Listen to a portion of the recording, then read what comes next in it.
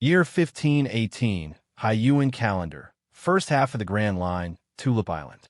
A place once known for its lush fields of vibrant tulips now reeked of blood and gunpowder. Smoke curled into the skies above Tulip Island's western shore. Where peaceful townsfolk once traded flowers and perfumes, a massacre had just unfolded. The streets were stained with blood.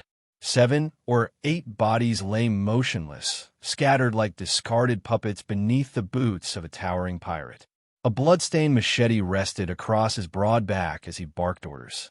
"Oi, found the loot yet? Hurry the hell up." This brute was Stuark, captain of the infamous Walker Pirates. Ruthless, greedy, and feared in 3 blues, he'd led his crew in a raid that turned a tranquil harbor into a graveyard. "We've got it, Captain. We hit the jackpot this time. After this, your bounty's sure to spike again." Laughter erupted as the pirates dumped crates of gold, jewels, and exotic artifacts into the town square. Stuart smirked, already imagining his new bounty poster. But just as they were preparing to leave, a voice as cold as the wind off Drum Island echoed across the bloodstained street. "None of you are leaving."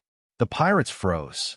From the end of the road stood a lone figure, a young man, yet towering at over 3 meters tall. His black coat billowed in the breeze, cuffs fluttering like wings. A slender Tachi blade rested at his side. Stuart's face twisted with annoyance. "Tis another wannabe hero," he growled, unslinging his machete. "Kill him." Gunfire rang out instantly. The town square lit up with muzzle flashes as a dozen pirates opened fire. Then silence. The young man had vanished. Before they could even gasp, shunk. A clean arc of steel danced through the air. Blood sprayed like crimson petals. Heads fell. Panic spread. Stuart turned in horror. "Why you?" The swordsman was already upon him. The pirate captain raised his weapon, but it was too late. A blinding arc of light sliced across his vision. His eyes saw the sky one last time before the world flipped, his head severed clean from his body. "Captain!" He killed the captain. In a frenzy of fear, some pirates fired blindly, others turned to flee. They didn't get far. Clang! A single wide slash carved the air like a guillotine. Bodies fell like wheat under a harvester. None survived. The young man stood still, his blade dripping red. With a soft shing, he slid the Tachi back into its sheath. Then ding! An emotionless, mechanical voice echoed in his mind. "System alert. You have slain 10,000 enemies. Activating Tyrant System. Novice reward distributed. Paramecia type, devil fruit, black hole fruit." A swirling black fruit appeared in his hand. Coated in spiral grooves and ink-dark skin, it pulsed with hidden power. His name, Keyenes, a traveler not of this world but from Earth. It had been 10 long years since he'd arrived in the world of One Piece. Like many transmigrators before him, he had a system. But unlike theirs, his Tyrant System had a single brutal requirement to activate. Kill 10,000 enemies with your own hands. At age 12, Keyenes had neither the power nor the heart to achieve it. He wasn't the type to murder innocents. So he chose a bloodier but justified path, bounty hunting. Over the years, he hunted pirates. Evil ones. Dozens turned to hundreds, hundreds to thousands. His skills sharpened. His sword grew fast and merciless. He trained relentlessly, taking down crews worth millions. Eventually, even those worth over 100 million. And now, 10 years later, the system finally awoke. Without hesitation, Keyenes bit into the fruit. The taste was as foul as legend claimed, but he needed only one bite. Moments later, energy surged through his body. Instinctively, he understood its nature. He raised his palm.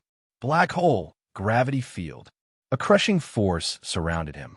Treasures lifted into the air as though gravity had reversed. Then, a swirling black void formed in his hand, swallowing the loot hole. He wasn't just a man anymore. He was a black hole human, a walking singularity with the power to compress, devour, and annihilate. And he knew precisely how to develop this terrifying power. He had studied black holes in his previous life. He knew of event horizons, singularities, mass energy release. concepts this world had never even imagined. His conquest had only just begun. Way-ah-ha-ha-ha. Captain, you sure went all out. A booming laugh broke the quiet. From a nearby alley emerged a shirtless brute, muscles rippling under a thick armor jacket. Jesus Burgess, former champion of the Blackbeard Pirates. Now, the first crewmate of the Tyrant King. A year ago, Keyenes found him defeated and broken. He saw potential, and unlike others, Keyenes didn't fear strong subordinates. He welcomed them.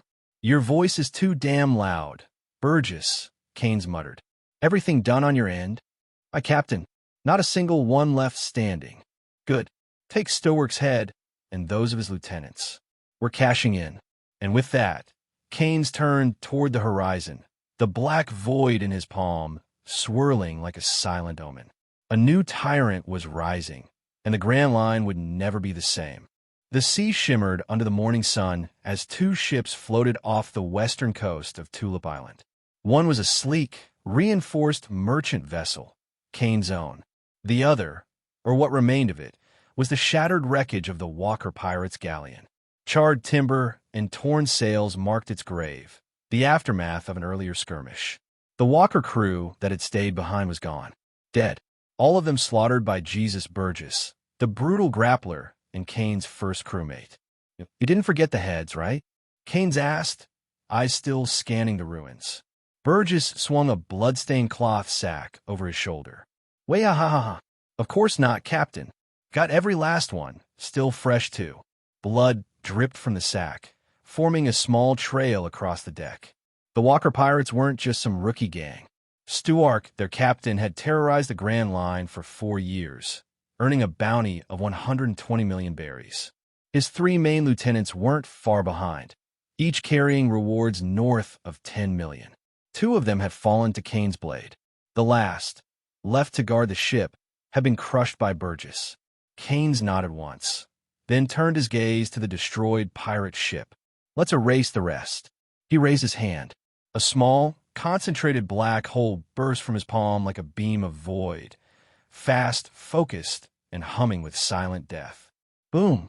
The remains of the Walker pirate's ship vanished in an instant. A blinding flash of light, followed by a deafening explosion. Seawater vaporized on contact. The shoreline trembled. The resulting shockwave sent plumes of mist into the sky and carved a crater into the coast. Burgess gawked, awestruck. Captain, did you eat a devil fruit? Keyenes didn't flinch. Found it in the ruins of the town.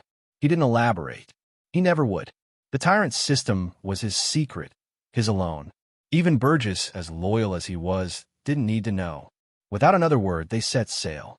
The small merchant ship cut through the waves, leaving behind a scorched coastline and a sea soaked with pirate blood. 3 days later, Talas Island. The ship docked at the edge of Talas Island, a neighboring island with a marine base situated near the capital town. As Keyenes and Burgess stepped onto the harbor, the locals cast suspicious glances their way. But when they saw no pirate flags and no threat, only a tall, calm man and his loud companion, the tension eased. On the Grand Line, caution was survival. Keyenes, however, drew attention wherever he walked. His height, his weapon, his demeanor, none of it said civilian, and certainly not pirate. His presence was too sharp, too precise. Inside the base, panic spread the moment Marines spotted him. Is that John Keyenes? Why the hell is he here? Bounty hunters were not welcome guests. Marines saw them as necessary evils, violent mercenaries often walking the line between justice and villainy. Some were former pirates. Some still were. Then came Colonel Morrow, the base's commanding officer, flanked by a squad of uneasy soldiers. His stern face cracked with concern as he stepped forward. I know you, Morrow said, his tone measured. John Keyenes. What bounty are you here to collect? Keyenes nodded to Burgess. The hulking fighter stepped forward and dumped the contents of the sack. 4 heads rolled out, each still recognizable. He placed 4 bounty posters beside them, Stowark and his 3 officers. Morrow's face drained of color. The Walker pirates. You took down Stowark.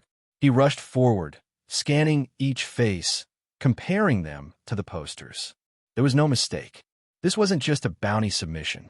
This was the elimination of a major threat to marine authority in the region. A pirate with over 100 million on his head gone.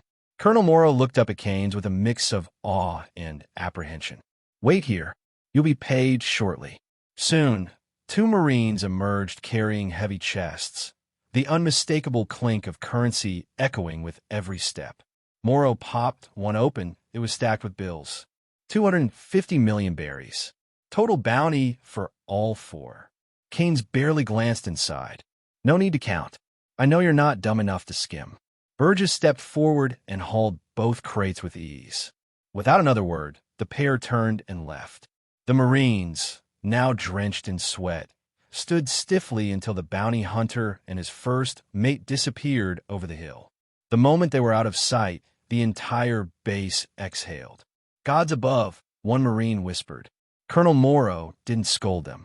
He understood. Even he had felt the pressure. Get back to training, Morrow said at last. Double the regimen, starting today. But, sir, no excuses, Morrow snapped. Bounty hunters are cleaning up our seas. What does that say about us? Groans followed, but the men obeyed. Later that evening, Morrow sat in his office and sent a formal report to Marine headquarters. The death of a 100 million class pirate wasn't something to brush aside. Keyenes, just who the hell are you? He muttered. He had a feeling the name John Keyenes would be echoing through the seas again soon. This time, louder than ever. Hey, everyone. If you enjoy my quantum audiobooks, you can support me by becoming a Patreon member. Your support helps me keep creating, and you'll get exclusive perks. You can also access my audiobooks directly through Google Drive. Check out the link in the description. Now, let's get started. After leaving Marine Base, Keyenes and Badgers went to the tavern to have a big meal, then went to the town to buy some supplies, and left Talaz Island that day. On the endless sea, a small boat drifted in the wind. Keyenes sat on the deck, the sea breeze blowing, a small black hole suspended in the palm of his hand.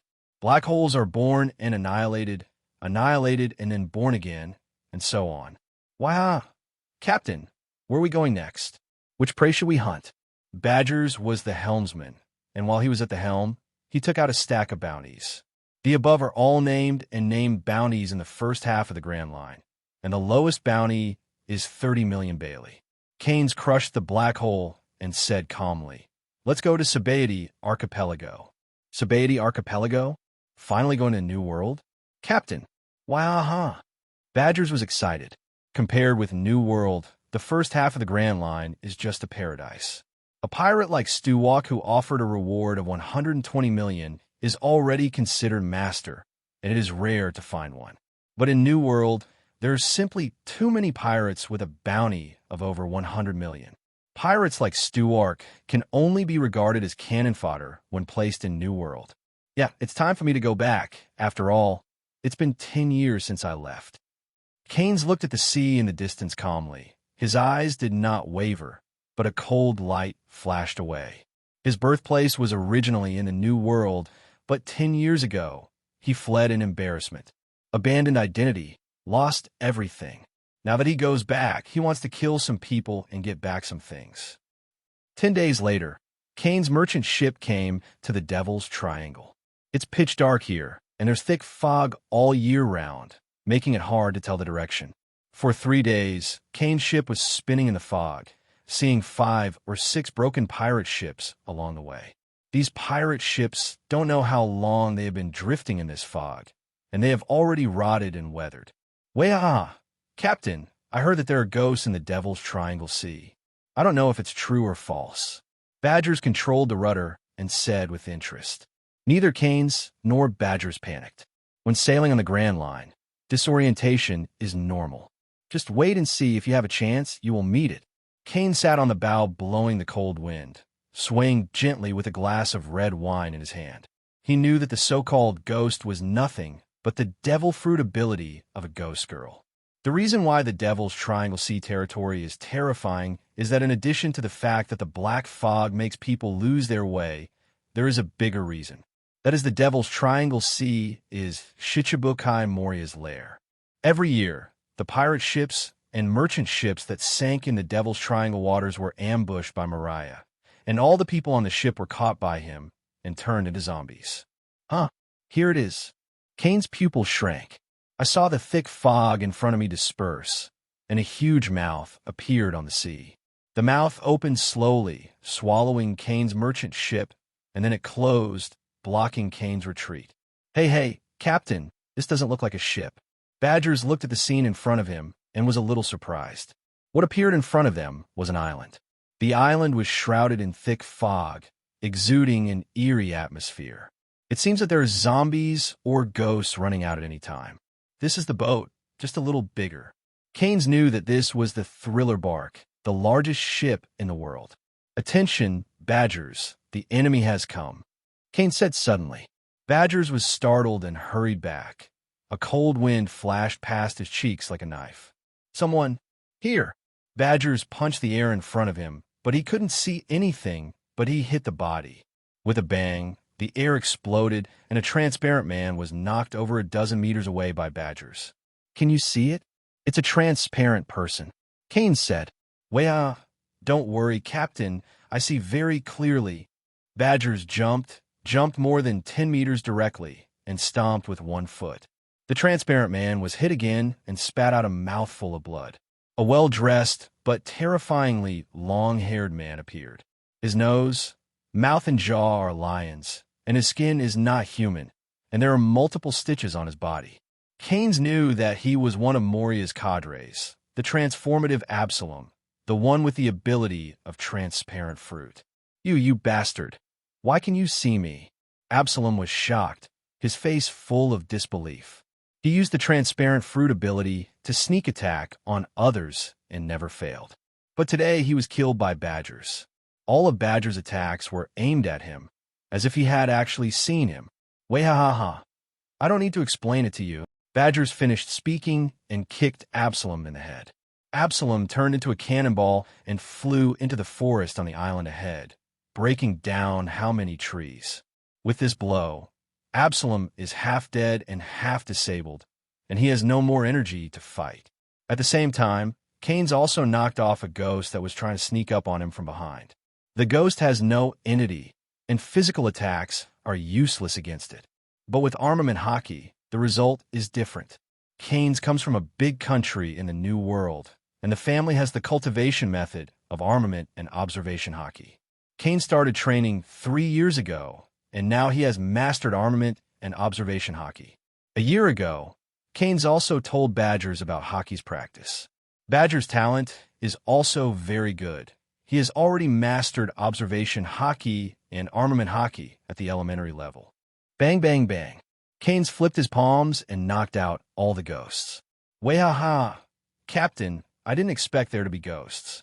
Badgers originally thought the ghost was just a legend, but he didn't expect to see it now. Not only ghosts, but also zombies. Keyenes looked at the gloomy island ahead and said coldly. Suddenly, the electronic sound of the system rang in my mind. Ding! Host triggers the kill mission. It is detected that the host is in the Devil's Triangle waters and is besieged by Thriller Bark. Please kill Moria and stand out from the siege. Quest reward: high armament hockey. Keyenes didn't have a famous teacher to teach him, and he didn't have a strong opponent to train him. He could only rely on the family method to cultivate by himself, so hockey's improvement was very slow. Today, observation hockey and armament hockey are well above average, but not high. The so-called high armament hockey, which can cover the whole body with hockey and harden. Both attack and defense are far above average. Keyenes can barely cover his entire body with armament hockey, but forcibly covering the whole body, the attack power and defense power will be weakened. Only when the whole body is covered with armament hockey and hardened, and the power is not weakened in the slightest, it is considered high. Even at the same level, hockey's strength is different. Let's go to the island and have a look. Keyenes looked at the island and said, since the host has invited us, we can't help showing face. Wahaha! The captain is right. I still want to see zombies and ghosts. Badgers anchored the boat to prevent it from being carried away by the current. Then Keyenes and Badgers boarded the island together.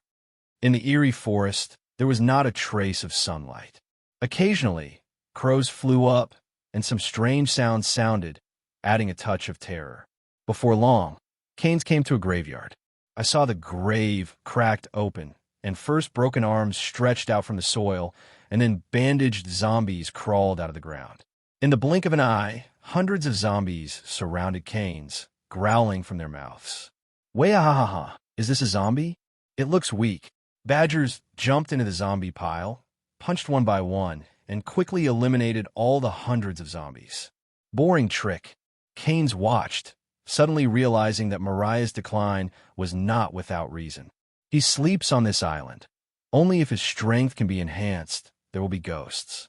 He also plans to create an army of zombies to take revenge on Kaido. If Kaido could be beaten with these zombies, Keyenes would rather believe Kaido got drunk and threw himself to death. Even if Kaido lay down and let these zombies bite, the zombies probably wouldn't be able to bite through his dragon skin. Badgers, go slowly by yourself. I'll go straight to the master. Keyenes leaped, jumped into the air, and flew straight toward the ancient castle in the center of the island. The black hole fruit controls the gravity of the black hole. After development, Keyenes can control the magnitude and direction of gravity at will. As long as the reference object is set to achieve flight, it is not difficult. Keyenes came over the ancient castle, and observation haki opened, clearly capturing the hundreds of breaths in the castle. These auras are strong or weak, and the strongest are at the bottom of the castle. Looks like Moria hasn't woken up yet. Keyenes knew that Mariah was always asleep when there were no enemies. When the enemy arrives, his zombie minions will wake him up. But Keyenes came too soon for Mariah's zombie minions to inform him. It's no wonder he's become an otaku, and he's fallen for 8 years. Keyenes remembers that Mariah was defeated by Kaido 8 years ago, and then was invited to become the 7 warlords of the sea, hiding in the Devil's Triangle. The original story states that Moria was defeated by Kaido in 1510. After 8 years of degeneration, how could a person's strength not regress? A small black hole appeared in Keyenes' palm, and with a flick of his finger, he shot into the castle. Then there was a loud bang. The violent explosion directly destroyed the castle completely. The monstrous flames filled the sky, and bursts of screams came. The screams are all zombies. Although they don't feel pain, they're scared and scream. Zombies on fire escaped from the sea of fire like fire ghosts. Immediately afterwards, a huge fireball rolled out of the sea of fire. That's right, go away. He was like a ball with flames all over him. Moria screamed, and while rolling, the flames on her body were extinguished. Damn, what happened? Mariah shouted angrily. Who dares to blow up my castle? Mariah's voice was sharp, more piercing than Badger's wild laughter. Advertisement. At this moment, Mariah's face was covered in blood, and his body was charred and bruised. Unfortunately, he didn't even know who the enemy was and where he was. Hey, it's on top of your head, Keyenes said coldly. Mariah looked up and saw Keyenes suspended in midair, gnashing his teeth in anger. Little devil, you attacked my castle. Nonsense. I'm the only one here, not who am I? Keyenes sneered. It's just that I didn't expect that the famous Shichibukai Mariah has become a fat pig now. Little devil, damn you. Scatter the bats. Mariah was furious, and the shadow behind him exploded in an instant, turning into a swarm of bats flying towards Keyenes. Mariah is a shadow fruit person who can freely manipulate his shadow into a means of attack. Boring trick. Keyenes was expressionless. His voice just finished, and he disappeared in mid-air in an instant. When he reappeared, he was already in front of Mariah. You are too slow. Keyenes punched Mariah in the stomach. The fist was pitch black, covering not only armament haki, but the power of the black hole fruit. Moria's stomach was sunken in an instant. Her body was bent into a bow shape. Her fangs were open, and blood kept pouring out. Keyenes punched Mariah in the stomach. The fist was pitch black, covering not only armament haki, but the power of the black hole fruit. Moria's stomach was sunken in an instant. Her body was bent into a bow shape. Her fangs were open, and blood kept pouring out. Boom! Moria turned into a cannonball and shot backwards, flying hundreds of meters away, smashing many trees along the way. A shrill scream sounded, spreading throughout the island. Keyenes flickered and reappeared over Mariah's head. I saw Moria lying in a big pit panting, with her right hand covering her stomach, where there was a huge fist mark and blood was blurred. The power of the black hole fruit directly tore and devoured part of his flesh and blood. A lot of fat is also good, at least it can resist damage. Keyenes sneered, raised his finger and shot. The black streamer was like a ray, piercing Mariah's chest. A violent explosion followed. Moria was directly blown away. Her pupils turned white, and she almost lost consciousness. But, damn it, kid. Clang.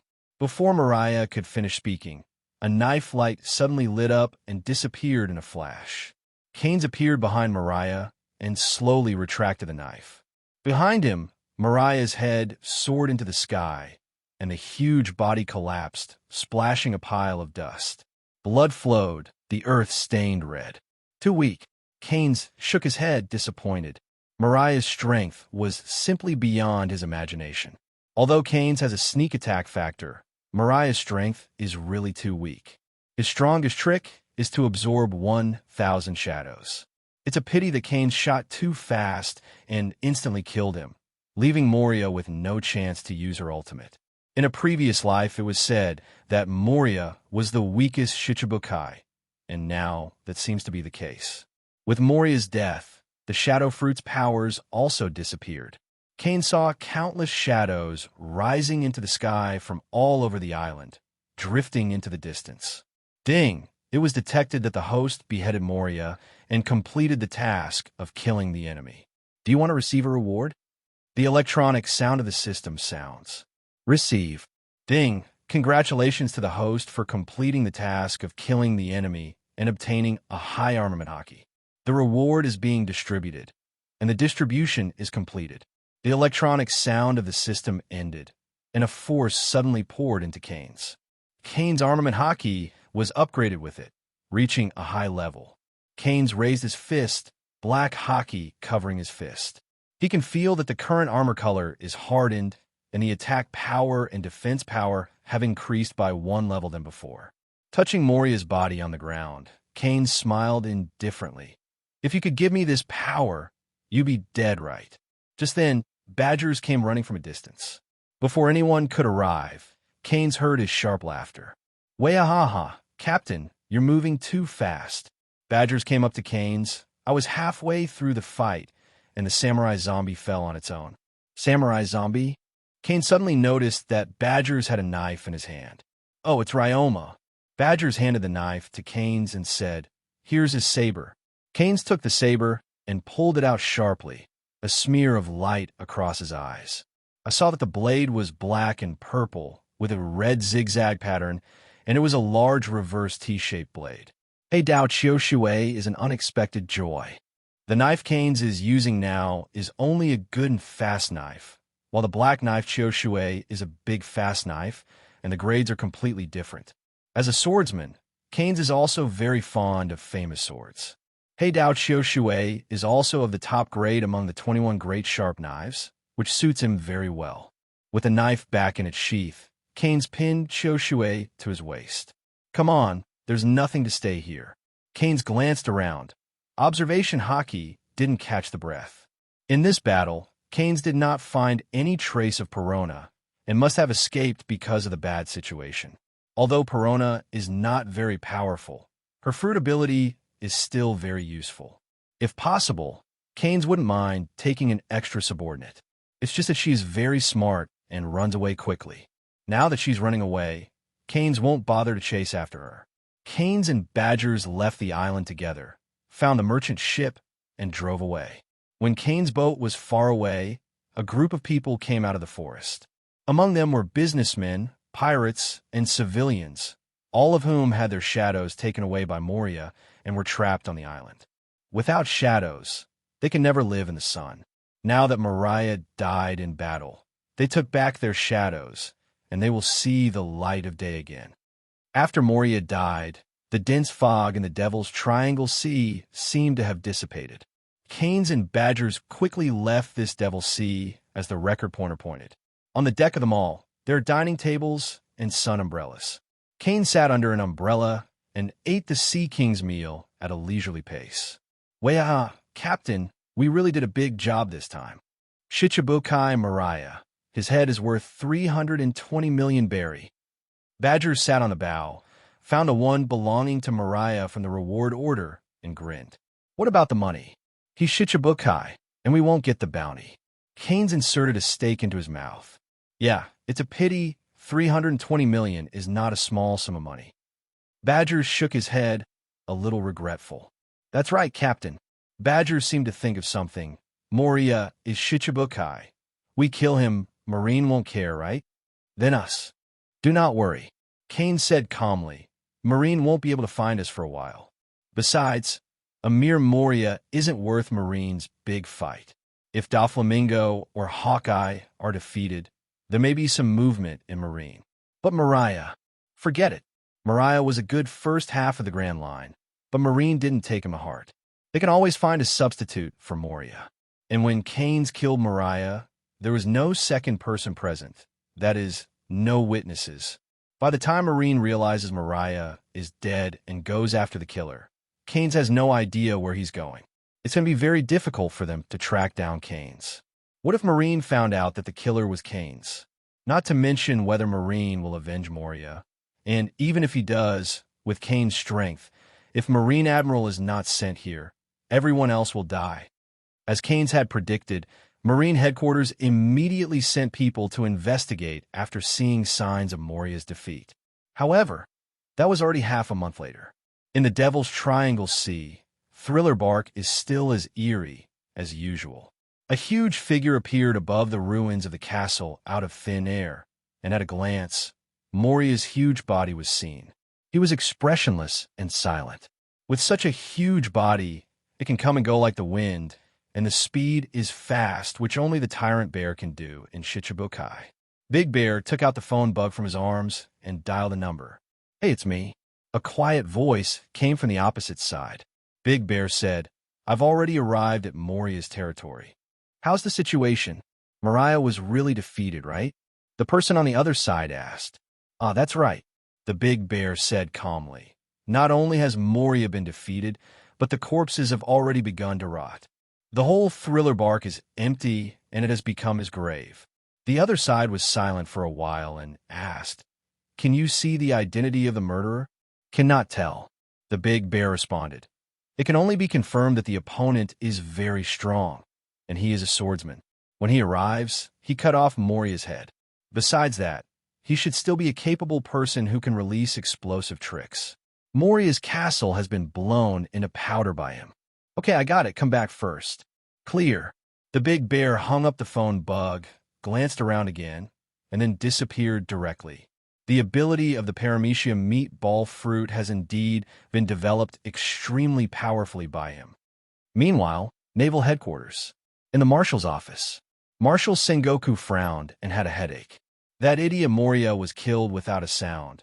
It's really going to cause trouble for me. It will be very difficult to find the murderer after being dead for so long. The crane on the side, Vice Admiral said, It's just a mere pirate. If you die, you will die. Admiral Akainu said in a deep voice, Having been hiding in that sea, Moria is useless. Shut up, Sakazuki. Marshal Sengoku shouted, Shichibukai, as a subordinate of the Holy Land, is also Marine's combat power. Using the power of pirates to restrain pirates, Marine's justice has been shamed. Akainu pursues absolute justice, and has always implemented the purpose of killing pirates without mercy. In his opinion, pirates deserve to die, and even Shichibukai is no exception. Marshal Sengoku didn't argue with Akainu, looked to the left, and said, Crane, go check the personnel who have been in and out of the Devil's Sea during this time, and see if there are any suspects among them. Although Moria is an idiot, not everyone can kill him. It must not be easy for someone who can kill Moria silently. Such a person, Marine, must know his information. After speaking, Sengoku shook his head again. Unfortunately, Big Bear didn't find any useful clues. There are many swordsmen in the sea, and the ability to release explosive tricks is also very common. and it is impossible to determine the target. Okay, I get it, Crane Vice Admiral said calmly. And Sengoku added, you screen the list of pirates with sufficient strength to see if there is a suitable candidate to take over Moriya's position. Shichibukai is one of the three major forces, and the balance cannot be broken. Also, this time Shichibukai's position has changed, and we have to think of a suitable reason to announce it to the world. Shichibukai, as Marine's car to deter the world's pirates, cannot lose its majesty, and must find a suitable reason. This time Moriya was killed, and those above have something to say. Marshal Sengoku shook his head helplessly, feeling very depressed. While Marine was tracking down the murderer who killed Moriya, Keyenes had long since left the Devil's Triangle and came to the Kingdom of Keyenes. The Kingdom of Keyenes is a very famous kingdom on the Grand Line, with a prosperous economy and powerful soldiers. None of the surrounding countries is a rival to the Kingdom of Keyenes. Keyenes replenished supplies in the Kingdom City, and then went to the largest hotel in the city for dinner. Born into a royal family, Keyenes dined extremely elegantly and with aristocratic temperament. Although wandering in the world for 10 years, some habits have not changed. It's just that compared to him, Badger's meal is a bit barbaric. He ate meat with both hands, and his mouth was full of greasy, making the people at the next table dumbfounded. It was dark outside by the time Keyenes ate. Suddenly, there was a scream from the street. The murderer has come out again. The murderer has come out again. A man ran into the hotel in a panic, shouting as he ran, as if someone was chasing him behind him. Call! A strong wind suddenly appeared, and the wind was mixed with the purest murderous aura. The man who ran into the hotel let out a scream, and blood suddenly shot out from his body. At the same time, there were more than a dozen sword wounds, and he finally fell into a pool of blood. Murderer! It's a weasel! Devil! Seeing that the man was killed, the other guests in the hotel panicked. Everyone started to run away. Some hid under the dining table, some ran up the second floor, and more fled towards the back kitchen. Even hotel managers and chefs have fled. Call! A gust of wind blew, and at the same time, countless sword lights lit up. All the guests who ran away were hit by the sword at the same time, and each was hit by at least 10 swords. With the screams, dozens of guests were killed at the same time. This is an instant kill. It only happens in an instant. Joan! A sword light lit up, and Keyenes and Badgers stepped back simultaneously. The dining table in front of them was split in half. Badgers clenched his fists and was smashed by a sword, hitting the wall behind him. Hey, what is this guy? Badgers was not injured, but the speed of the approach was too fast, and even if he used observation hockey, he could not catch up with the speed of his movement. Get back, Badgers. Keyenes landed and said indifferently, I'll deal with him. Who? A gust of wind swept around Keyenes with razor-sharp slashes. Joan! Keyenes drew his knife suddenly, blocking a long sword that was slashing at him. The black knife Chioshui and a western sword stalemate together, sparks flying. What appeared in front of Keyenes' eyes was a horrified, laughing face. It sure is this guy. Keyenes had already recognized the identity of the person in front of him. Cavendish, a member of the Straw Hats in the original book. Cavendish has a dual personality, homicidal sleepwalking, and turns into a second personality when asleep and dreaming. He is a powerful swordsman himself, and after becoming the second personality Hakuba, his swordsmanship is twice as strong as that of the deity. According to the original, Cavendish entered the New World in 1519, now in 1518, and he was not unusual in the first half of the Grand Line. Keyenes slashed through Cavendish with his sword, slashing and flying. But in an instant, he had already slashed dozens of knives with Cavendish. At this moment, the electronic sound of the system suddenly sounded. Ding! Host triggers the mission of destroying the enemy. Please host to defeat the murderer Cavendish, Rommel's sickle Attache. Task reward, higher observation hockey. It's just in time. Keyenes kept calm, slashing the flying slash to force Cavendish back. In the previous battle, Keyenes was just warming up, not serious at all. In other words, this guy has good strength and great potential. After I returned to New World, I still lacked a few men. This guy is useful. Keynes sneered. His eyes lit up with a cold light, and with a flick of his body, he disappeared. The next moment, a pitch-black slash suddenly lit up and disappeared in a flash. Cavendish, who was hiding in the strong wind, was hit by a slash and flew out heavily, breaking 3 stone pillars in the hotel lobby, and finally smashed the wall and was buried by gravel. Keynes fell to the ground, slowly retracting the knife back into the sheath. The clouds were light and the wind was light. The guests hiding in the corner of the hotel and under the table saw the murderer being chopped away and quickly got up and fled the hotel. They didn't know if the murderer had been defeated. They only knew that now was the best chance to escape. Boom! The gravel exploded, and Cavendish jumped out of the gravel, still not regaining consciousness, still with that terrifying, frantic, laughing expression. The purest killing machine only knows killing. Is it instinct or desire? Keynes shook his head, and with a flash, appeared beside Cavendish. The fist covering armament hockey slammed into his face, directly deforming his face. Cavendish rolled his eyes and shot back like a cannonball, breaking the hotel stairs. This time, Cavendish didn't wake up again. Not only the second personality Hakuba, but also the deity did not wake up and completely lost consciousness. Ding! I detected that host defeated Cavendish and completed the mission of destroying the enemy. Do you want to receive the reward? The electronic sound of the system rang in Keynes's head, and the task was too easy and too fast this time. Receive. Ding! Congratulations to the host for completing the task of destroying the enemy and obtaining a high-level observation hockey. The reward is being distributed, and the distribution is completed. A new force poured into Keynes, and Keynes felt like his observation hockey had gone up a notch. He released observation hockey to sense the surroundings, and instantly enveloped the entire Keyenes kingdom. The breadth of all the residents in the kingdom is in his perception. Not just the horizontal range, but the vertical range as well. Keynes looked up at the ceiling and chuckled. That's interesting now. Way ha ha ha. As expected of Captain Keynes, that's amazing. Badgers let out a harsh laugh and walked to Cavendish, waving his arms. Captain, are you going to kill this guy? He seems to be a bounty offender too.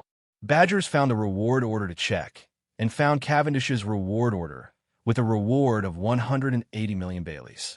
When the original Cavendish rushed into the New World, the bounty was 280 million. No, don't kill him yet. Keynes said coldly. This guy is good. Take him back to the ship first. I'll keep it. Got it, Captain. Badgers carried Cavendish on his shoulders and left the hotel with Keynes. When Cavendish woke up, the first thing he saw was the blue sky and the chirping of seagulls in his ears. He jumped up in shock in an instant, but felt a sharp pain in his chest, and the left cheek was also in unbearable pain.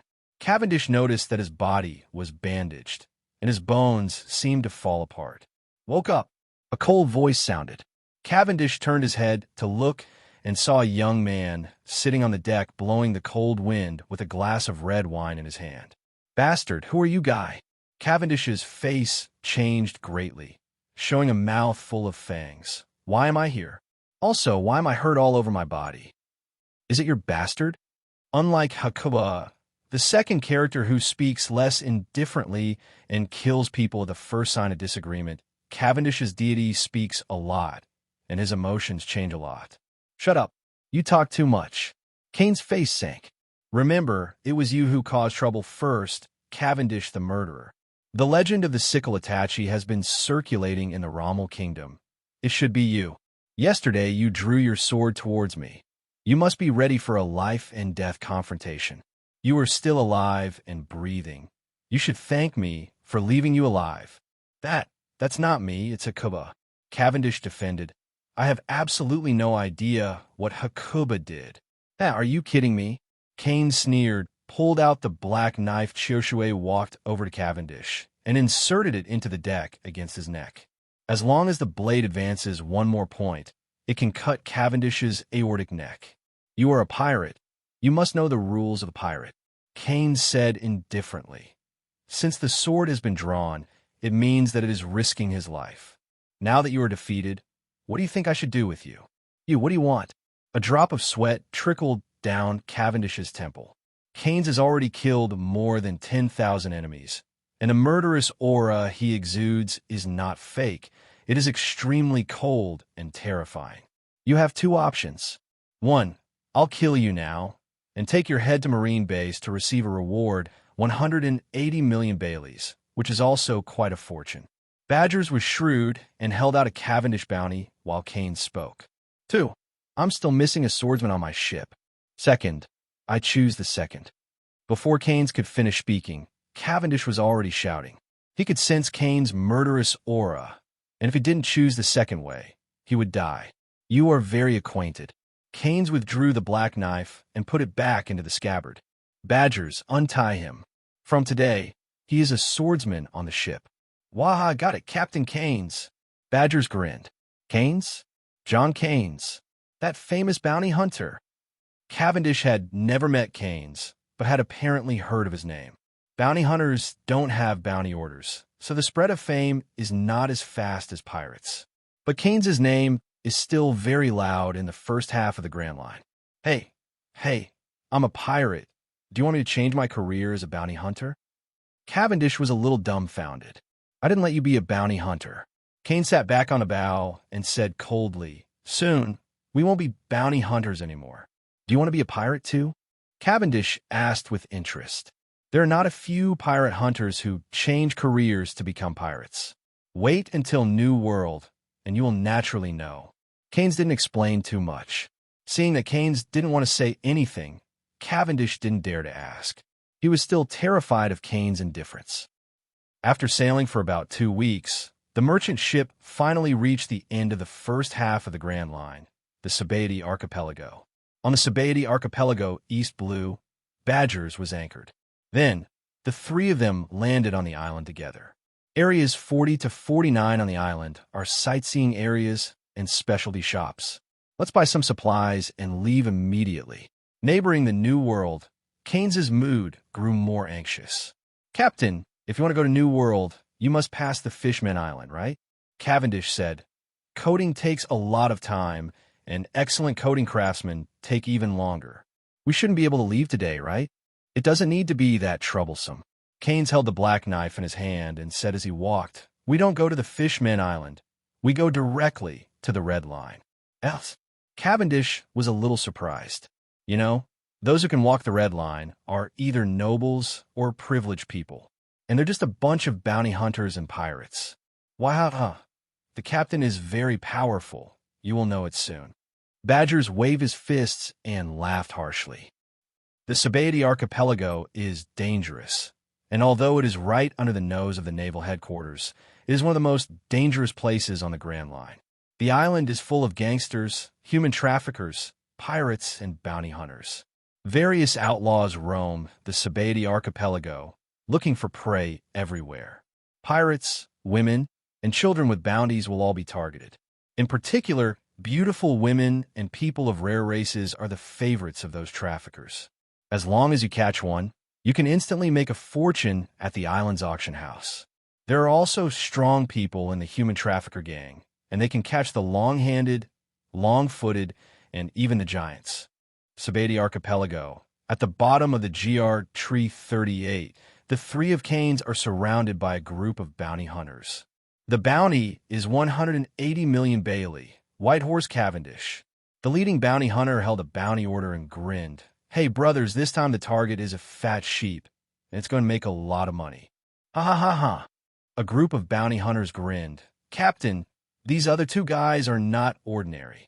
The blonde little white face looks good, and it should be sold at an auction for a good price, and the price of a muscular man should not be low. The blonde little white face is talking about Keyenes, and a muscular man is naturally Badgers. A bunch of stupid idiots. Keyenes was expressionless and coldly ordered, hurry up, kill them all, and leave none of them. Wait-ha-ha, I know the captain. Badgers jumped into the crowd. He flew up and kicked the three of them directly. All three suffered broken bones and vomited blood. Not to be outdone, Cavendish turned into a gust of wind and passed through the bounty hunters. The gust of wind turned into a sharp sword, bringing blood flowers. More than a dozen bounty hunters were slashed at the same time, and at least 10 swords were slashed from each of them. In the blink of an eye, there were more than a dozen corpses on the ground. It has to be said that the efficiency of killing swordsmen is far higher than that with bare hands. In just a few breaths, more than 40 bounty hunters were almost dead. The head of the bounty hunter was already frightened, let out a scream, and turned to run away. Too bad, he fled in the exact direction where Keyenes was standing. Boom! Keyenes grabbed the strong man's neck, and with the force of his palm, directly broke his neck bone. Greedy idiot, seeking his own death. Throwing the body away, Keyenes left the murder scene with Badgers and Cavendish. In the world of pirates, bounties do not fully represent a person's strength. But from a macro point of view, the higher the bounty of a person, the stronger the strength will always be. A pirate with a reward of over 100 million is definitely not something that a group of ordinary parallel bounty hunters can deal with.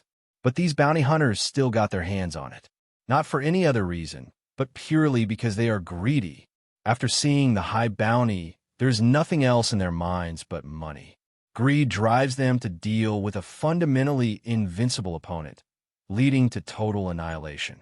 This kind of thing happens every day in Sabeti Archipelago, and I don't know how many bounty hunters go to death because of their self-control.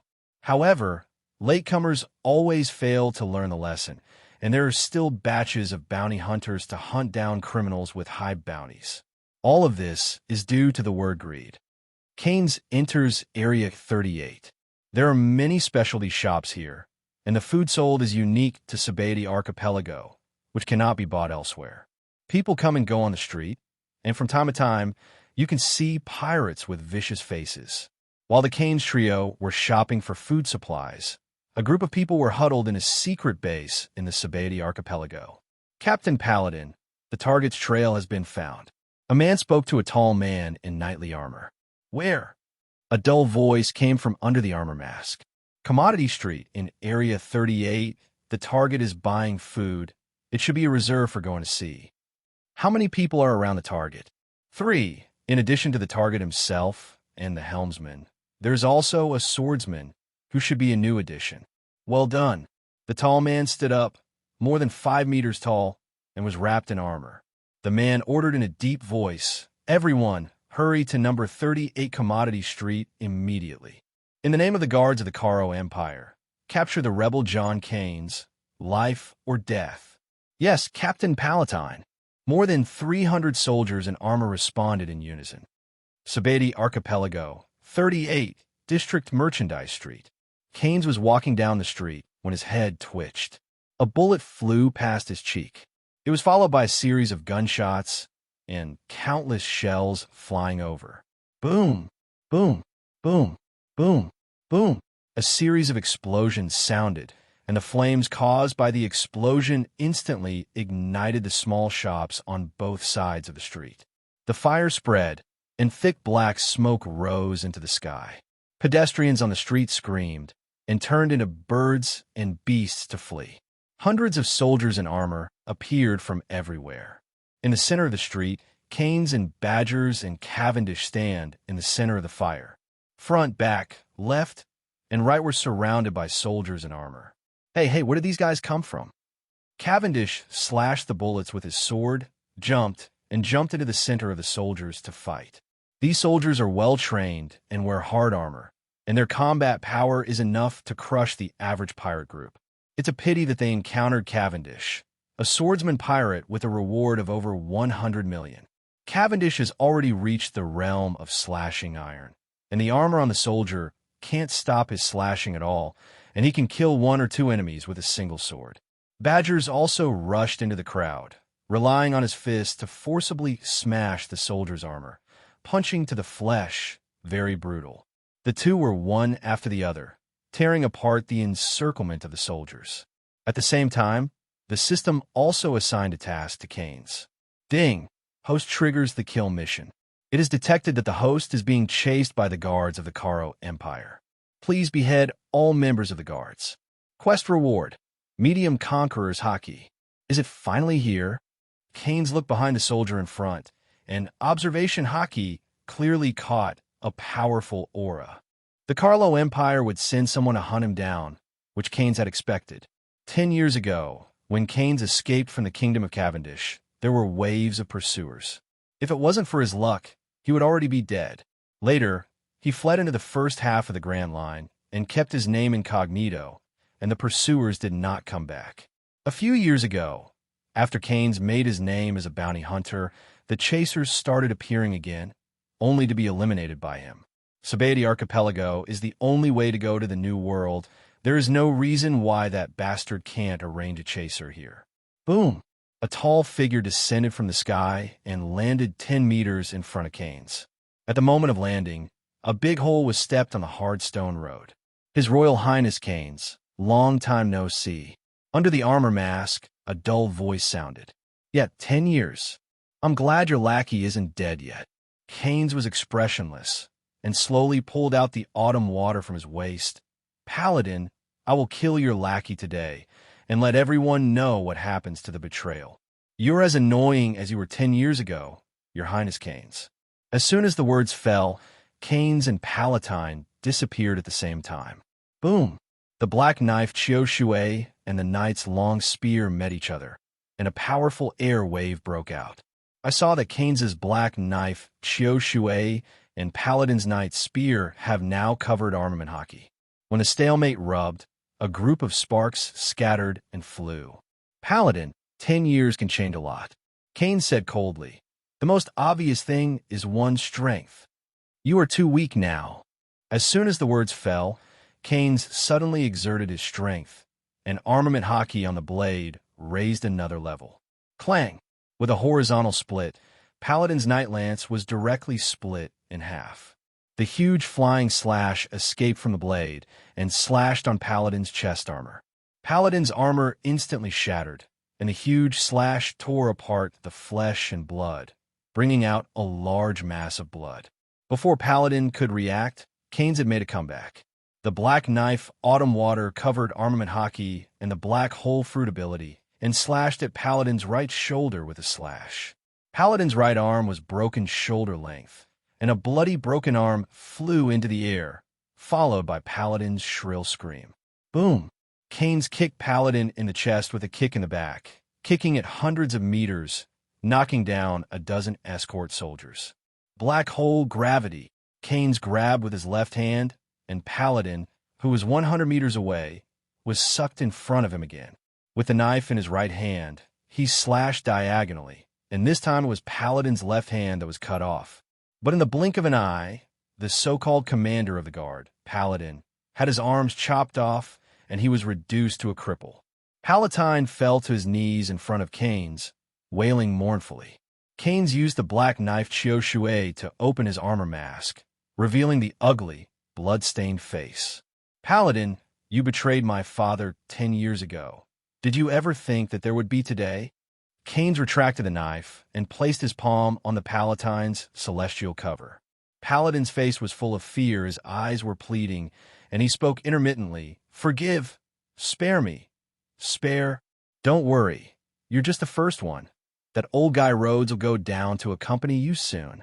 No one who participated in that incident 10 years ago can escape. After finishing speaking, Keyenes raised his 5 fingers forcefully and took off the Palatine's head directly. Captain Palatine, rebels of damn it. Keyenes, damn you. The soldiers of the escort, seeing that Palatine had been killed, rushed towards Keyenes. Keyenes raised his palm and grabbed with 5 fingers, and the powerful black hole gravitational force exploded instantly. The weapons used by the soldiers of the escort were uniformly made knightly spears, and now Keyenes had sucked them all and hung beside him. Lord's lackeys, they all deserve to die. Keyenes ordered the trial, and all the knights' spears around him flew out, piercing the chests of the guard soldiers. The remaining soldiers finally became frightened and turned around and ran away with panic shouts. However, Keyenes is ready to kill. How can they let them escape? The gravity of the black hole was centered on him, and all the more than 200 soldiers were drawn back. With Keyenes under control, more than 200 soldiers flew into the sky. and by the time they fell, the streets were already covered with sharp, nightly spears. Puff, puff, puff, puff, puff. Clouds of blood spattered, and more than 200 soldiers were all pierced through their chests with their own nightly spears. More than 200 corpses were inserted upside down on the street, and the scene was so terrifying that one dared not look directly. And you, Paladin.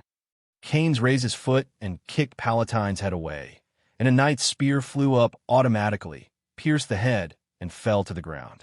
So far, the more than 300 Kuro Empire escorts led by Paladin have all been killed.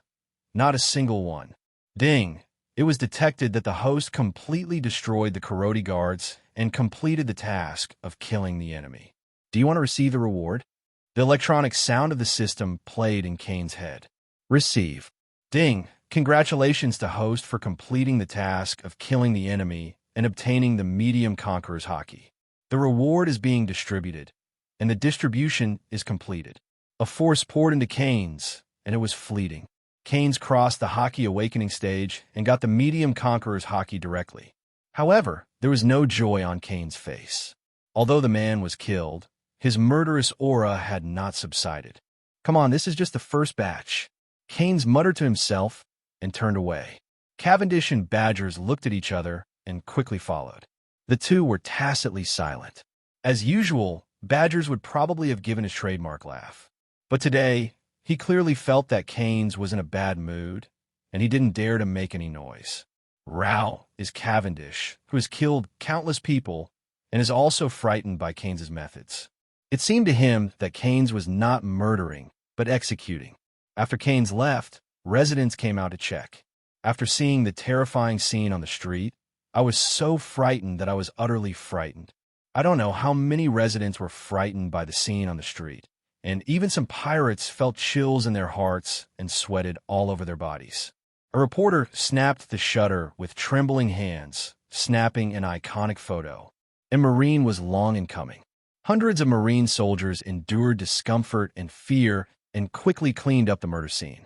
What happened here was quickly reported to the Marine base in the Sabeti archipelago, and then, through the base chief, to the naval headquarters.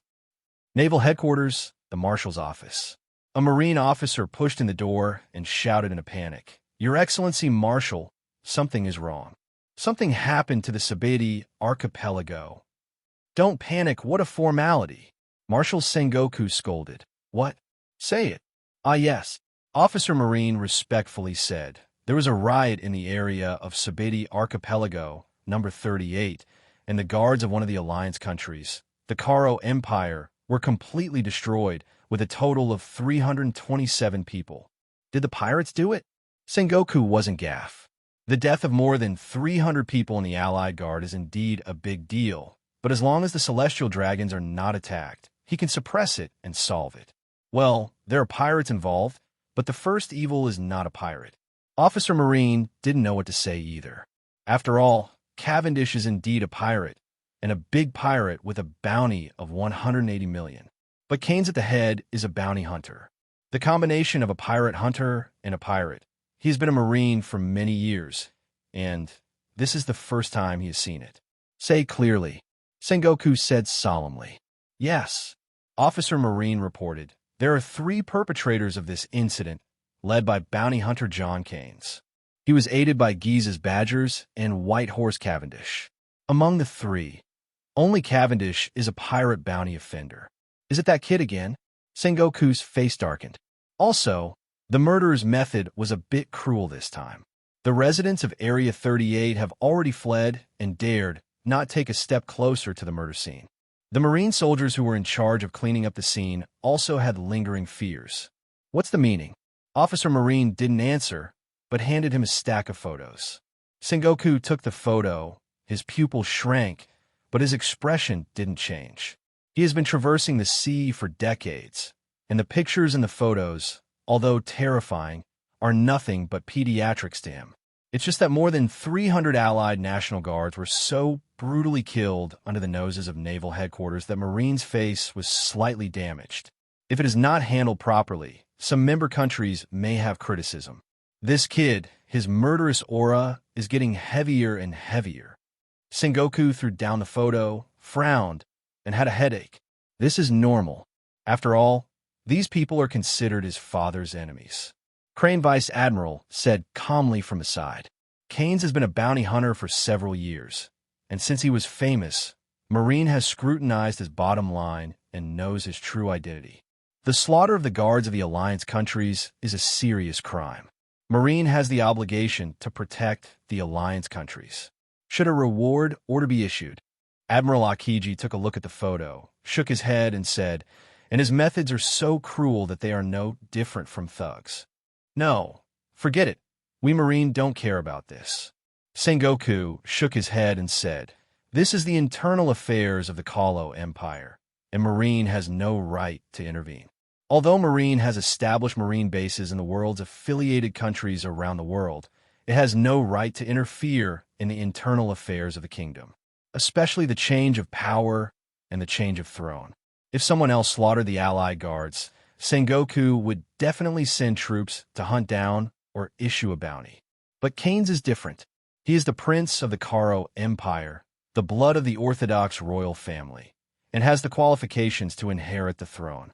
10 years ago, there was a coup d'etat in the Karo Empire. King Karo D6 was assassinated, and John Keyenes, the first heir, lost the throne and fled the country.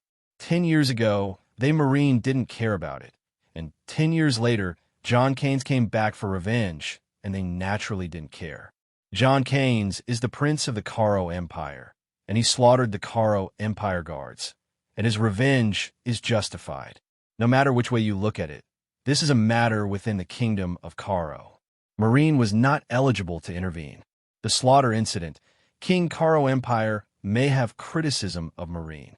But from Sengoku's point of view, the higher-ups in the Holy Land must be happy to see this happen. The Holy Land rules the 190 allied countries.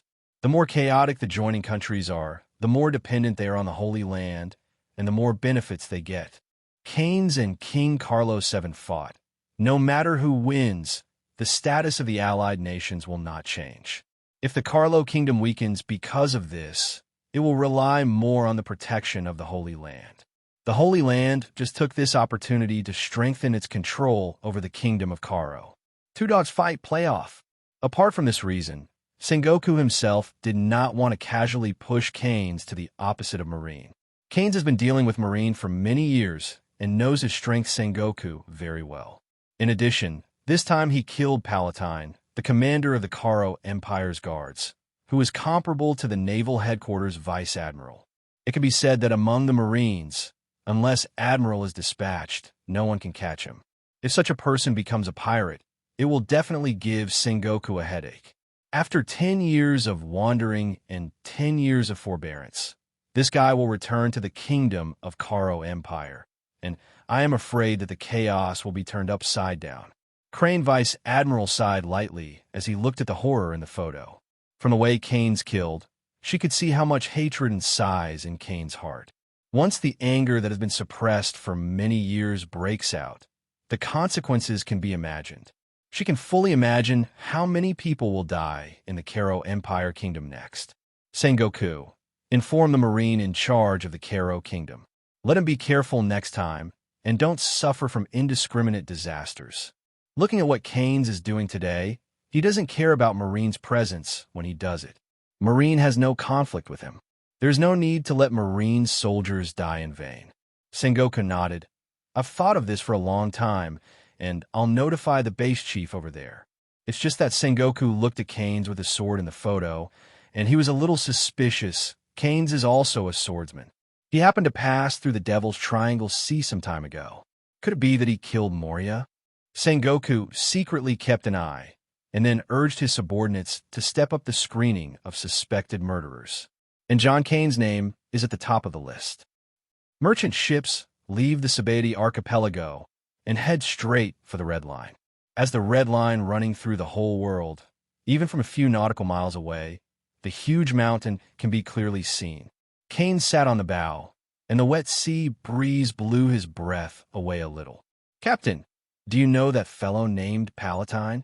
Cavendish came behind Keyenes and asked carefully. Oh no, Keyenes said coldly, it's time to tell you some things. I'm the royal family of the Caro Emperor of the New World. John Kells, the king of Caro D6 who was assassinated 10 years ago, is my father. What?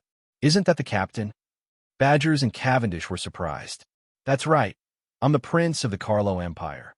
If it hadn't happened 10 years ago, I should have ascended the throne and became the 7th king of the Caro Empire. Speaking of this, Kane's eyes flashed coldly. 10 years ago, my Uncle John Lord launched a palace coup, assassinated my father, and seized the throne. I also wander the world because of this, and haven't returned for 10 years. The paladin who died in my hands is the captain of the guards of the Caro Empire. 10 years ago, he was bought by Rhodes and betrayed my father, and he was the one who brought Rhodes to the palace. This time he should obey Rhodes' orders and come after me.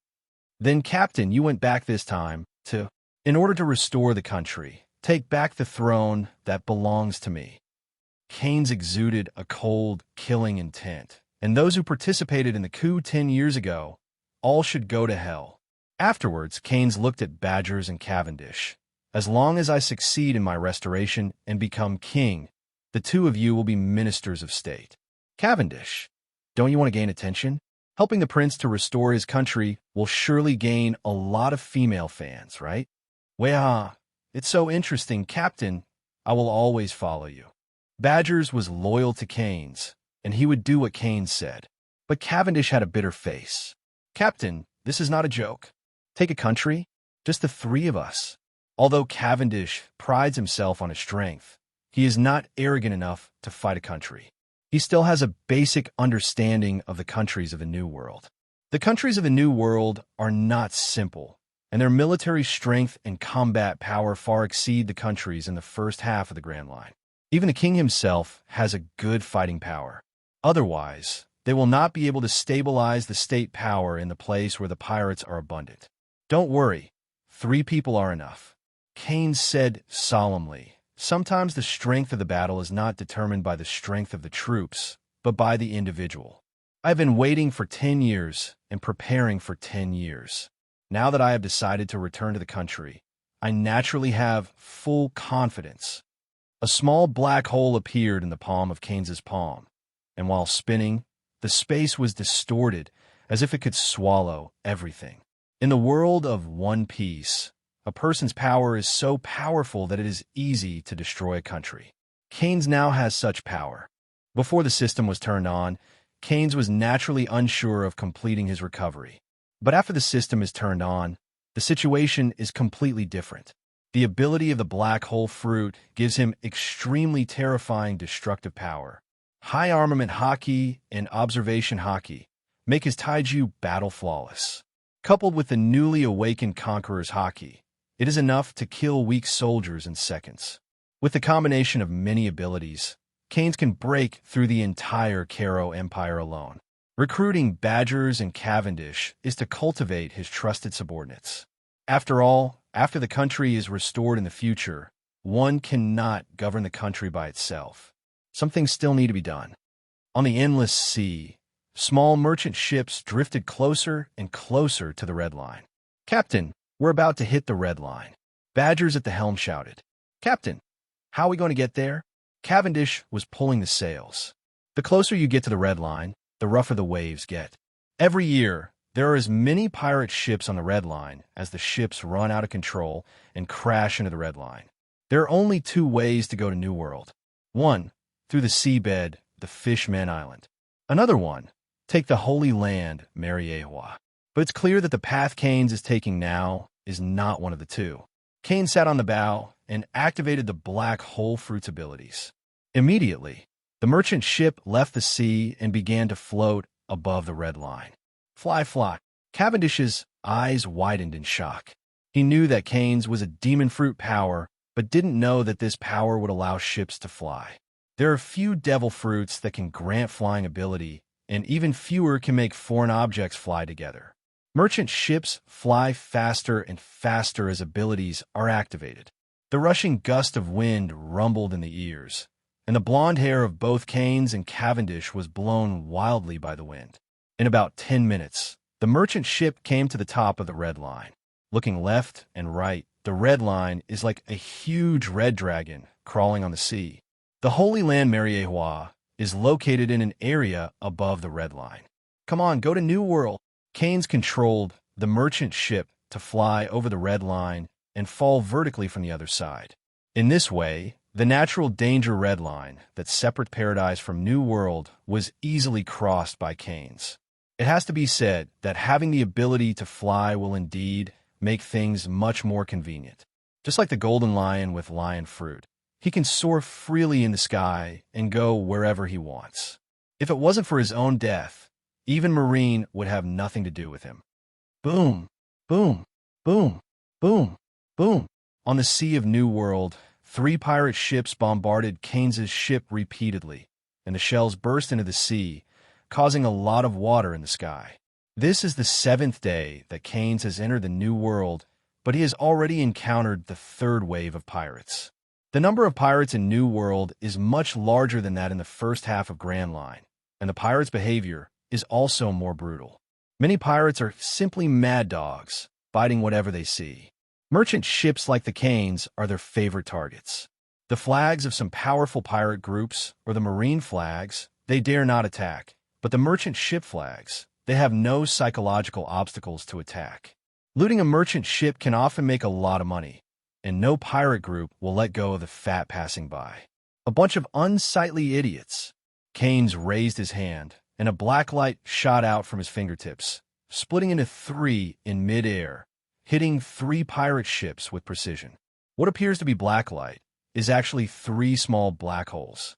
As the black hole hit the target, 3 loud bangs were deafening. The 3 pirate ships were blown to powder, and the pirates on board were instantly left without bones.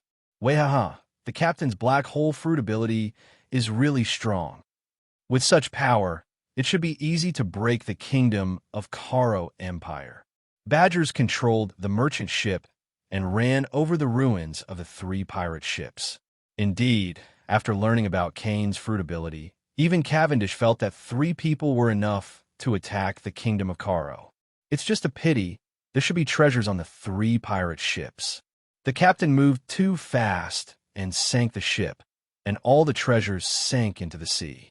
Badger shook his head and said with a pity, "There's nothing good on the ship for such a scum pirate group, and it's a waste of time to search." Keyenes was expressionless. "I want treasures. After the country is restored, there are opportunities. After the strength is high, the vision is high." Hundreds of millions of Baileys were little money for Keyenes. If you lose it, no regrets. The Karo Empire is located in the New World entrance area, not in the deepest depths. The deepest part is the territory of the 4 emperors, and almost all the kingdoms and islands they're under the rule of the 4 emperors. Keyenes has a permanent pointer to the kingdom of Kalo, and it took half a month to finally reach the sea area of the kingdom of Kalo. "How's it going, Captain? Are you going to land?" On the coastline of the Karo Empire, Badgers asked. "No, just go directly to the palace." Here, Keyenes didn't want to delay for a second. While speaking, he activated the power of the black hole fruit, pulled the merchant ship under his feet to the sky, and attacked the palace directly from the air. At this time, the system also issued a system task. Ding! Host triggers the mission to restore the country. Please host John Lord and his coup accomplice 10 years ago, and take back the throne. Quest reward: Great swordsmanship, 1 top devil fruit. Mission rewards are very rich, whether it is high-level conqueror's hockey or devil fruit. They are all good things. The Karo Empire has a clear hierarchy, and the palace is at the center of the island. The nobles surrounded the Rao Palace, and the merchants were on the periphery. Commoners can only live in the very fringes of the kingdom. After 10 years of not returning, Keyenes' memory of the kingdom of Kalo has faded. Looking down from the sky, there are some things in the kingdom that are not in memory. The most conspicuous is a large fence. The wall is circular and more than 10 meters high. It stands on the territory of the Karo Empire, like a separation line, dividing the noble merchants and the commoners into 2 worlds. Keyenes unleashes the observation hockey, covering the entire kingdom.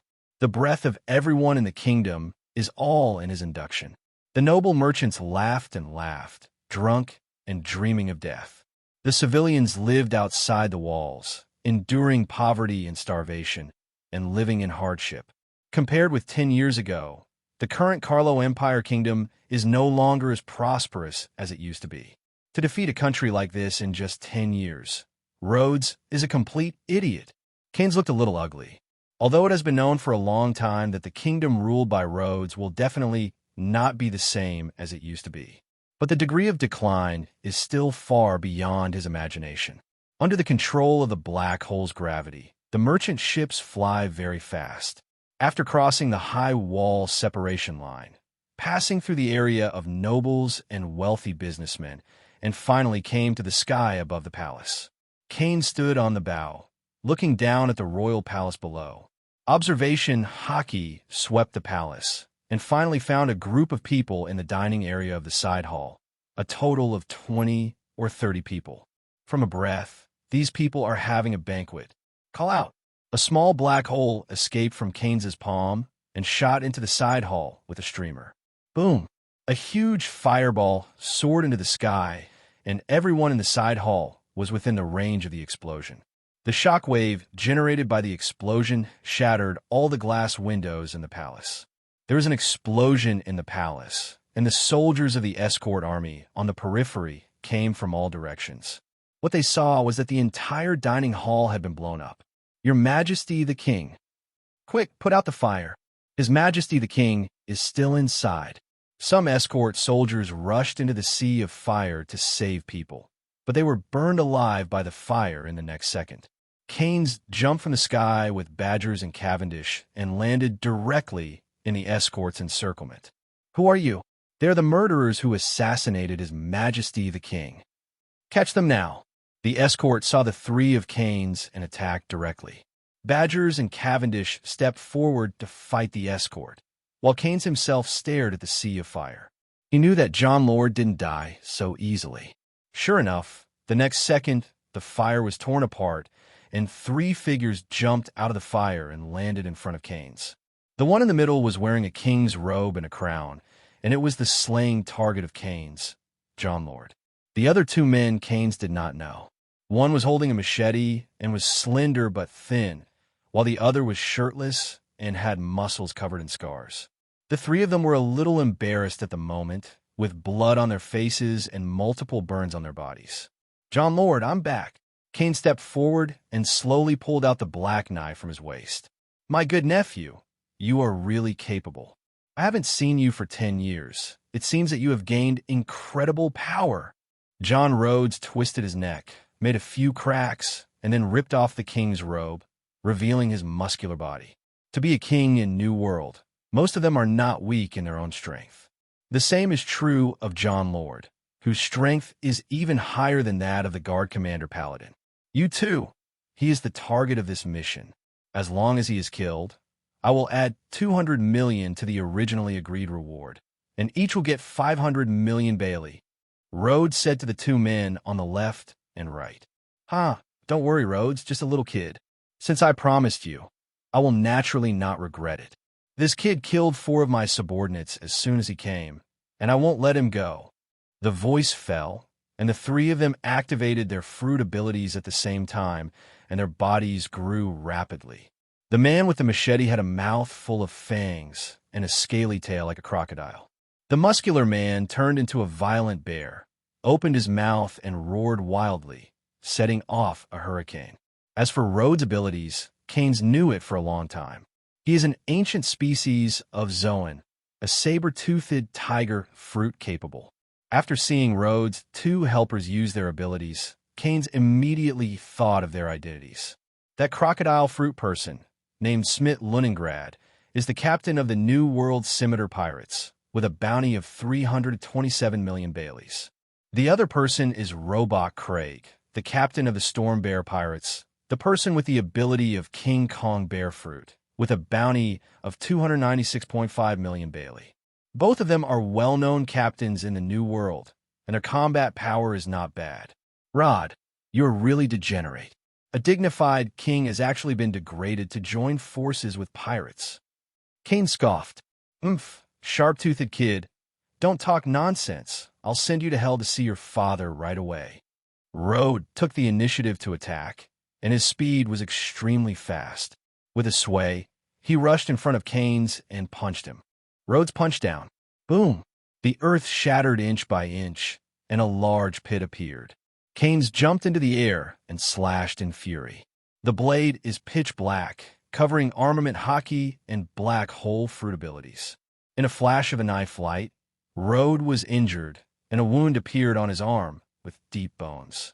If it wasn't for Zoan's extremely high defense and armament hockey, Keyenes would have cut off Rhodes' arm. At the same time, Schmidt and Robach have also appeared behind Keyenes and launched a killing move from left to right. As Schmidt slashed Keyenes with his machete, the alligator's tail swept toward his waist. Robach smashes Keyenes in the head with a savage fist. Wave elbow. Beautiful sword blue bird. At a critical moment, Badgers and Cavendish appear at the same time, and the two block Schmidt and Robach's killer moves. Keyenes ignored the two of them and slashed with a knife, hitting Rhodes in the chest. The huge slash pushed Rhodes back quickly, tearing the ground and smashing through a wall. Rhodes was buried by gravel, and blood was shed all over the place. Keyenes fell to the ground to see the unrestrained escort soldiers attacking them again. Outside the palace, there are at least thousands of escort soldiers coming here. A group of lackeys who help and abuse Joe. They all deserve to die. Keyenes glanced coldly, and Conqueror's hockey exploded in an instant. An invisible aura enveloped the entire palace, including all the escort soldiers. Boom, boom, boom, boom, boom. After the impact of the momentum, a large number of escort soldiers fell down, their eyes turned white, and they lost consciousness. At first glance, it appears that the ground is covered with thousands of corpses. A few barely survived Keyenes' Conqueror's impact, but also fell to their knees, limp, and no longer able to fight. Thousands of escort soldiers have all been defeated. This is Conqueror's hockey. Both Schmidt and Robach were also shocked, cold sweat dripping from their temples. Keyenes ignored the two and turned his palm to the ruins, activating the gravity of the black hole. Rhodes was sucked out of the ruins, his face grim. He tried to resist the strong gravitational pull, but no matter what he did, he flew towards Keyenes involuntarily. And waiting for him is Keyenes' killer move. Swallowing knife, killing slash. Keyenes swung a slash, and a half-moon-shaped black slash roared out, distorting the space along the way, as if even the space was torn apart by the slash. This is a slash that combines armament hockey, black hole fruit devouring ability, and swordsmanship. Facing the attack of the ultimate move, Rhodes roared wildly, covering armament hockey all over his body, and even pushing the saber-toothed tiger fruit's ability to the limit. The two tiger claws slashed with all their might, facing off against Keyenes' slash. Clang! A knife fell, and blood spurted wildly. Two bloody tiger claws flew into the air, and Rhodes rolled his eyes in disbelief. He was already stabbed in the chest. His armament hockey was ripped apart directly by the slash, unable to protect him at all. The huge impact of the black slash led Rhodes to shoot backwards, passing through the entire front yard square of the palace, and finally rushed into a side hall. Then the entire side hall was also torn apart by the slash and collapsed. Rhodes was buried in the rubble and remained silent. The two bloody tiger claws fell to the ground and slowly turned into human palms. Keyenes retracted the knife, his eyes cold. The figure flickered, leaving afterimages in the air, appearing above the ruins of the side hall. Black hole gravity. Raising his hand to grab, Rhodes was picked up by Keyenes from the rubble. At this moment, Rhodes is turned back into a human form. His body is dripping with blood, his hands have been chopped off, and there are two cross-stab wounds on his chest. Rhodes had long since lost consciousness, and he was like a gossamer, but he wasn't dead yet. This is the tenacious vitality of Zoan demon fruit power. Keyenes didn't kill him immediately, he just threw him at random, and then threw the black sword. Autumn water ran through Rhodes' shoulders and nailed it to the wall of the palace. It was too cheap for him to die like this, and Keyenes had better ideas. After dealing with Rhodes, Keyenes set his sights on Schmidt and Roebuck. At the moment, they are still at war with Badgers and Cavendish. Badgers and Cavendish were still too young to be Schmidt and Roebuck's opponents, although entangled in them, but the body has been injured. Call out. Keyenes disappeared in an instant and appeared behind Roebuck, punching him in the back of the heart. A click can be heard, his bones have been shattered, and Roebuck spurted out a mouthful of blood. Keyenes' attack directly overwhelms Roebuck's armament hockey and kumquat fruit abilities. Roebuck shot out violently, smashed through the walls of the outer courtyard of the palace, and smashed 7 or 8 high-rise buildings in succession before finally stopping. Keyenes locked Roebuck with observation hockey, raised his hand, and a small black hole had already shot out, hitting the target. Boom! With a loud bang, a huge explosion shot up into the sky, and the fireball was more than 10 meters high. Roebuck was swallowed by the explosive fireball, and he no longer breathed. Seeing this, Schmidt looked shocked and quickly got rid of Cavendish, turning into an afterimage and fleeing into the distance. He had seen the strength of Keyenes and knew he was no match for him. Neither John Lord nor Roebuck were weaker than him, but were easily defeated by Keyenes. If he doesn't escape, he will end up worrying. But how could Keyenes let the enemy escape from under his nose? Keyenes stretched out his palm and aimed at Schmidt in the distance. A small black hole appeared in his palm, and the powerful black hole's gravity exploded instantly. Schmidt, who was running away quickly, felt a strong gravitational force acting on him, and the way forward was suddenly blocked, as if he was carrying a big mountain on his back. After a few seconds, Schmidt was involuntarily drawn back by gravity and flew towards Keyenes. This is how Rhodes was defeated before, and now Schmidt is going to follow in Rhodes' footsteps. Damn it, kid, don't underestimate me. Crocodile bowling lore. Schmidt roared furiously. His body instantly changed from orc form to beast form, and then curled up the crocodile body and turned into a ball. But the surface of the sphere is covered with sharp barbs, which are the scales of the crocodile, and when it is covered with armament hockey and the spinning force, the lethality is not trivial. Boring trick. Keyenes looked indifferent, raised his hand, and clenched his fist. After armament hockey covered it, a small black hole emerged and wrapped his fist. Boom! Keyenes hit the crocodile ball with a punch, and the sharp barbs on the surface of the ball shattered instantly. Schmidt, curled up in a circle, was immediately beaten back into a beast shape by Keyenes, unable to hold the sphere any longer. The crocodile's big mouth opened, blood spurted wildly, and both eyes had turned white. Keyenes shot like lightning, and before Schmidt flew out, he punched him a dozen times in the chest in an instant. Every punch hits a powerful shock wave that runs through Schmidt's crocodile body. The phagocytic ability of the black hole fruit also devoured Schmidt's flesh and blood, causing him to be bruised all over. Boom! Schmidt flew upside down, and like Roebuck, broke through the outer circular wall of the palace and flew outside the palace.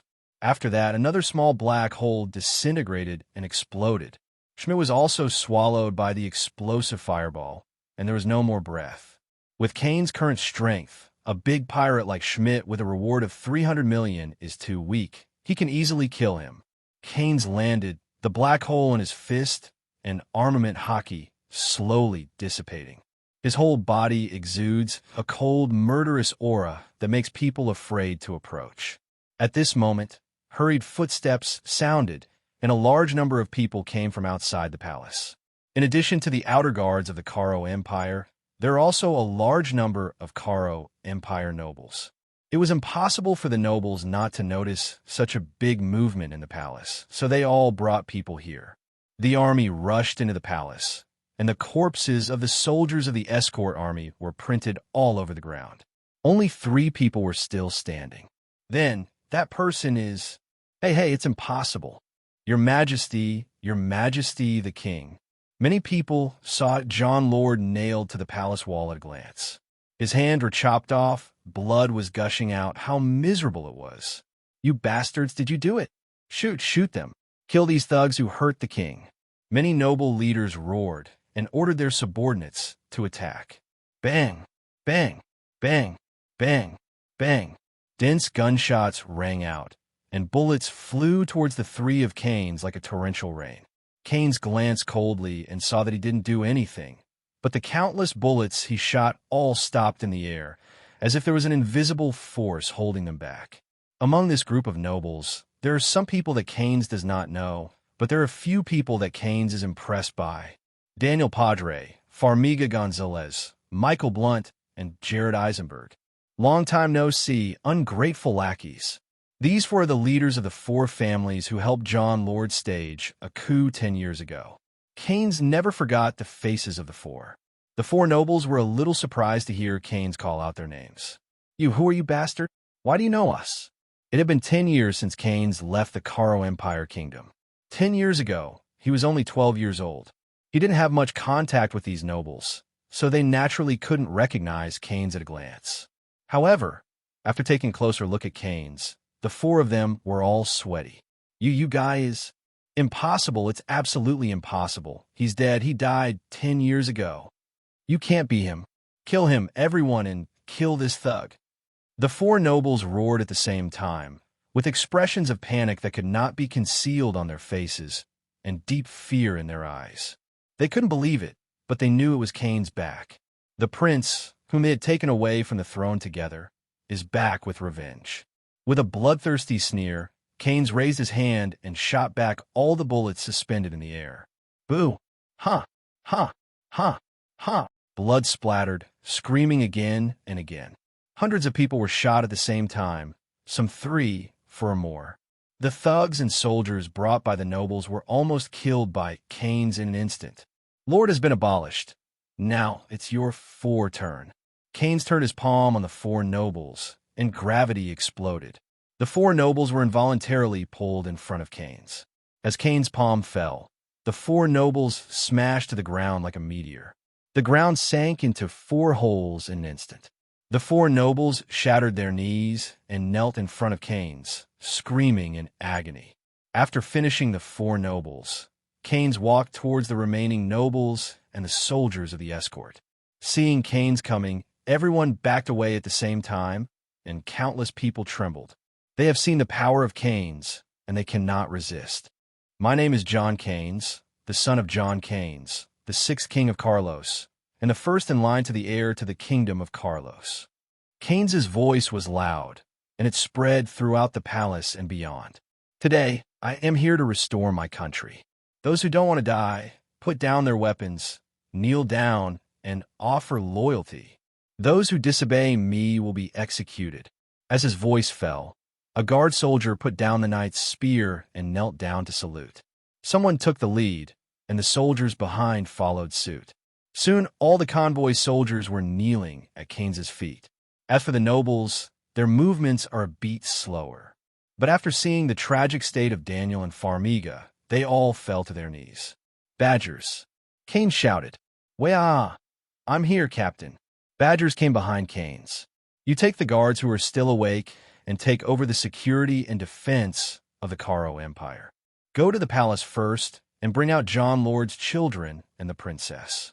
In addition, go outside the palace to see if Schmidt and Robach are dead. Whether they are dead or not, bring them back. I see, Captain.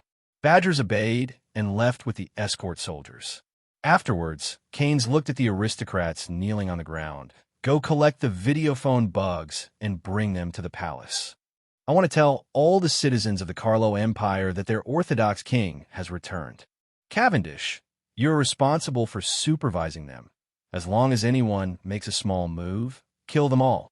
Got it, Captain. Cavendish took the order and left with all the nobles. In this way, the entire palace hall was left with only Keyenes and 4 noblemen kneeling and screaming. Keyenes came to the 4 nobles and looked down at them, his eyes cold. Paladin has died in the Sabidi archipelago, and Rhodes has also been abolished by me. Only the 4 of you are left. Keyenes looked up, looking at the sun above his head. The sun was shining brightly. Today is a good day. It's a good day for you to go to hell together. Spare me once, your highness Keyenes. No, his majesty the king. Daniel Padre took the lead in begging for mercy. I am willing to be loyal to his majesty the king, and I am willing to dedicate all the wealth of the Daniel family to His Majesty. Just ask His Majesty to spare me once. Me too. Jared Eisenberg also begged for mercy. I am willing to dedicate all the century-old wealth of the Jared family to His Majesty. We are still useful, and we can also help His Royal Highness govern the country. With our help, Your Majesty will be able to rule the kingdom as quickly as possible. The four nobles wept bitterly, with tears and snot running down their faces. In the face of death, the bones of these four people are soft enough to ultimate. It's no wonder that 10 years ago, they couldn't stand Rhodes' bribe and helped him launch a palace coup. The faces of the four of you are so ugly, it makes me sick. Keyenes' eyes widened, and Conqueror's hockey exploded in an instant. The four of them were shocked, their eyes rolled, and they fell to the ground unconscious. Keyenes grabbed back with a backhand, and there was a loud bang in the palace. Then a golden throne studded with various gems flew out of the palace and landed at Keyenes' feet. Keyenes sat on the throne, waiting for the time to come. Without keeping Keyenes waiting, Badgers quickly captured Jon Lord's children and princess. Jon Lord had 3 sons, 4 daughters, and 17 princesses. Badger's method was obviously very neat, knocking people out and bringing them over to save Keyenes from hearing some more foul language. On the other side, there was Cavendish's supervision, and the nobles moved very quickly, and the video phone bug was soon sent.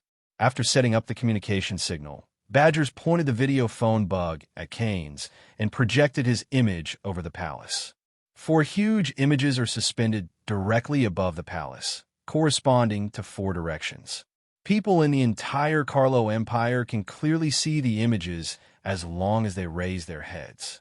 Listen to all the citizens of the Carlo Empire. Keyenes' voice was amplified by the video phone bug and spread to every corner of the Carlo Empire. Countless citizens raised their heads and looked at the huge image in the sky, wondering why. Is this the palace? Yes, it's the palace. Who is this young man, and why is he in the palace? Hey, look, he's sitting on the throne, right? Yes, it's a throne that only His Majesty the King can sit on. Why is he sitting on the throne? Countless Carol Empire citizens were shocked at this moment, including the soldiers in the Marine base inside the kingdom. In Marine base, the base commander and the Marine soldiers in the base are also watching the huge image of the sky. The officer's name is Brad, a Marine Rear Admiral. He had already received an order from Naval Headquarters, telling him not to interfere in the internal affairs of the Carol Empire. No matter what happened in the palace, he didn't need to care. So when he noticed the riot in the palace, he kept ordering Marine in the base to stand still. The battle ended quickly, and after watching the battle scene, Brad finally knew why Naval Headquarters told him to stay put. If he had dared to intervene before, the entire Marine base would have been destroyed by now. Above the image, Keyenes spoke in a low voice. My name is John Keyenes, son of John Keyenes, King Carlos VI. 10 years ago, the royal traitor Jon Lord launched a palace coup, assassinated King Carlos VI, King John Kells with despicable means, and seized the throne. Today I, John Keyenes, as the royal family of Carol, retake the throne of Carol and abolish Jon Lord's royal status. While speaking, Keyenes grabbed his backhand, and Jon Lord, who had been nailed to the outer wall of the palace, was immediately caught in his palm. Keyenes grabbed Jon Lord's head and aimed his face at the videophone bug. At this moment, all the residents of the entire Carlo Empire Kingdom can see the miserable appearance of John Rhodes. His hands were chopped off, his whole body was dripping with blood, he looked like a beggar, and he never regained his former glory. His majesty and face has been completely shattered by Keyenes. This is John Rhodes, the disgrace of the Carlo Empire family, the culprit who assassinated the previous king, and the culprit that led to the decline of the Carlo Empire. It was also him who caused the citizens of the Carlo Empire to fall into poverty and misery. Today I, John Keyenes, sentence John Rhodes to death in the name of the new king of the Carlo Empire. As soon as the words fell, Keyenes grabbed with all 5 fingers and took off Jon Lord's head directly. Boom! I don't know how many people witnessed this scene with their own eyes. Countless residents covered their mouths with their hands and screamed, obviously frightened. Even Marine soldiers in Marine base were taken aback. But what followed was endless cheers. Especially outside the high wall, countless civilians were cheering, jumping for joy, and even weeping with joy. During the 10 years of Jon Lord's rule, the life of the commoners was too hard, so there were countless commoners who hated Rhodes. Now that he is dead, the commoners are naturally happy. Inside the palace, the nobles of the Carlo Empire Kingdom saw with their own eyes that Rhodes was decapitated. The outside world is just watching the execution through the video, but they are there and witness it with their own eyes. This effect made them even more terrified. He had 4 accomplices besides Jon Lord. Keyenes continued speaking. 10 years ago, they helped Jon Lord stage a coup, and in the past 10 years, they have also been one of the main culprits in the decline of the Carro Empire.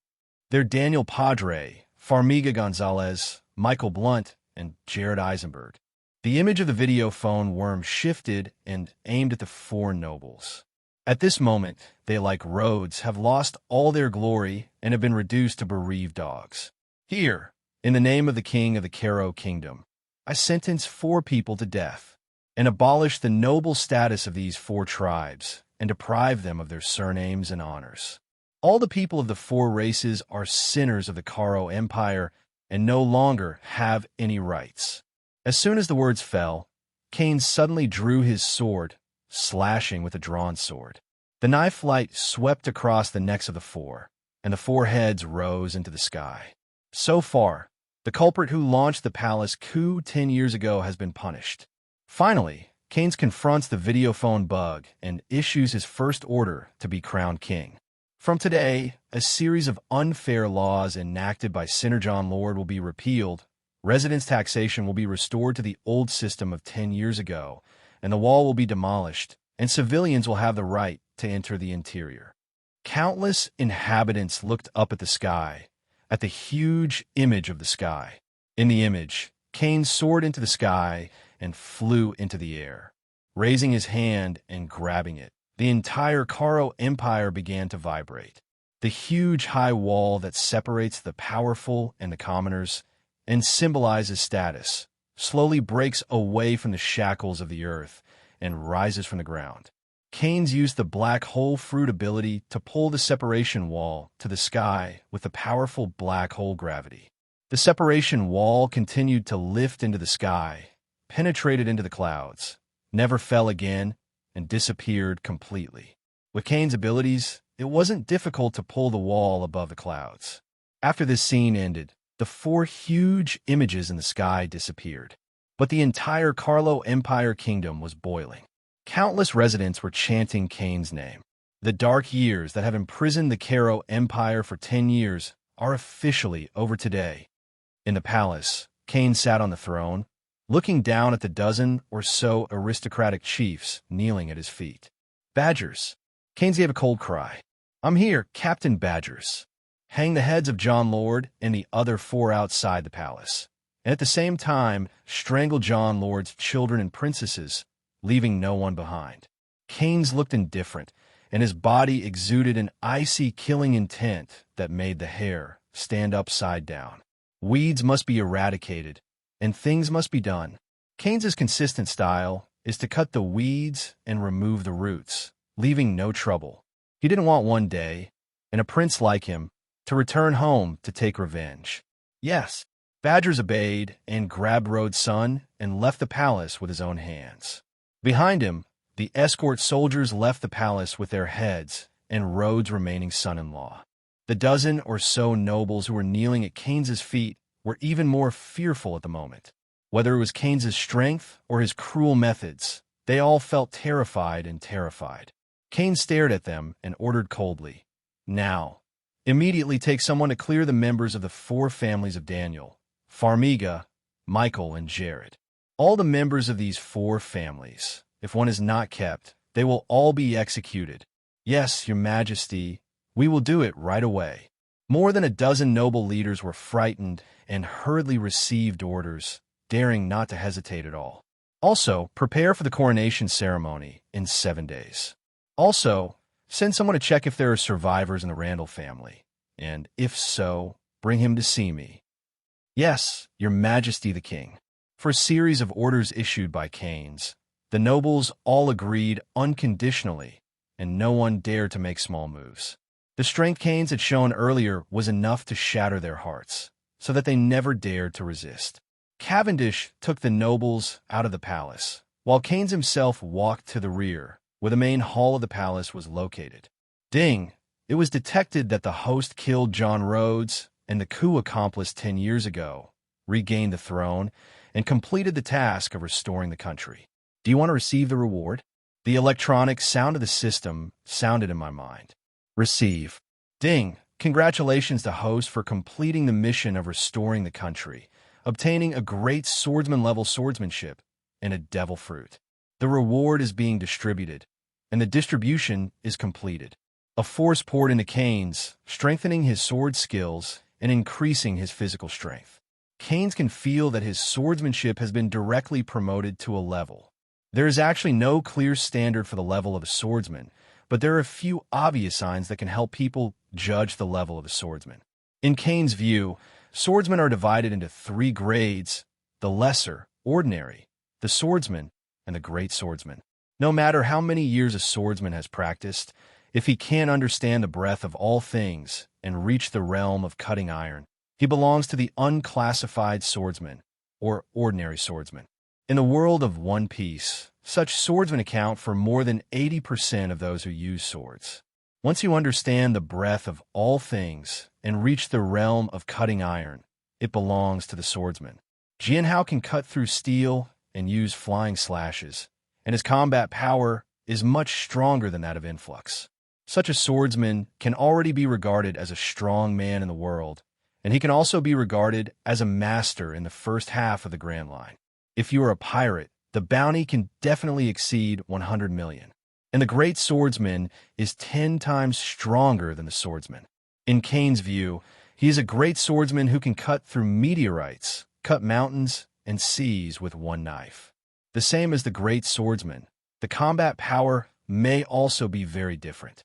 In New World, Jianhao can still find a few, but few can match Hawkeye. As the world's largest swordsman, Hawkeye's swordsmanship has reached its peak.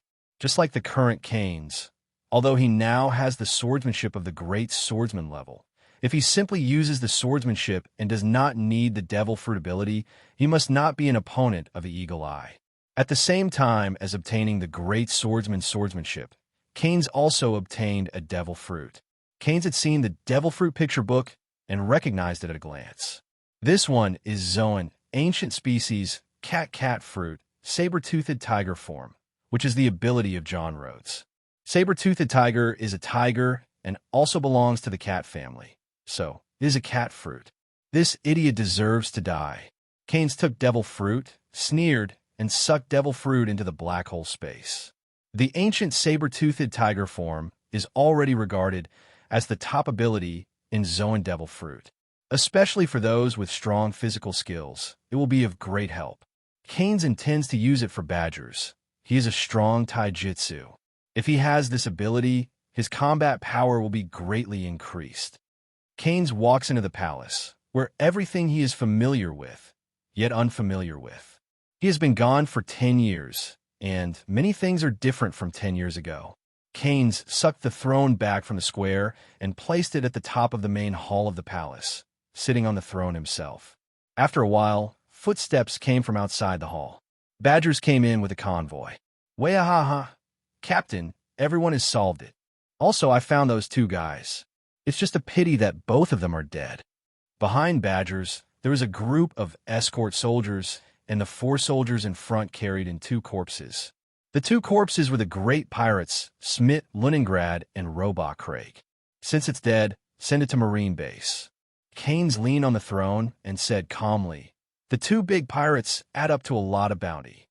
Also, have the remnants of the Scimitar Pirates and the Fierce Bear Pirates been resolved? The officers of the 2 pirates were killed by Keyenes when they were having a banquet. After that, the captain was dealt with again, and the remaining pirates were just a group of soft-footed shrimp, and they couldn't make any waves. Wahaha! Captain, everything is settled. According to your intention, None of them are left. Well done. Keyenes nodded. A black hole appeared in the palm of his hand, and a devil fruit was spit out of the black hole. This is Zoan's ancient saber-toothed tiger fruit, which suits your fighting style. Keyenes threw devil fruit out and was picked up by Badgers. Saber-toothed tiger form. Badgers was stunned for a moment, then laughed. Why, thank you, Captain. Badgers opened his mouth and swallowed devil fruit in one bite. For this top Zoan devil fruit, he couldn't think of a reason to refuse. About 3 minutes after eating the fruit, Badgers was shocked and then began to transform. I saw his body grow taller and bigger, his 4 feet on the ground. His head turned into a tiger's head, 2 sharp teeth grew out of his mouth, and a tiger's tail grew out of his buttocks. There are sharp claws on the 4 tiger claws, and with a light stroke, several cracks were drawn on the marble floor. The guard soldiers behind him saw Badger's transformation, and they were scared away, and a few soldiers were directly paralyzed to the ground. Good. Keyenes nodded secretly. Zoan devil fruit has the ability to transform into 3 stages: human, beast, and orc. You just ate the fruit now, so you may not be used to it. After a while, you should be able to get acquainted with a new power. Badgers returned to human form and felt satisfied. I know. Thank you, Captain. After this incident, Badgers became more loyal to Keyenes. Meanwhile, on the other side, following the orders of Keyenes, the 12 noble families of the Karo Empire joined forces to cleanse the members of the 4 families, including Daniel and Farmiga. In order to ensure that weeds are eradicated, everyone who is related to the 4 families is on the must-kill list. The slaughter continued for a day, and the cries of killing only gradually subsided until sunset. The main members of the 4 families, collateral, subordinates, thugs, and subordinates, were all killed, and there was not a single survivor. In just one day, the powers of the Karo Empire Kingdom have been replaced. The marine base of the Karo Empire, where Badgers took the corpses of Smit Leningrad and Robot Craig to collect the bounty, and swaggered out of the marine base.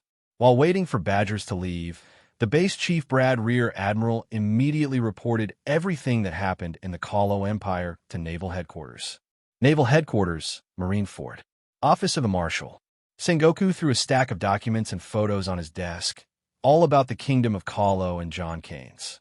Brad Rear Admiral sent accurate news from the Kingdom of Karo Emperor. A day ago, John Keyenes had killed King Karo D, King John Lord, and successfully seized the throne. He also said that John Keyenes will be officially crowned as the next king in 6 days' time. This little guy's movements are really fast. Crane Vice Admiral sighed and said, "A lot of people died in the Karo Empire, right?" "Good." Sengoku nodded and said, "John Lord and the nobles who assisted him in his coup 10 years ago were publicly executed by Keyenes and killed in front of the citizens of the entire Karo Empire. John Lord's children and princess were all hanged by him. Besides that, the families of those 4 nobles were also blood-washed by John Keyenes, and thousands of people were killed. It's not just that. Speaking of this, Sengoku also threw out a few bounties. This is Smit and Robok. Both are high bounty pirates from New World. This time, Rode bought the Scimitar Pirates and the Storm Bear Pirates to help him defeat Keyenes, but they were not Keyenes' opponents, and they all died at Keyenes' hands. Brad Rear Admiral watched the entire fight from a distance and determined that it didn't take much effort for Keyenes to kill the 3 of them, and the fight didn't add up to more than 10 minutes. What? No more than 10 minutes.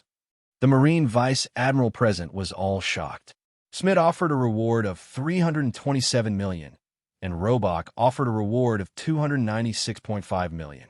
Both of them are famous pirate captains in New World. They have experienced many battles and escaped the pursuit of Marine many times. John Rhodes is an ancient Zoan-capable person, and his strength is not weak. Each of them is comparable to Naval Headquarters Vice Admiral. Even the 3 Naval Headquarters elite Vice Admiral could not defeat them so easily. The young people today are really scary. Fortunately, he is not a pirate. Admiral Kazuru spoke suddenly, pouting a little funny. That's right. Fortunately, he's not a pirate. So did the rest of the Marine Vice Admiral. At least for now, John Keyenes isn't going to be Marine's enemy, is he? A vice admiral asked. No, it's not possible to assert that right now. Sengoku shook his head and said, it wasn't certain before, but after Brad Rear Admiral sent back the footage of Keyenes' battle, it's almost certain that John Keyenes is the real murderer who killed Shichibukai Moria. He is a swordsman, and his fruit ability can create a super explosion. When Moria died, he passed through the Devil's Triangle Sea. All indications are that John Keyenes was the murderer. It's about Shichibukai. How the Holy Land will respond is still unknown. Field Marshal Sengoku said solemnly, in any case, John Keyenes is a dangerous man, and Marine must be on his guard. In a little while, the Holy Land will have a world summit, and John Keyenes will probably be there. Everyone here will have more or less contact with him in the future. You must know how to deal with it. The King's Palace of King Carlos. Keyenes sits and dines in the side hall. The chefs who are in charge of the royal family's food are all skilled chefs, and the ones who deliver the meals are also beautiful maids out of 100. At this moment, Cavendish walked in from outside, and 2 people followed behind him. One was an aristocrat he had met before, and the other was an old man. Your Majesty, he is the one you are looking for, the noble said respectfully. Keyenes glanced at the old man, feeling a little familiar. Randall Quinn, Keyenes said tentatively. Yes, it's me, Your Highness Keyenes. The old man burst into tears. I always believed that His Royal Highness Keyenes would come back. As expected, as expected. The old man was very excited and his body was shaking. Randall Quinn is the head of the Randall family. 10 years ago, the Randall family was also a noble of the Karo Empire Kingdom and was very loyal to the Karo Emperor's 6 King Kells. Randall Quinn is also the Prime Minister of the Karo Empire, responsible for handling national government affairs and foreign exchanges. Although there is no military power, but the status is very high. Unexpectedly, you are still alive. Keyenes was a little skeptical. 10 years ago, his father, John Kells, was too ill to manage state affairs.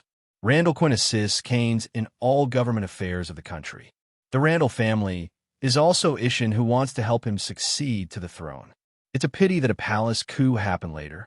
Sorry, Your Highness Keyenes. On that day, 10 years ago, I was unable to rescue His Highness. Randall knelt in front of Keyenes and said remorsefully, if I could have rescued His Highness, maybe it wouldn't have happened. Get up, it's not your fault. Keyenes said calmly. Lord Bot Paladin took control of the guards of the entire palace and attracted the 4 nobles. Even the Randall family can't fight them. And then, what happened to the Randall family? Keyenes pressed. The Randall family no longer exists. Randall Quinn shook his head and said, 10 years ago, after Rhodes assassinated His Majesty the King, he succeeded to the throne with the support of 4 families.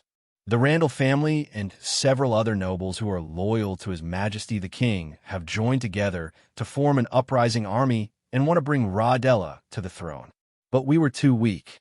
In the end, the insurgent army was defeated. The people of the major families were all killed and wounded, and I was captured alive by Rhodes. In order to humiliate my dignity and make me submissive, Rhodes imprisoned me in a cell and tortured me until today. I see. This kind of behavior of Rhodes, cutting grass, and not eradicating the roots often occurs in the world of One Piece. In the original, Crocodile captured Luffy but didn't kill him, eventually leading to his defeat and loss of the Shichibukai name. Kaido maimed Luffy and only imprisoned him without killing him, which eventually led to the outbreak of the Onishima War. These people don't seem to understand the truth of cutting grass without eradicating its roots and regenerating in the spring breeze. In order to subdue useful subordinates, sometimes it is okay to be merciful. But there are always those hard-boned people in the world who are unwilling to surrender even if they die. Such people are very characteristic and should be seen at a glance. For this kind of person, Keyenes' usual practice is to cut the weeds. Knowing that he couldn't surrender, why did he keep to cause trouble for himself? Wouldn't it be easier to kill him with one knife? Raising tigers is a problem, and one day we'll eat back at them. Keyenes looked at Randall Quinn and said calmly, Randall, from today onwards, You will take over as the prime minister of the Carlo Empire and be responsible for the daily affairs of the kingdom. Just like 10 years ago, you should be able to do it, right? Randall Quinn was very excited. Yes, His Royal Highness Keyenes, no, His Majesty the King. Old man can do it. It's true that he insisted on it for 10 years, but it's only 10 years. It's great to be alive, great. Randall Quinn burst into tears. Having Randall Quinn help Keyenes with the day-to-day affairs of the country also saves Keyenes a bit of energy. In Keyenes' view, strength is the most important thing, and he doesn't want to spend a lot of time dealing with trivial matters of the country. In the world of One Piece, strength is everything. As long as the king is strong enough, the country will naturally prosper and the people's life will be prosperous. If the king is weak and weak, no matter how talented he is in governing the country, no matter how virtuous he is, he will not be able to fully control the fate of the country. That's the case with Dressrosa's Riku family. King Riku is a rare king in the One Piece world who loves his people like a son, but he was too weak, so he was manipulated by Doflamingo and lost his throne. Dressrosa has also been reduced to a country of pirates, and all citizens have suffered and lived in darkness. Time passed, and it was already 6 days later. Today is the coronation day of John Keyenes. The Carlo Empire was decorated with lanterns, and the whole people celebrated. 4 huge video screens were suspended above the palace, just as they were 7 days ago. It's just that the image from 7 days ago was a public execution, but today it's different. All citizens of the Carlo Empire can watch the coronation ceremony of John Keyenes through the images of the sky. I saw John Keyenes wearing a crown, wearing a king's robes, standing above the palace. I, John Keyenes, officially succeed to the throne of the Carlo Emperor, the 7th king of the Carlo Empire. That's right, it's still the 7th. After Keyenes became king, John Lord's royal status was abolished, erasing all information about him. From a historical level of the Carlo Empire, his existence was erased, and the 10 years of his rule were not recognized as legitimate rule. That being the case, Rhodes' identity as King Carlo D7 naturally disappeared. After the coronation ceremony, Keyenes returned to the palace. In fact, all of this is just a passing scene. Rhodes was crowned king and needed the support of the nobles. But Keyenes doesn't need it. Even if he is alone, he can still take over the throne. What's more, the entire Keyenes Kingdom's escort army has been subdued, led by badgers. All military and political power has been mastered by Keyenes. Next, it's time to get rid of that swarm of worms.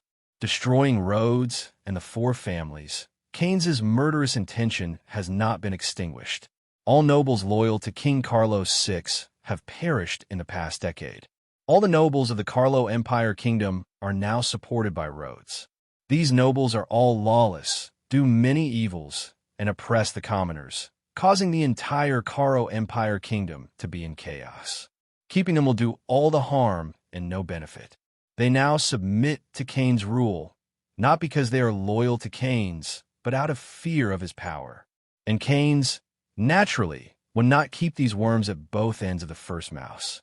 Before clearing the remnants of the 4 families, as well as repairing the palace and holding the coronation ceremony, they can still use it.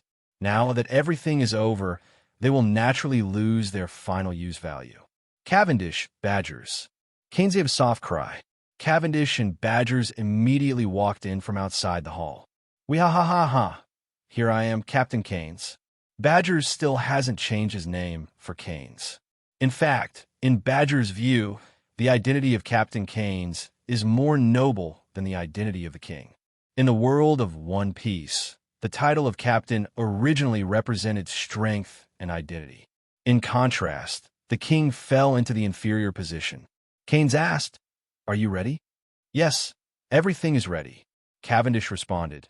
"There are people in the 12 noble families watching to ensure that no one can escape." "Okay, let's get started tonight." Keyenes walked to the window and saw on the far horizon that the sun was starting to set. Blood washed the 12 families, not a single one. "Yes, Captain." As night fell, the kingdom of Karo was shrouded in darkness. The lively atmosphere of the day gradually faded, and the entire Carlo Empire fell into a calm. The Nadal family, one of the 12 nobles. Keyenes appeared silently on the roof of the Nadal family's castle, and none of the guards in charge of the outside world noticed his presence. Unleashing the observation hockey to sweep the castle, it didn't take a moment for Keyenes to locate the head of the Nadal family, Nadal and Josen. Call out. Keyenes disappeared above the roof. In a room, Nadal and Josen was eating a lot. He was huge and covered in fat.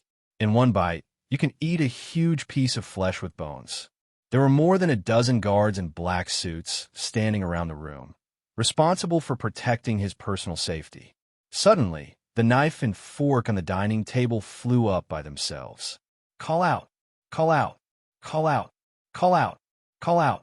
Knives and forks are flying at an extremely fast speed, invisible to the naked eye.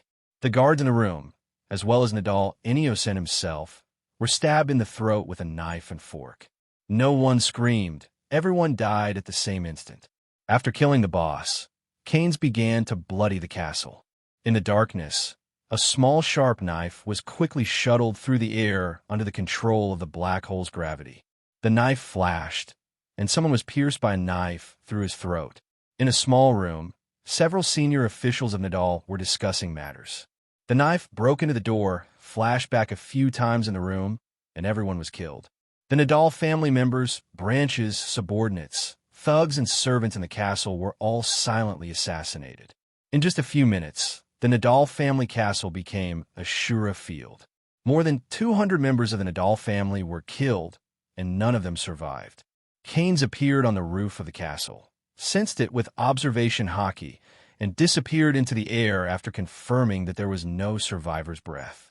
He is going to the next target family.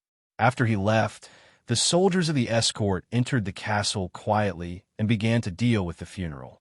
All the corpses were packed and taken away, the bloodline on the ground was cleaned, and all the Nadal family's inheritance was taken away. The action was neat and tidy, and the whole process did not disturb outsiders. By the time everyone left, the Nadal family castle had been looted, and all the living and treasures had disappeared. It was as if the members of the Nadal family had fled with the treasure themselves. At the same time, Badgers and Cavendish also infiltrated other target families and began to kill the family. After the assassination, there are also special escort soldiers responsible for washing the ground. In this way, the 12 noble families of the Carlo Empire Kingdom were wiped out overnight. After that, the citizens of the Carlo Empire suddenly discovered that the nobles who had oppressed the commoners in the past had never appeared again. Some people think that it is the constraint of the king, and they dare not come out to bully people again. Some people think that they have left the Carlo Empire. Others think that they have broken the law and been thrown into prison by the king. But in either case, the citizens of the Carlo Empire were very happy. Without the oppression of the nobles, their lives could be better. In the royal palace of Carlo, Badgers led the escort soldiers to pull carts of treasures to the palace. This is the treasure that was looted from the homes of 12 nobles after the door was destroyed last night. There are countless coins, gold, and gems. After calculation, the total price is about 25 billion Bailey. On average, the wealth of each nobleman is about 2 billion Baileys. 2 billion Bailey is already a lot, and the average national aristocrat does not have the property of 2 billion Bailey at all. That is, in the kingdom of Carlos, the nobles looted the wealth of the commoners to have so much money. In addition, the 4 families, including Farmiga, that were destroyed before, and the legacy of Rhodes. Keyenes now has about $45 billion worth of property on hand. 45 billion Bailey is indeed a huge wealth for individuals. But for the entire Carlo Empire Kingdom, it is not much at all. It can be said that these 45 billion Baileys are almost 70% or even 80% of the wealth of the Carlo Empire Kingdom. Apart from the royal palace, the citizens of the Carlo Empire had almost no money in their hands. All their money was squeezed out by Rhodes and nobles. There's still a lot to be done for Keyenes to restore the Carlo Empire to the prosperity it was 10 years ago, or even beyond it. At this moment, the Carlo Empire needs to be rebuilt, and the hungry citizens need food and shelter. These all require money. Just rebuilding the country and feeding its citizens doesn't know how much it will cost. In addition, Keyenes also plans to buy weapons to enhance the military's combat capabilities. The 45 billion Bailey alone is not enough. It doesn't matter if you don't have enough money. There are many pirates in the sea, and you can get a lot of wealth just by collecting bounties. And there is also the golden city of Sky Island. I have no shortage of money on hand. What is lacking now? There are still powerful subordinates. Keyenes knows that there is a golden city on Sky Island. With his strength, he can completely rule the entire Sky Island and take the golden city as his own. So he doesn't need to worry about lack of money. What Keyenes lacks now is a capable cadre. Now he is on the throne and owns a country. But the manpower around is still far from enough. The only people who can help him do things and have combat power are Badgers and Cavendish. Although Randall Quinn was the prime minister, he was a civilian, weak in combat, and old. If he had a few more cadres under his command, he wouldn't need to take action in person for the annihilation last night. In addition to the cadres, the soldiers of the escort army of the Caro Empire are also weak.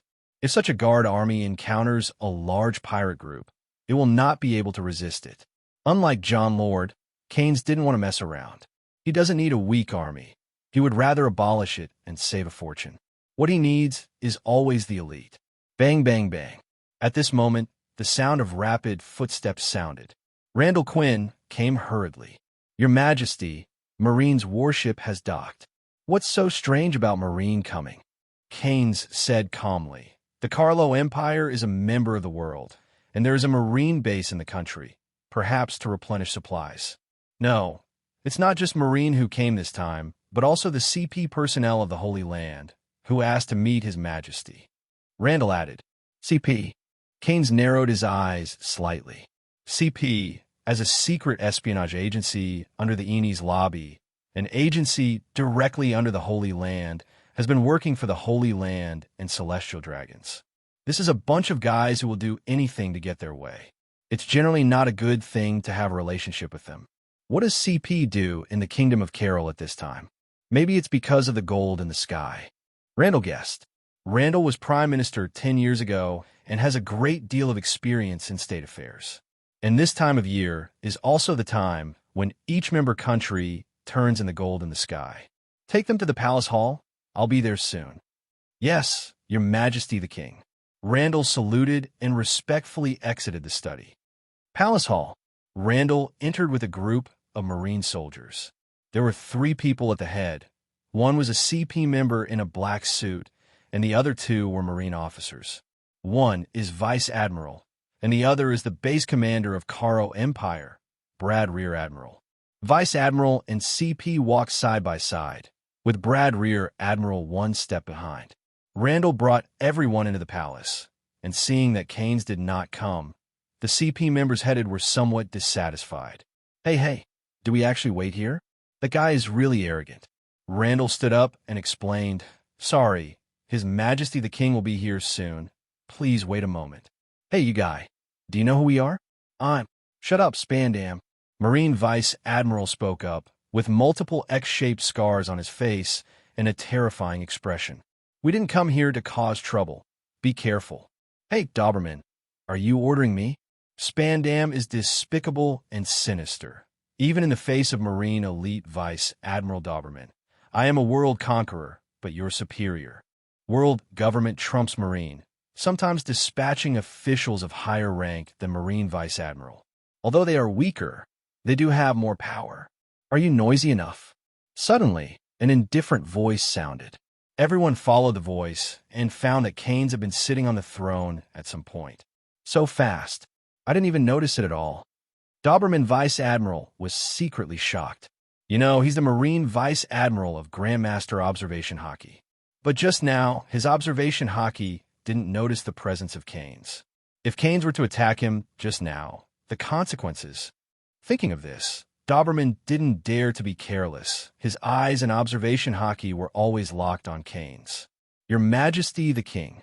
Seeing Keyenes appear, Randall and the guard soldiers in the palace knelt down and salute. Of course, neither the Marine Vice Admiral nor the soldiers moved. They are not from the Carlo Empire. So even if they meet the king, they don't need to salute. Get up. Keyenes waved, and everyone got up.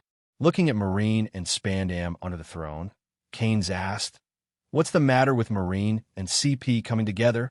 Doberman stepped forward and said solemnly, "Marine heard that there was a turmoil in the Carlo Empire, so he sent me to check it out.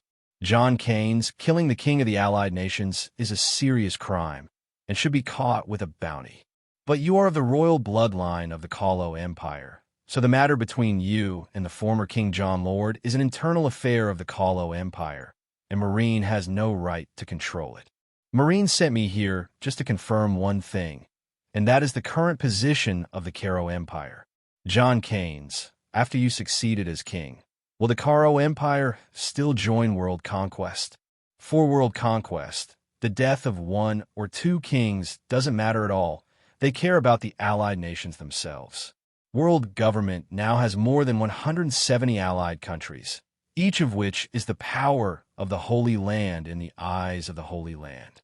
They will not allow the allied nations to break away from world government. Of course, Keyenes said, the Carlo Empire is still a member of the world, and that will not change. Keyenes doesn't want to fight Marine or world conquest just yet, so there's nothing wrong with continuing to be a franchise. While the annual celestial gold is a loss, Keyenes has no shortage of that money. Okay, I'm fine. Doberman got his own satisfactory answer. It's my turn next. Spandam stepped forward and grinned. As a member of the world, we should pay the heavenly gold to the Holy Land. John Keyenes, every country has 1 month to raise the heavenly gold, but as the price of neglecting me, the Carlo Empire has only 7 days. Of course, if you bow your head and apologize to me, it's not that I can't forgive me. Yaha! Spandam grins. How arrogant the attitude is. It stands to reason that if a person wants to use despicable means, he should hide it and keep it from being discovered. You should also deliberately conceal your own conspiracy. But Spandam is different. He just said it so openly. I really don't know whether to call him arrogant or stupid. Doberman Vice Admiral. Is that what Marine meant too? Keyenes narrowed his eyes, and the chill emanating from his body made Doberman stand on his head. No, Marine would never make such a rude request, except that Spandam doesn't belong to Marine. Doberman Vice Admiral shook his head and said in a low voice, "Really? That's easy." As soon as he finished speaking, Spandam was pulled away by a force of gravity. By the time Doberman realized, Spandam had been pinched by Keyenes' neck. "Your Majesty Keyenes, stop. Don't be impulsive." Doberman drew his knife directly, and the Marine soldiers behind him also pointed their guns at Keyenes. The guard soldiers in the palace hall also took out their weapons, and the battle was about to break out. Your Majesty Keyenes, no matter how stupid Spandam is, he is also an official of world government. If you kill him, the kingdom of Karo will not be spared. Although he looked down on Spandam as an idiot, Doberman wouldn't just watch him die at the hands of Keyenes. "Don't worry, I won't kill him." Keyenes smiled nonchalantly, his palms tightening. Spandam struggled violently, tried to curse, but was speechless. His face turned from red to blue. His eyes were bulging, his mouth was open, and he was clearly suffocated. "Remember the idiot? I'm a king no matter what. And you are just a small official. You should not provoke me.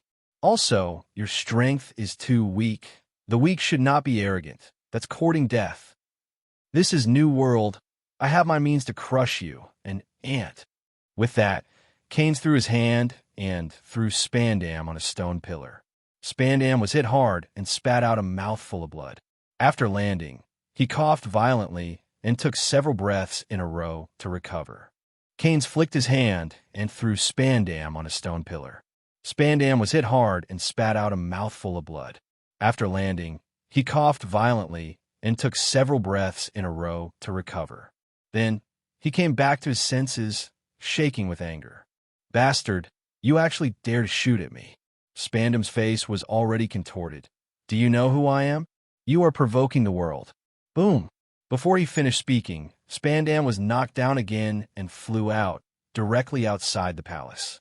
The marble floor was smashed, and Spandam fell into it. After this time, he fainted directly and never woke up again. Keyenes shot too quickly and with too mysterious power. Until the end, Doberman Vice Admiral didn't notice what power Keyenes was using. Based on these signs, he had no way of determining what kind of fruit person Keyenes was. Sorry, Doberman Vice Admiral. This king is a little rude. Keyenes smiled and said an apology, but there was no apology on his face. Doberman's heart was even heavier. What he saw behind Keyenes' smiling face was indifference and madness. He knew that if he angered Keyenes, Keyenes would really kill him. Scared of world conquest? Keyenes has no such concept at all. No, His Majesty Keyenes is serious. Spandam is too stupid. Doberman drew back his knife, making no secret of his distaste for Spandam. He's a hawk marine who has always valued strength.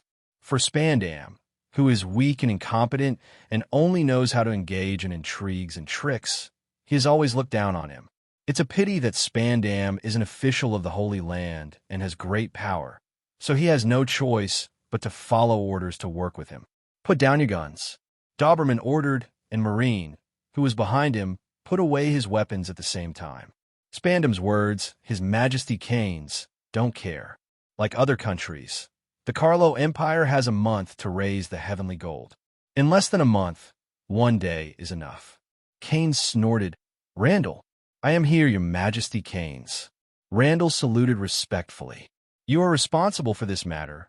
Raise the gold from the sky as soon as possible and send it to the marine warship. Yes, Your Majesty the King. Randall saluted respectfully, then looked at Doberman Vice Admiral and stretched out his palm to face outside the hall. Please come with me, Doberman Vice Admiral. Then I'll retire first. Doberman, Vice Admiral, took the marine soldiers and left the palace hall behind Randall.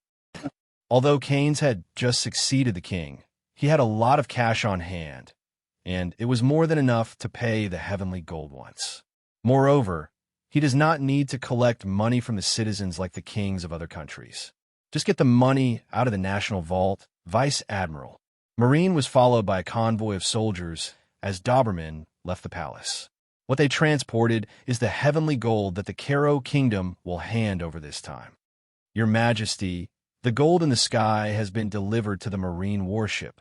In the palace, Randall made a respectful report to Keyenes. What's the amount? 10 billion Baileys. Hearing the number, Keyenes frowned. This amount is too large. It is an astronomical figure. How much is the national income of the Carlo Empire in a year? Don't look at Keyenes' original possession of 45 billion Bailey, which was collected after looting 16 noble families and all the property of the royal family, which is almost equal to 80% of the property of the Carlo Empire. The entire property of the Carlo Empire is added up, but is only more than 50 billion Bailey. One-time heavenly gold costs 10 billion, which is equivalent to 20%, which is equivalent to 1/5 of the property of the Carlo Empire. The Carlo Empire is a big country in the New World, and its national strength is not bad. It has a large number of citizens and can afford 10 billion.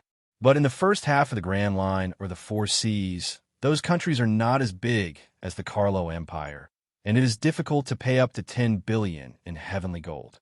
The amount of heavenly gold will not change due to the size of the country or whether it is rich or poor.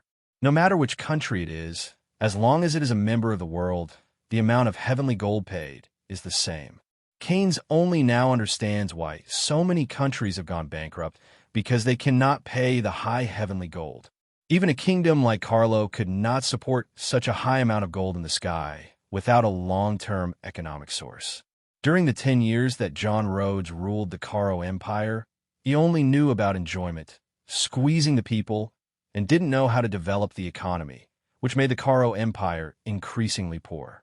With Rhodes' temperament, he would definitely not pay the heavenly gold with his own money.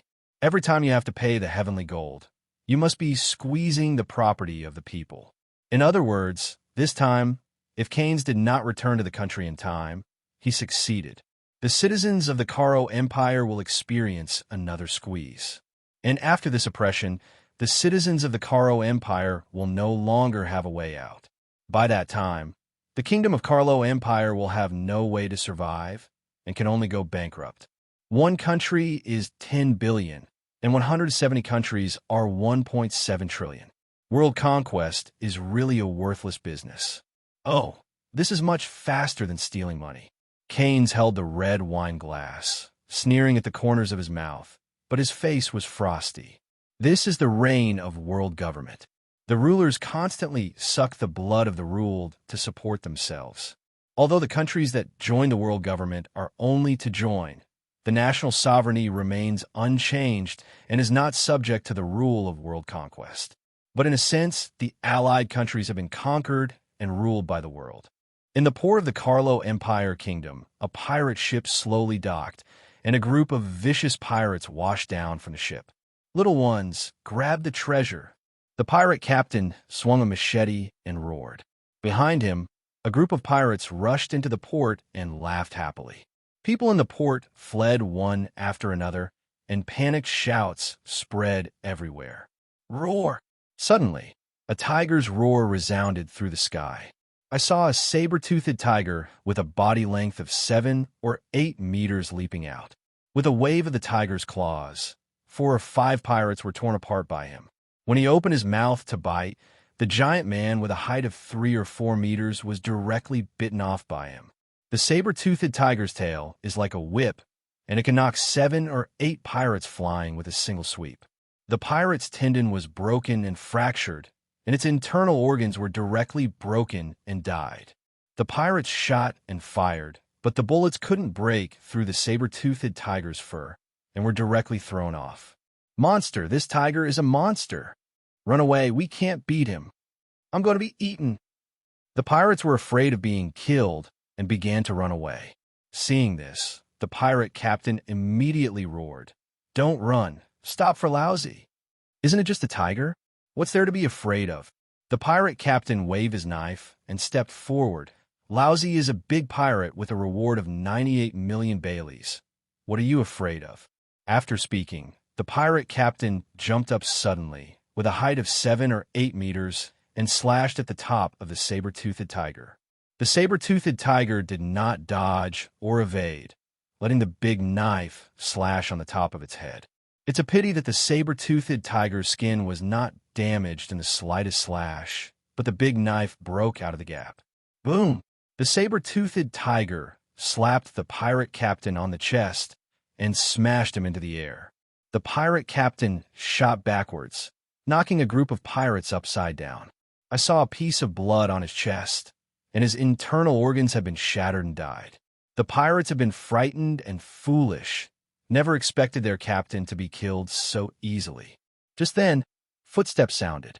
The guard soldiers of the Carlo Empire came in a hurry and began to capture the scattered pirates. The saber-toothed tiger slowly turned into a human form, and it was the commander of the guards of the Carlo Empire, Keyenes Badgers. Wahahaha! Catch them all and send them to the mines to be coolies.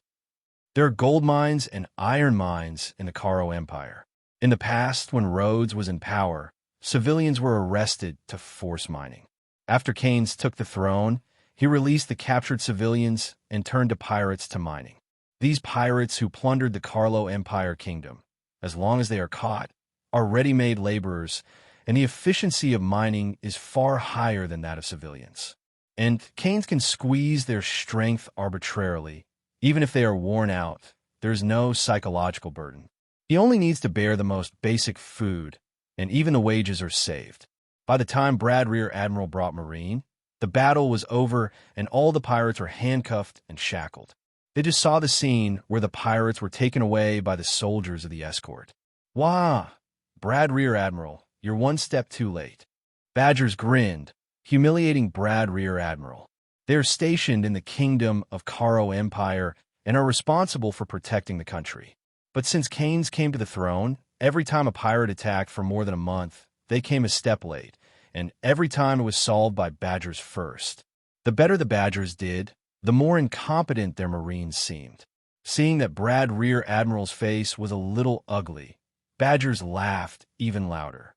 By the way, I'm going to trouble you again this time. Saying that, Badgers carried a body and threw it at Brad's feet. This guy said he was a big pirate with a reward of 98 million Bailey, but I don't know him. I don't know if what he said is true or not. Just rely on check it out for yourself. After checking it out, send the bounty to the palace. After speaking, Badgers gave out his signature laugh again and swaggered away. Brad Rear, Admiral, a Marine soldier, gave a cautious cry. Take the body back and send the bounty to the palace after finding the wanted order.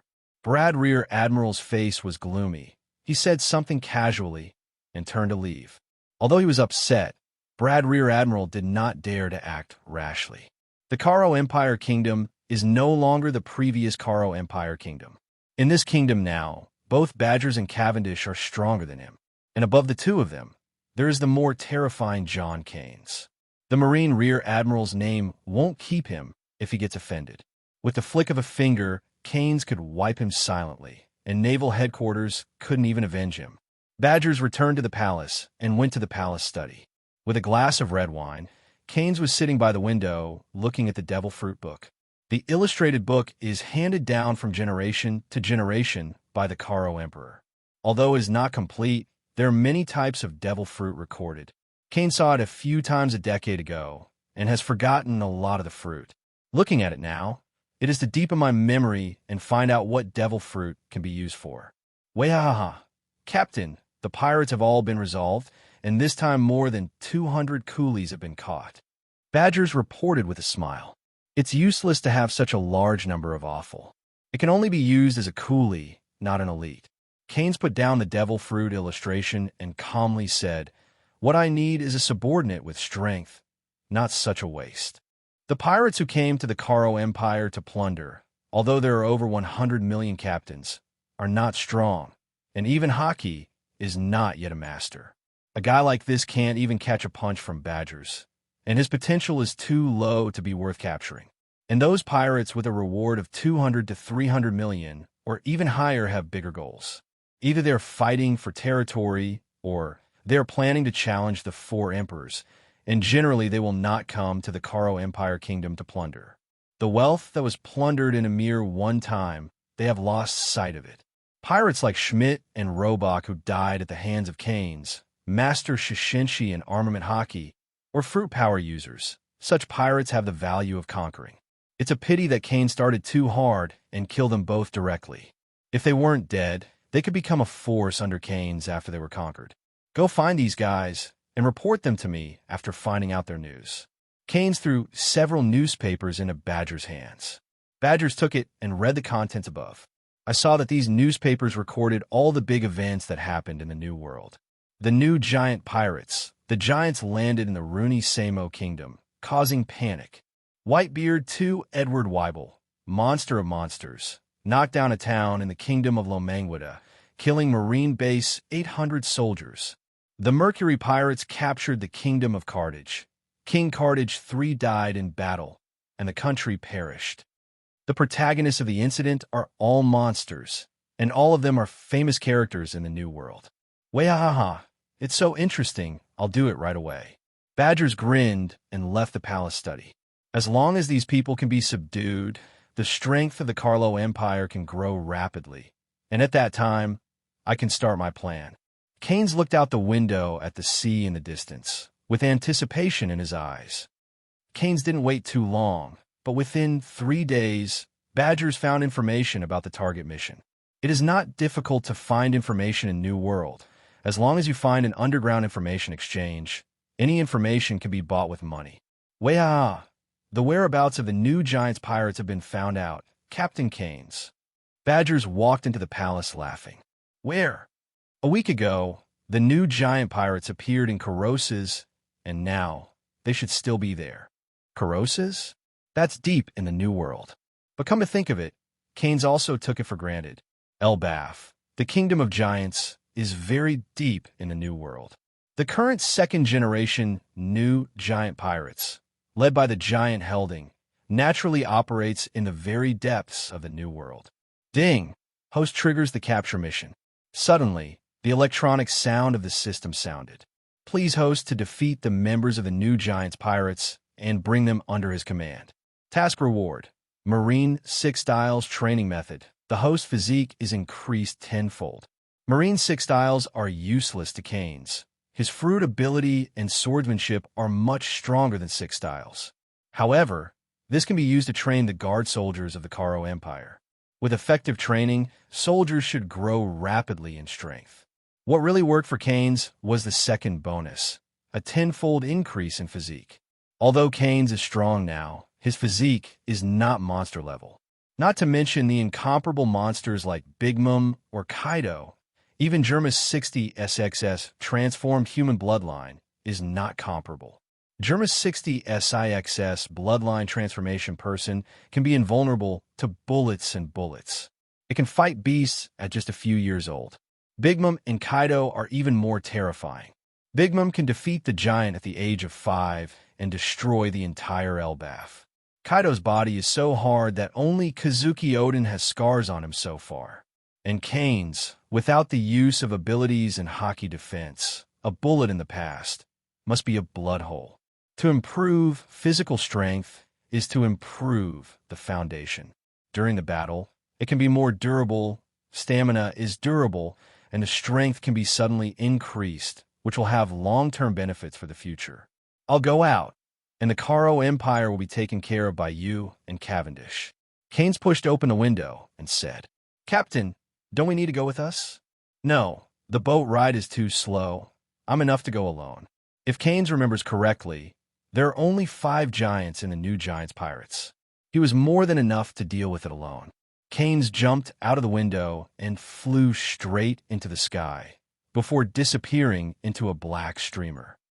Keyenes was flying so fast that it was barely visible to the naked eye.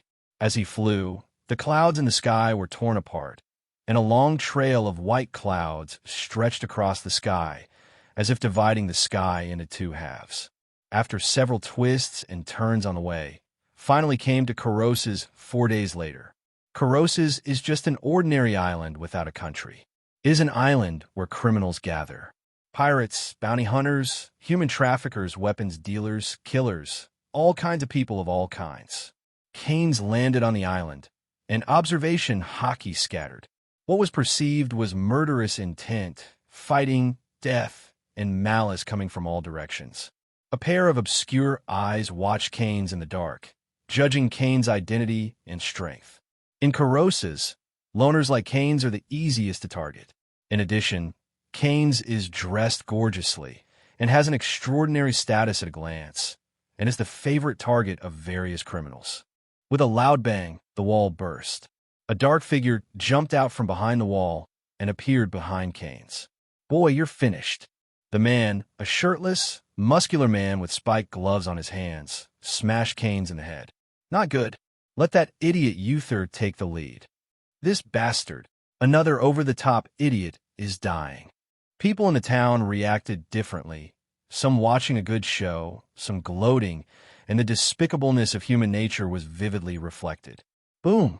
Keyenes struck like a lightning bolt, coming first, choking Uther's head before his fist fell. With a firm grip with 5 fingers, with a click, Uther's neck was directly twisted. Throwing the corpse on the ground, Keyenes remained expressionless as he continued toward the depths of the town. It was quiet along the way, and the guys on the sidelines dared not release a trace of malice again. Uther is a pirate with good strength, and he is somewhat famous in Keyenes. But in Keyenes' hands, he was as weak as an ant. Those who can crush Uther to death at will are naturally not the ones who can provoke them. The island of Keyenes is not big, and the giant soldier pirates are a very obvious target. Keyenes soon found them on the coast on the other side of Keyenes. However, the giant soldier pirates are fighting. Their opponent is a group of human traffickers. In Keyenes' view, human traffickers are just as evil as pirates. But unfortunately, Marine doesn't go out of his way to hunt down the traffickers, because the human traffickers are backed by the celestial dragons and nobles, who are the largest slave users. As long as the celestial dragons and the nobles don't fall, the trade of human traffickers will never die. There are also strong people among the traffickers, otherwise they would not dare to capture those special ethnic groups. For example, the female warriors of the 9 Snakes, the Giants, and the Murlocs of Daughter's Island are all very powerful races, and it can be said that everyone is a warrior. But the traffickers can still catch the people of these races and take them to the auction house for auction. Kane saw that there were a total of 5 slave ships that rounded up the giant soldiers' pirates, with a total of 300 or 400 people. 300 or 400 people swarmed up, guns fired in unison, and the 5 giants were shot as living targets. Although giants are huge and tough, they have innate these advantages. But this is also a disadvantage.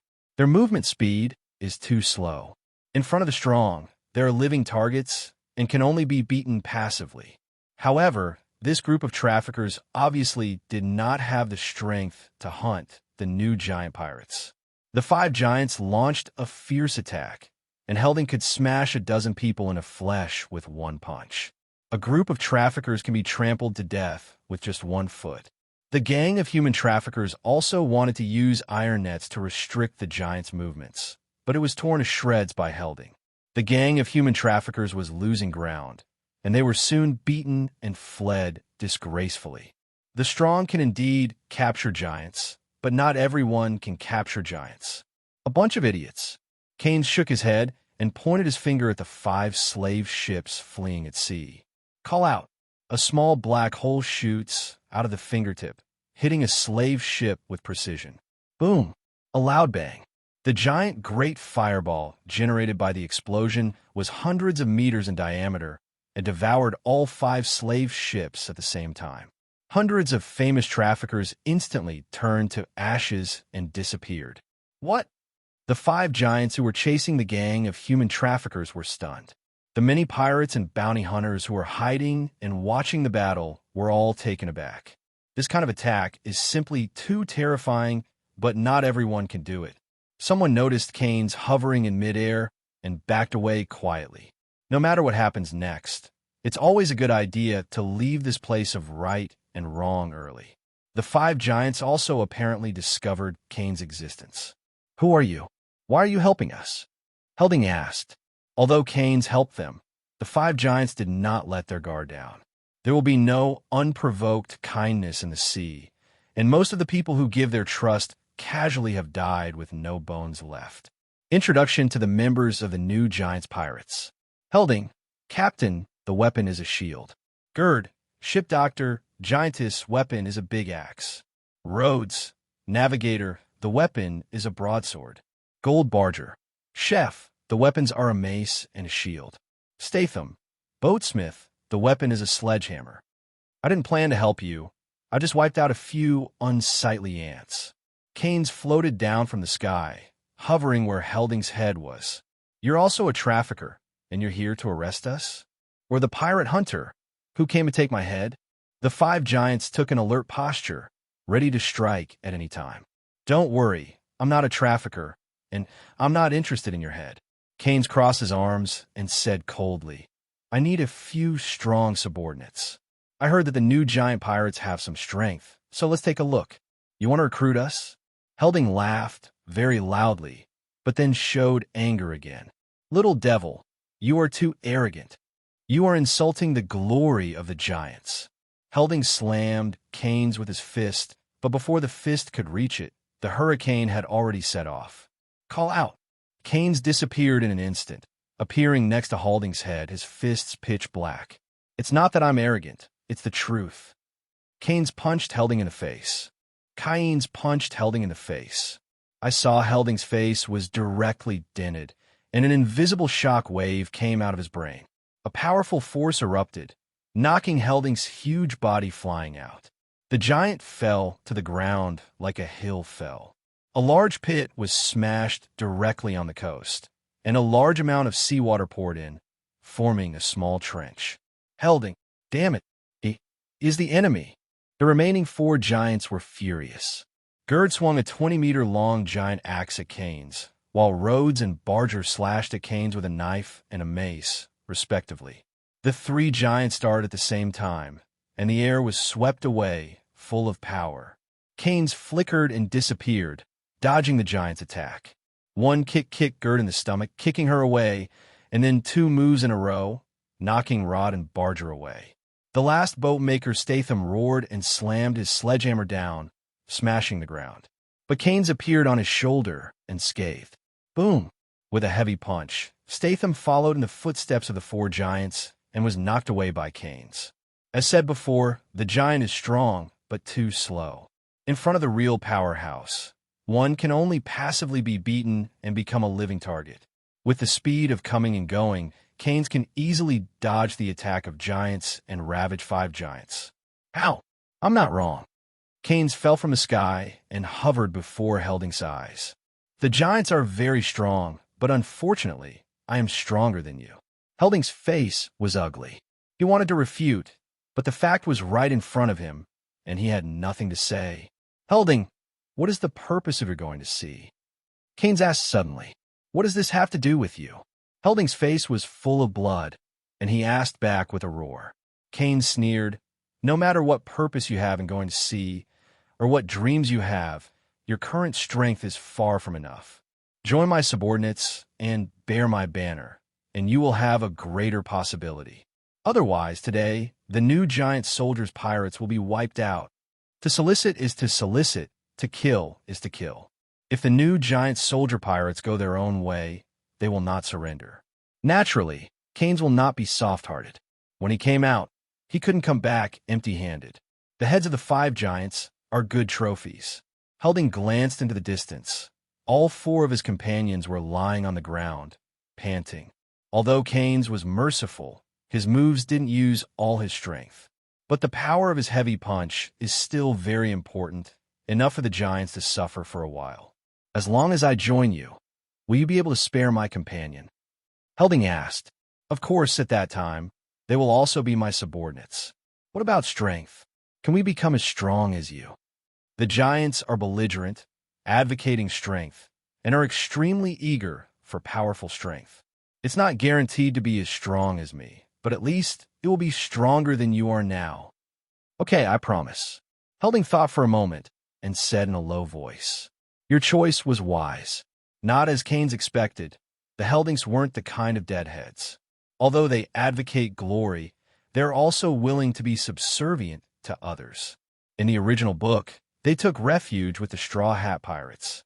It's just that the Straw Hat Pirates use kindness, while Keyenes uses strength. Although the 2 methods are different, they achieve the same goal. I don't know your name yet. Are you also a pirate? Helding asked in a deep voice. No, I'm not a pirate.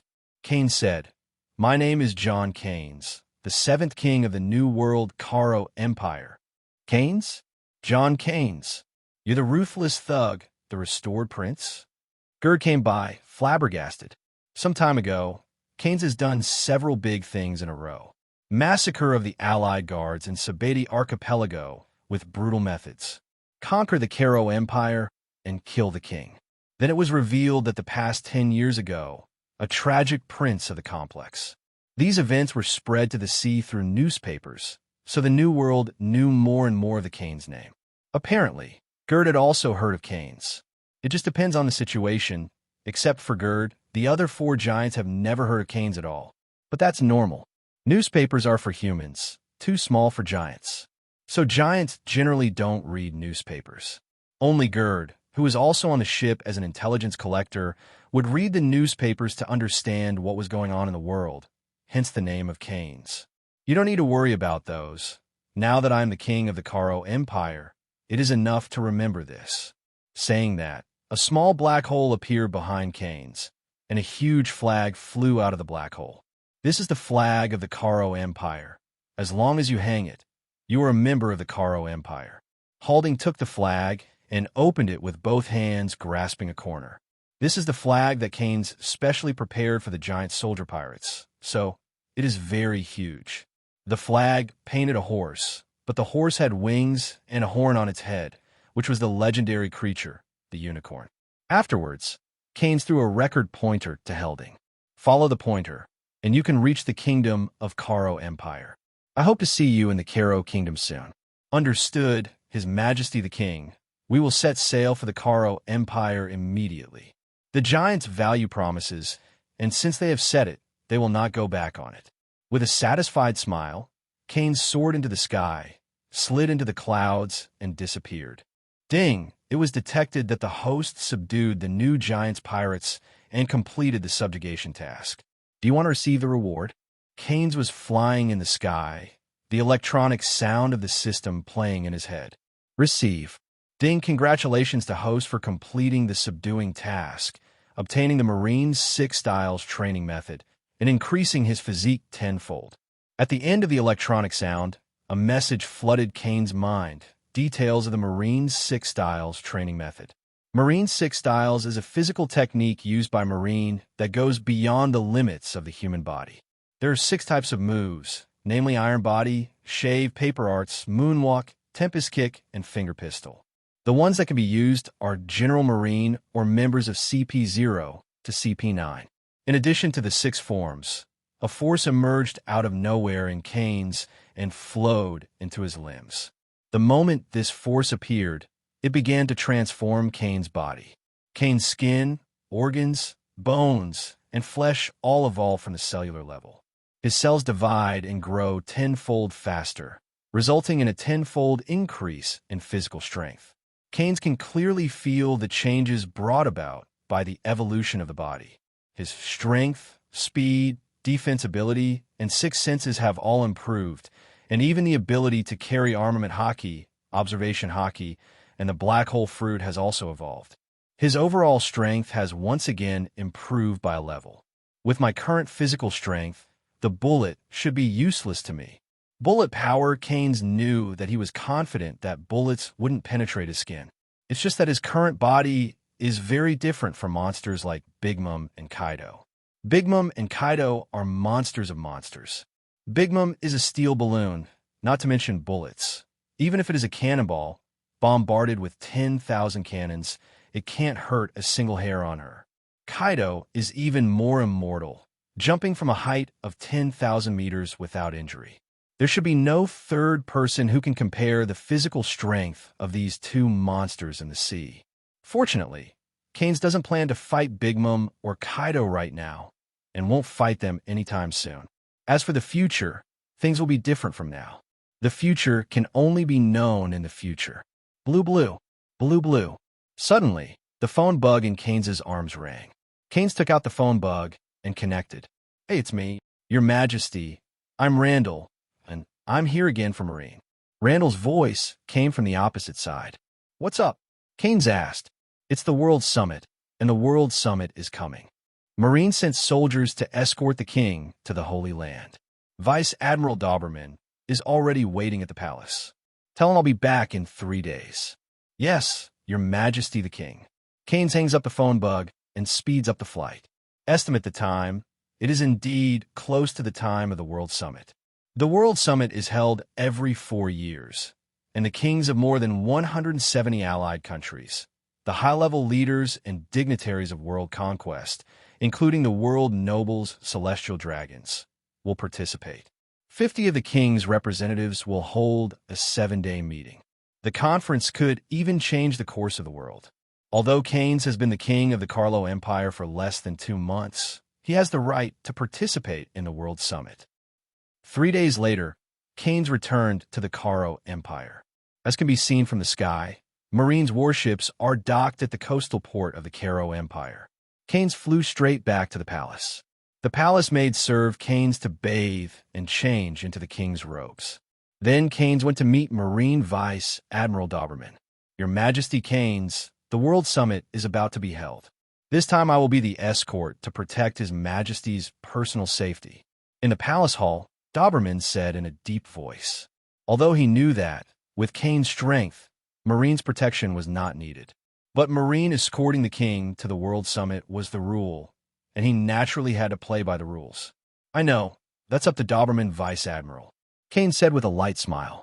Your Majesty can also take the accompanying guards of the Carlo Empire to the Holy Land, which is permitted by the Holy Land. Doberman Vice Admiral said, No, I can go alone.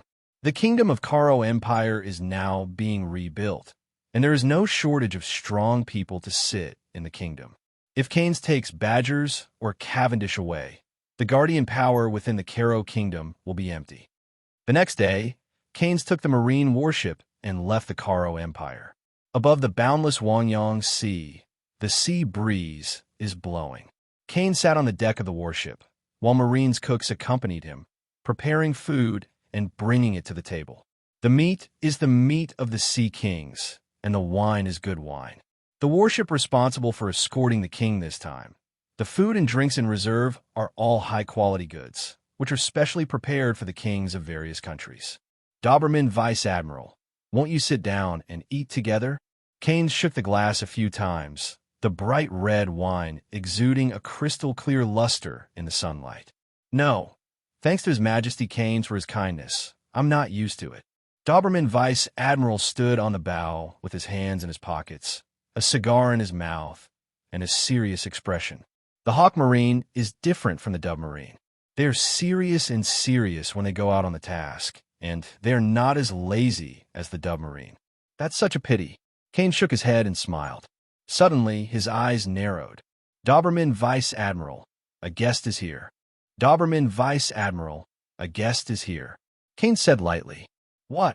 Doberman was stunned for a moment, and the next moment, his face changed drastically. Boom!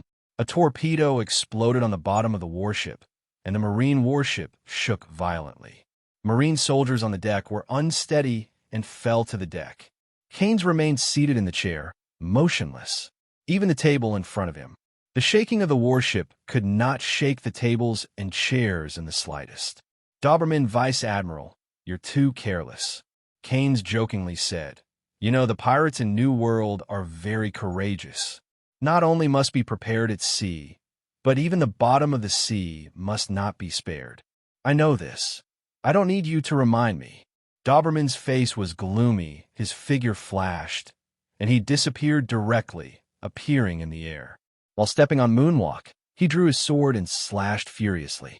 A flying slash smashed the air attack, and after tearing the sea water, hit the underwater submarine. Boom! A violent explosion occurred underwater, and a large amount of sea water rose into the sky. Afterwards, the wreckage of the submarine and the body of the pirates surfaced, and the blood stained the sea red. Call out! When the knife hit, Doberman did not stop, but plunged into the sea. Immediately, there were continuous explosions on the seabed, and the explosion caused the sea to churn violently. After about 5 minutes, the underwater fighting subsided. Doberman broke out of the water and returned to the Marine warship. It seems to be resolved. Keyenes teased. Of course, it's just a mere pirate, Doberman said in a deep voice. However, his face was still ugly. Although he killed all the pirates who attacked the warship, it is a fact that the warship was attacked. The failure to detect the mines attacking the warship in time was also a dereliction of duty as Marine Vice Admiral. Report to Vice Admiral Doberman that the mines did not cause damage to the bottom of the warship and can continue the return journey. Just then, a Marine came to the deck to report. Okay, speed up, Doberman instructed. Listen to all Marine soldiers. Pirates in New World are not the same as Paradise. The general idea is that they will lose their lives. Next, everyone should strengthen their vigilance and must not relax. Every 4 years at the World Summit, Marine sends troops to escort the kings and nobles of various countries. But every time there are pirates attacking the escort ships, especially in the New World, more than half of the escort ships will be attacked. After all, Marine escorts all the kings and royal families of various countries. Not to mention the capture of the king himself. As long as you capture a prince or princess, you can extort a large amount of ransom, at least hundreds of millions of Baileys. As long as you vote, you won't have to worry about eating and drinking for the rest of your life. After one attack, Doberman became more vigilant during the ensuing escort. In the next few days, the pirates and human traffickers who came to attack the escort ship were all solved by him in advance. Marine warships are fast. Back then, it took Keyenes half a month to return to the Kingdom of Carlo by a merchant ship. Now it took only 7 days to get back on a warship. 7 days later, the warship came to the red port below the red line. There are only 2 red ports in the world, and they sandwich the red line one after the other. At this moment, many warships have docked in Hong Kong, all of which are responsible for escorting the kings of various countries. Some countries are relatively close and naturally arrive one step ahead of Keyenes. Here, Keyenes met kings of other nations. There are Bill VI of the Kingdom of Arath, King John IV of the Kingdom of Ballywood, Queen Monroe of the Kingdom of Taji, and Elisabello II the king of war of the kingdom of Prudence. The kings of a new world are not simple, and the guard behind them are also fully armed. It's really lively. Keyenes stepped off the warship, and the harbor, welcoming the inhabitants of the kings, saw him, and there was a dead silence. Hey, isn't that John Keyenes? He even came. He is now the king of the Carlo Emperor Kingdom, the Carlo Emperor 7, and naturally he can also participate in the World Summit. I heard he was very cruel, a former notorious bounty hunter, and the impalement of Sabiti Archipelago was also concocted by him. Is it really okay for such a guy to come to the Holy Land? Some Hong Kong residents whispered. Although their voices were small, they were all heard by Keyenes. Looks like I'm not very popular. Keyenes raised an eyebrow in a sneer. Isn't that natural? There was a burst of his trademark giggles, and a tall figure suddenly appeared behind Keyenes. No one likes a guy who is cruel and murderous, right? Keyenes glanced to the right, recognizing who was coming. I didn't expect you to be here, Don Quixote da Flamingo. It was one of the Shichibukai who appeared behind Keyenes. Heavenly Yiksha, Don Quixote da Flamingo. Hey, how can I say that I'm also the king of Dressrosa? Isn't it natural to come to the World Summit? Ow! Want to go together? I'm very interested in you, Carlo 7, John Keyenes. I don't care. You could do whatever you want. Keyenes looked calm and walked towards the interior of the port. Seeing John Keyenes and Da Flamingo walking together, the residents of Red Harbor were even more frightened and immediately moved out of the way. Da Flamingo's name is even worse than Keyenes. Although Keyenes is a bit fierce, he is not a pirate after all, and he became famous soon. But Da Flamingo is different. He is not known as the king, but Shichibukai, who has been famous for many years. When people mention him, the first thing that comes to mind must be his Shichibukai status, not the king. As a pirate, brutality is inevitable, and Da Flamingo, as Shichibukai, is beyond description of his ferocity, and is an existence above that. Keyenes and Da Flamingo ride up the red line in the same bubble gondola, and the rest of the kings are standing on the other side of the gondola, away from them, apparently at a distance. Are you looking for me? Da Flamingo. Keyenes looked down at the red port under his feet and asked calmly. It's nothing. I'm just interested in your business. Da Flamingo grinned. I knew, Mariah, that it died in your hands. As soon as these words came out, the kings of several countries on the side suddenly stiffened, and cold sweat oozes from their faces. Moonlight Mariah, one of the former 7 warlords of the sea, his death was a big deal. Some time ago, Marine officially announced Moria's withdrawal from Shichibukai and announced his replacement, but did not mention the reasons for Moria's abdication. No one knows if he is alive or dead. Now they heard the news of Moria's death here, and the murderer is right in front of them. The kings of various countries regretted boarding this cable car. The more you need to know, the faster you die. Mariah's death and the identity of the murderer are obviously top secret. Now that they know the consequences. For a while, all the kings were silently away from Keyenes and Da Flamingo, and their escorts were ready to go before each king. For John Keyenes, they don't know. They only know that this is a cruel, ruthless guy. Who knows if Keyenes will kill them for secrecy? Keyenes' face didn't change. I don't know what you're talking about. I haven't seen Mariah. You got the wrong person. Don't be joking. I'm very confident in my intelligence ability. Da Flamingo inserted the family's top cadre, Vergoan, into Marine as an undercover agent many years ago and is now the Naval Headquarters Vice Admiral. This is the news detected from inside Marine. How could it be fake? Da Flamingo grinned. However, say what you want. After all, I don't have any friendship with Moria, and it's none of my business whether he dies or not. I'm only interested in you, John Keyenes. After meeting you, I am more certain that you are definitely not a person who is willing to settle down. Maybe one day we will cooperate in the future. Da Flamingo let out his signature wild laugh and swaggered to the other end of the cable car. Keyenes still stood there, looking at the red port and the sea below his feet calm. No one could tell what was on his mind based on the look on his face. As for Mariah's death, Keyenes had expected that one day he would be found on his head. He knew Marine's abilities well, and he must have figured out everything by now. But it's too late to do anything now. He is already the king of the Kalo Empire, and the world conquest will not have a head-on conflict with an allied country. Because of a dead Moria, it is not worth it. The bubble gondola continued to ascend, taking Keyenes to the top entrance of the Red Line. There is a dedicated passage to enter the holy site of Mariewa. Standing directly above the Red Line, Mariewa is in natural danger. Without the ability to fly, no amount of troops could attack Mariewa. To meet the enemy at the top of Mariewa, with the help of the geographical advantage, it can be said that one husband is in charge and 10,000 people do not open it. Everyone, please come this way. After climbing the huge steps, the leading night guard led everyone to the intersection. This is a moving walkway, escalator. The ground will move on its own and send everyone to the social square in the city. Keyenes and many kings stood on the moving walk, and the ground really began to move on its own, neither too fast nor too slow, to make sure no one fell. Oh, it's really funny.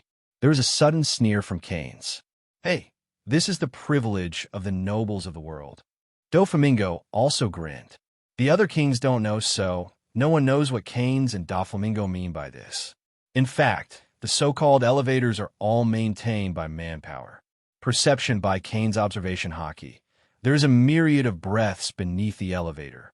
It's full of slaves, and it's them who drive the sidewalk. Not only that, but Keyenes observation hockey senses an innumerable sense of tragic desperation within Mariewa. Obviously, those were slaves. Mariewa looks magnificent and solemn at first glance, like a paradise on earth. But in fact, here's the world's largest concentration of slaves. Mariewa is a heaven on the surface, but it is actually hell. The two are in stark contrast. The elevator carried Keyenes and others all the way, and finally came to the social plaza of the inner city. The huge iron gate opened, and it was very lively inside. In the open-air plaza, kings, royal families, and nobles from all over the world gathered. In the open-air plaza, kings, royal families, and nobles from all over the world gathered. The kings communicated with each other, and when they were hungry, they could enjoy a buffet, and when they were thirsty, they provided the best wine. This is the gathering place of the upper class, and their words and deeds may change the future and determine the direction of the world. Keyenes was here for the first time, but many people knew him because of his notoriety. It's not Doflamingo's first visit, but he's also notorious as Shichibukai. As soon as the two of them appeared, they became the focus of attention on the square, and many kings all stopped talking and discussing. They looked at Keyenes and Doflamingo with undisguised disgust in their eyes. But behind the disgust lies fear and apprehension. Keyenes picked a table at random, and when he saw him approaching, the king and guards at the tables next to him immediately got up and fled. How embarrassed it looks. The chef was quick to bring the sumptuous food and drinks. Keyenes eats the boutique Sea King's meal, all the king's breath under his observation hockey sense. It has to be said that the face of the ugly aristocrat is vividly reflected here. Among the more than 100 kings present, very few kings were good, and they all exuded a disgusting aura. That smell is exactly the same as John Lord. It's disgusting. Not only is world conquest depraved, but many countries are just as depraved as world conquest. The kings of various countries do not know how to be sympathetic to the people, but only know how to squeeze the property of the people for their own enjoyment. Kings like King Riku and Carlos VI who love their people like sons are rare. The banquet lasted for several days, and finally after 7 days, all the kings came together. The venue for the World Summit is located in a room in the central palace of Mariewa. Inside the room is a huge round table with 50 thrones around it. 50 representatives of the king came in one after another and took their seats. Keyenes also sat on a throne, but he wasn't interested in the World Summit and wasn't ready to raise issues. The reason why he came this time is to announce to the world that he, John Keyenes, has officially succeeded the throne of Emperor Karo. The second purpose is to attend the World Summit. The World Summit can determine the future direction of the world, and he will naturally be able to get first-hand information by attending the event in person. Doflamingo was also seated on one of the thrones, 2 feet on the round table, drawing the attention of the kings. However, no one dared to comment on him. Subsequently, the king's speaker began to preside over the meeting. 7 days passed quietly, and 50 representatives of the king raised many issues one after another.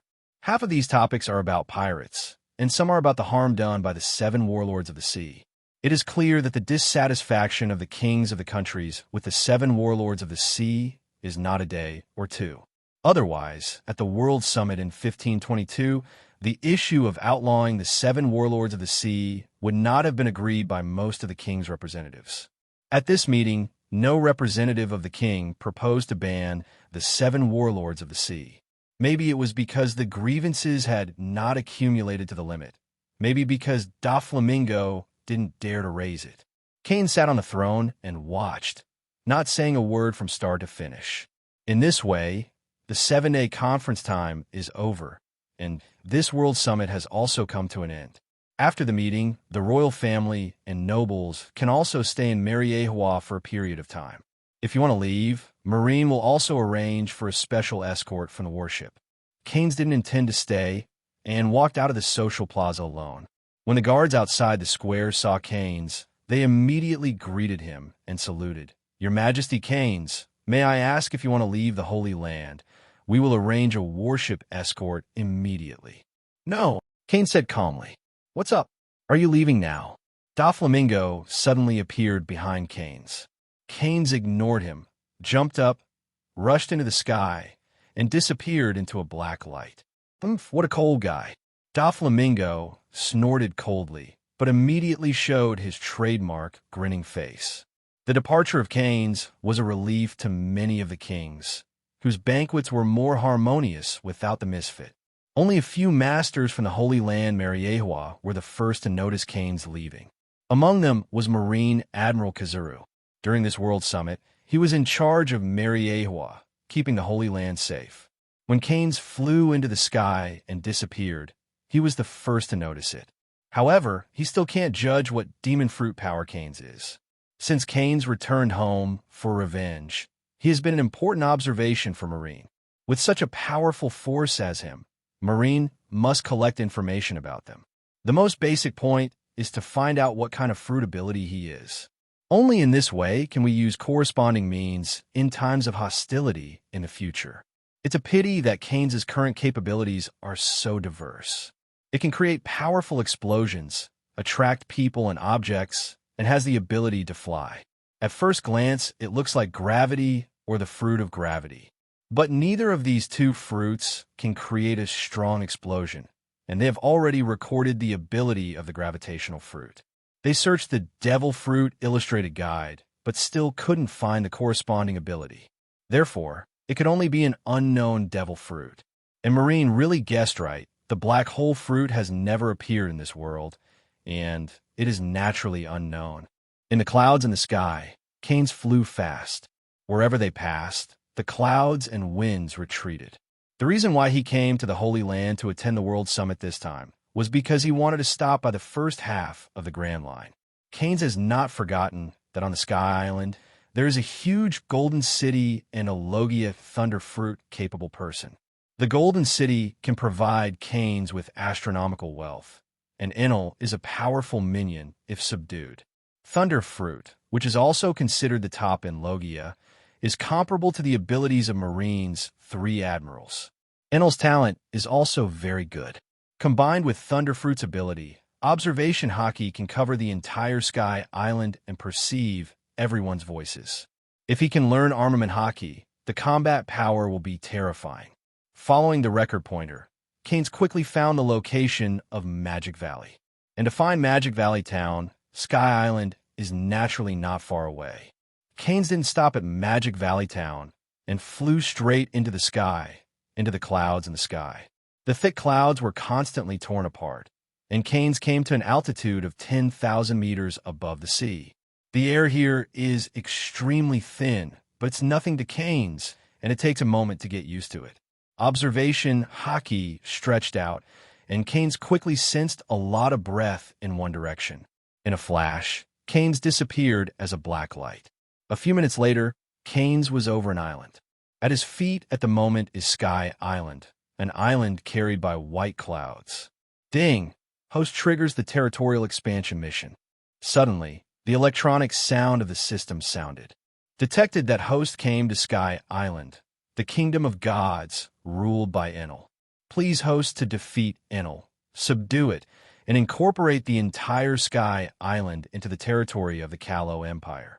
Quest reward: High Conqueror's Haki. Keyenes' armament and observation haki are high. Only Conqueror's is medium.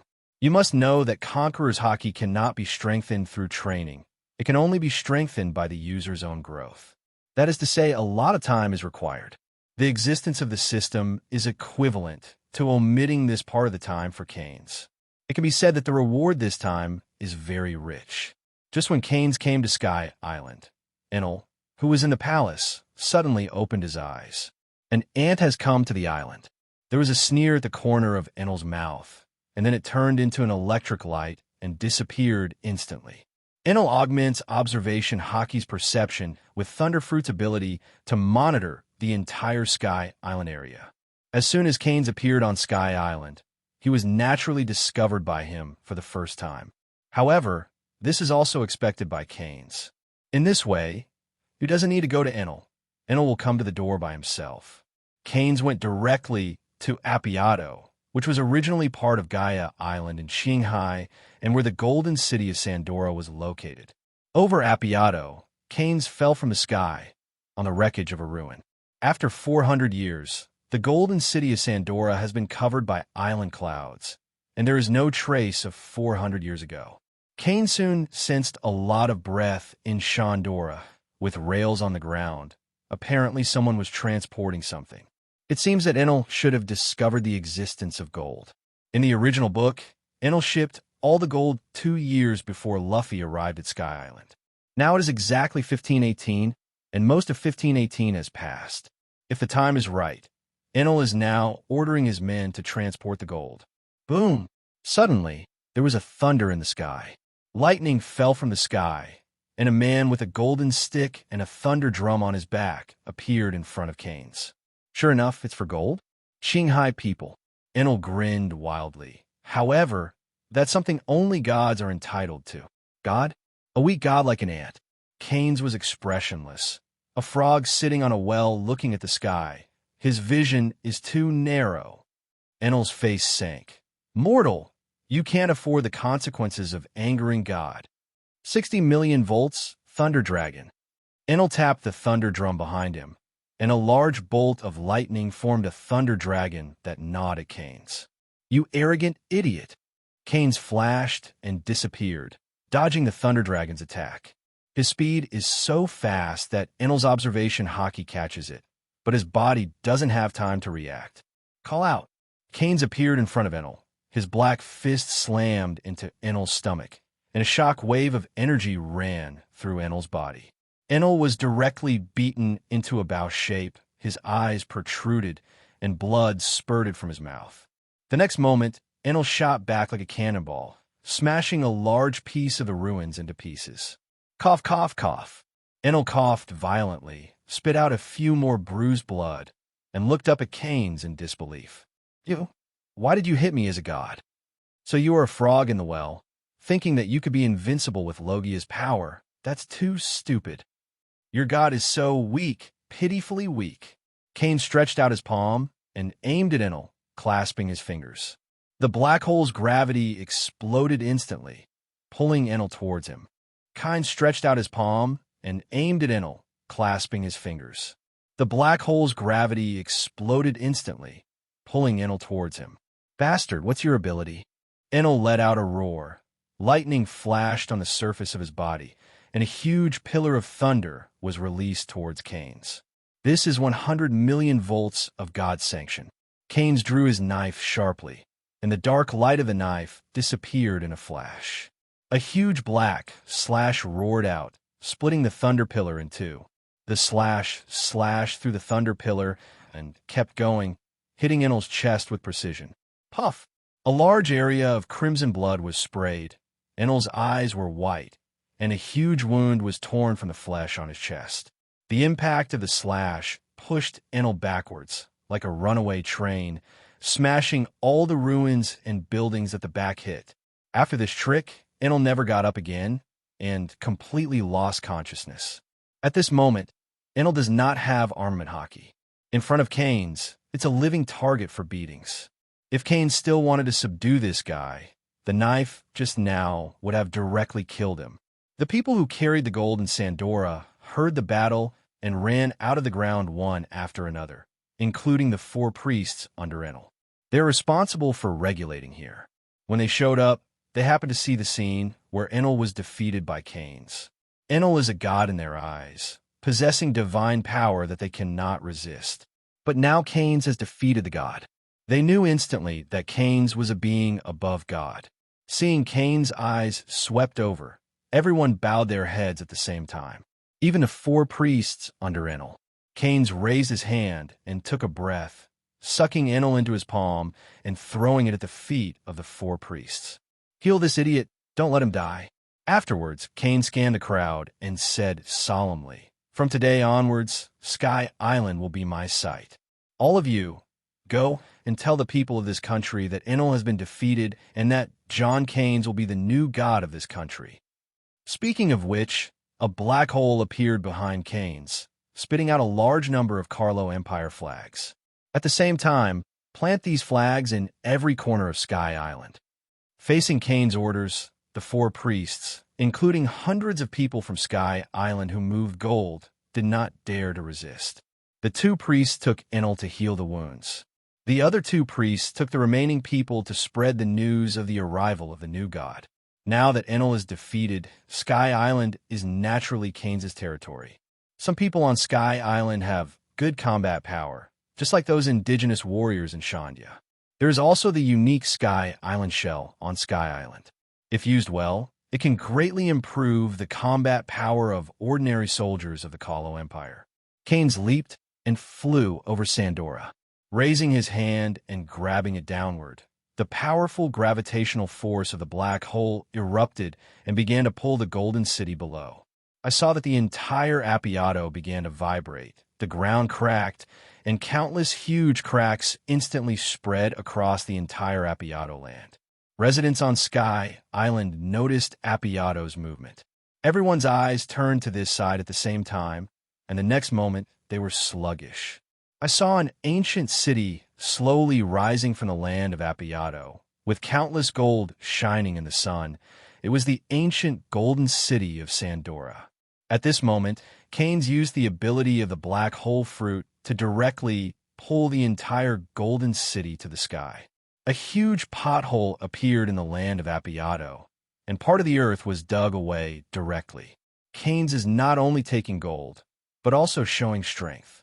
He defeated Enel, and not many people saw it with their own eyes. If you don't know the gap, you don't know awe and fear, just like the warriors of Shandia. They've never been afraid of Enel, and they've been thinking about how to beat him. But at this moment, after seeing the might of Keyenes, the warriors of Shandia had no heart to attack Appiato. Absolute strength brings absolute shock and fear. Keyenes manipulated the gravity of the black hole and pulled the golden city of Sandora to Enel's palace, making it levitate in the sky. Residents of the entire Sky Island can see the golden city as soon as they look up. At the same time, under the leadership of the priest, hundreds of Sky Islanders began to spread the news that Enel was defeated by the new gods throughout Sky Island. After seeing the previous scene, all Sky Islanders were convinced of the news. At the same time, they also learned the name of the new god, John Keyenes. Unicorn flags are planted on the land of Sky Island, fluttering in the wind and the sun. From this moment on, Sky Island has officially become the territory of the Kingdom of Caro. Of course, this is only the first step.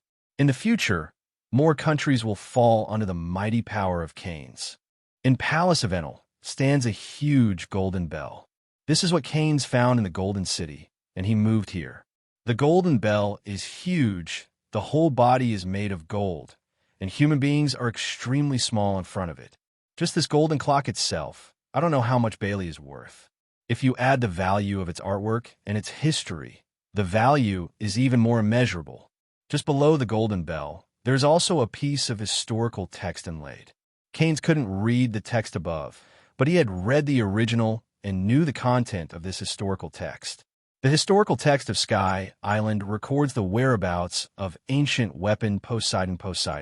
The so-called Poseidon refers to the mermaid princess of the Fishman Island, who has the ability to control sea kings.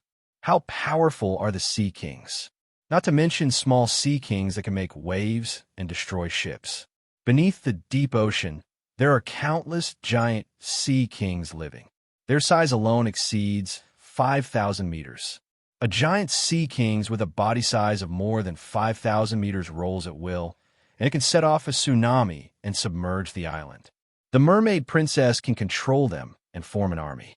It can be said that whoever masters this power can destroy the whole world. In addition to the historical text, there is another paragraph on the Golden Bell. Keyenes knew that it was written by Kazuki Odin, a legend left behind by Roger. The Roger pirates have been here for a long time and have read the historical text, so they can reach the final island. Keyenes is not interested in the so-called historical text, nor is he interested in the so-called great treasure. If he wants money, just a golden city is a property that he can't spend his life. It is very simple to rule Sky Island. You only need to be strong and defeat the original god. Enel also defeated the previous god and became the new god of Sky Island. In the royal palace of Apogeo, Keyenes sat on the throne, with several figures kneeling in front of him. One is Gonfall, the original god of Sky Island, who was reduced to a sky knight after being defeated by Enel. One is the chief of Shandia, an old man with a group of Shandia warriors behind him. In addition, there are 4 priests under Enel, and Enel lying unconscious on the ground. Everyone is here. Keyenes looked down at the crowd and said coldly, "You must all know the matter. Enel has been defeated by me, so from this moment on, I am the new god of Sky Island, and Sky Island will be my territory in the future. I have a good temper. As long as you don't offend me, you can live happily on my territory. I won't stay in Sky Island often in the future, so the affairs of Sky Island are usually handled jointly by Gonfuer and Chief Shandia." The 4 priests led the Baibele troops and Shandia warriors to form a joint army to jointly protect the safety of Sky Island. Also, don't call me God in the future, call me His Majesty the King. My name is John Keyenes, and I am the king of the Qinghai Carlo Empire. Yes, Your Majesty the King. Gonfuer and others said respectfully. What about Apogeo? Suddenly, a low voice sounded. The one who spoke was the war ghost Weber, the strongest warrior of Shandia. Apolado is the land of our ancestors, but it was shamelessly occupied by the people of Sky Island. As the descendants of our ancestors, we must take Apolado back. Shut up, Weber. Chief Shandia snorted coldly and ordered him to shut up. He looked cautiously at Keyenes and quickly interceded. Please forgive Weber for his rudeness. Chief Shandia fears that Weber will anger Keyenes and lead to death. It's okay, it's just a trivial matter. I won't be angry about it.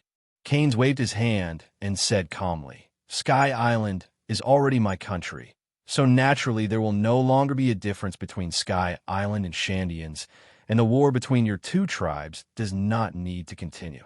Appiato is the land of Sky Island, and both Sky Islanders and Sandians can live freely. Appiato's land is large enough for you to use. Yes, thank you, His Majesty the King. Neither Gonfall nor the Shandia family had any objections. Gonfuer can represent the people of Sky Island, and Chief Shandia can represent the Shandia family. Keyenes brought them together to give an order, in order to completely solve the war between the 2 tribes. Sky Island is his country, so the residents of the island are naturally his subordinates. He doesn't want his subordinates to fight each other and kill each other. Okay, you all step back and leave Enel behind, Keyenes said with a wave of his hand. Everyone left the palace, leaving only Enel lying unconscious on the ground. At this moment, the wound on Enel's chest has been sutured and bandaged. Keyenes hooked his finger, and a jet of water flew out from the small pool at the back of the palace and drenched Enel's body. Watered with cold water, Enel instantly woke up from his coma. He struggled to get up, feeling like his whole body was falling apart. His internal organs were aching, and the wound on his chest was even more painful. And the first thing he saw was the person he hated to the core. "Woke up," Cain said nonchalantly. "You bastard, actually sitting in the position of God? That's my position." Enel growled angrily, and Cain's was sitting under his, but on the throne that belonged to him. "You're no longer a god." Cain's looked at Enel and said nonchalantly, "Everyone on Sky Island knows that you are defeated by me. You're no longer a god." Cain's looked at Enel and said nonchalantly, "Everyone on Sky Island knows that you are defeated by me. Now you are no longer the god of Sky Island. You are just my defeat." "What a joke, Boom. Before Enel could finish speaking, his body was suddenly hit hard and shot backwards. He rolled on the ground for a dozen laps before stopping, and another mouthful of blood spit out. "What? Forgot. You've lost, and you've lost miserably." Cain's lifted his palm and inhaled, sucking Enel into his palm, pinching his neck with his fingers. "You are still alive now, thanks to my kindness." Cain's palms were pitch black, and his fingers tightened, pinching Enel's neck tighter and tighter. No matter how much Enel struggled, elementalized, there was no way to escape Cain's one hand. "If I want to kill you, I can break your neck with a little force. So remember, be polite and stop being so arrogant." Cain's threw it hard, smashing Enel hard on the ground. With a bang, the ground sank, and a large human-shaped pit appeared in an instant. "Enel, now you only have two paths." Cain sat back on the throne and said coldly, "1, I'll kill you now. 2, an icy murderous intent erupted from Cain's, enveloped Enel, causing him to stand upside down, shaking uncontrollably. Enel didn't want to tremble with fear, but the fear at the moment was out of his body's instinct, and he couldn't suppress it. The second one, I choose the second one. Enel probably didn't want to surrender, but when he came to his senses, he had already blurted out the words of surrender. He felt Cain's murderousness, and it wasn't fake. The body's instinctive fear drives him to choose the first path. Otherwise, he will die immediately. You are very sensible, and people who are acquainted tend to live longer than others. Cain smiled playfully, then his face sank. Get ready and follow me to Qinghai. Staying too long on Sky Island. Your vision is too narrow. A frog who sits and watches the sky can't become a true god. There are as many Logia-capable people as you in Qinghai. And those who die the fastest are often Logia-capable people. In New World, Devil Fruit's ability is powerful, but Hockey's power is more important. Many Logia-capable players were invincible in the first half of the Grand Line, and they developed an arrogant mentality. I feel that I am a Logia-capable person. If I can be elementalized, I will never die, and I can be invincible in the world. But after entering New World, they will find that the world there is different from Paradise. When they did not evade the attacks of the New World powerhouses and let them hit themselves, they will know that the original Logia ability will also be attacked to the entity. In front of Armament Hockey, Logia's elementalization is useless, and what awaits them is the ruthless lore of the enemy. And when they understand this truth, it is often too late. The killing attack has come, and the killing move is in an instant. Are there many people like you in Qinghai? Enel got up from the ground and asked breathlessly. A lot. You'll know when you get to New World. Cain said solemnly, so put away your arrogance and stop being so self-righteous. In New World, if you're a little careless, it's very likely that your life will be ruined. Ding! It was detected that the host captured Enel and ruled Sky Island, and completed the task of expanding the territory. Do you want to receive the reward? The electronic sound of the system played in Cain's head. Receive. Ding! Congratulations to the host for completing the territorial expansion task and obtaining the high-level Conqueror's Hockey. The reward is being distributed, and the distribution is completed. A strange energy surged into his limbs. After swimming back and forth in the body for a few times, it disappeared. Cain's could feel that his Conqueror's Hockey had moved up a notch. After the upgrade of Conquerors, not only the scope of the spread has become wider, but the deterrent power to the strong has also become greater, enough to use coercion to eliminate opponents. Those with high-level conqueror's haki are the true tyrants with both mind and body. Just by raising the momentum, haki can be distributed in all directions, which would be said to be the conqueror's haki that is always activated. Its oppressive force can shake the ship, and even a battle-hardened general can fall to the ground when it passes by. Today's Keyenes has finally reached this state. Keyenes stayed at Sky Island for a week or so to allow Enel to recuperate. A week later, Keyenes left Sky Island with Enel. At an altitude of 10,000 meters, a golden city is breaking through the clouds and approaching New World. The purpose of Keyenes going to Sky Island is to conquer Enel and get back the golden city. Now that I have it, I naturally want to take it away. With his current physical strength, it is not very difficult to use the black hole fruit to move a golden city. Making islands fly in the sky is something lion fruit can only do. But now, Keyenes has done it with black hole fruit's abilities, and it's no worse than lion fruit. In the golden city, Keyenes is sitting on top of the golden bell blowing cold air, and Enel is gearing up for training. Keyenes had already told him Armament Haki's training method, and how far he could practice at all depended on his own talent. Transporting a golden city makes Keyenes fly at a much slower rate. It took a month for Keyenes to cross the red line. After that, it took another month to finally return to the kingdom of Karo. Over the royal palace, Keyenes and Enel fell from the sky and entered the royal palace of Karo. The golden city is still suspended 10,000 meters above the imperial palace of Carlos, and Keyenes did not put the city down. First of all, a golden city is too shocking. If it is placed on the territory of the kingdom of Karo, it will inevitably attract endless coveting. The countless pirates, killers, and outlaws in the New World will go crazy to grab it, and there will be no peace in the entire Carlo Empire.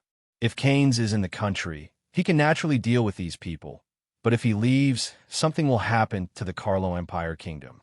Today, there are too few cadres under him to keep this golden city.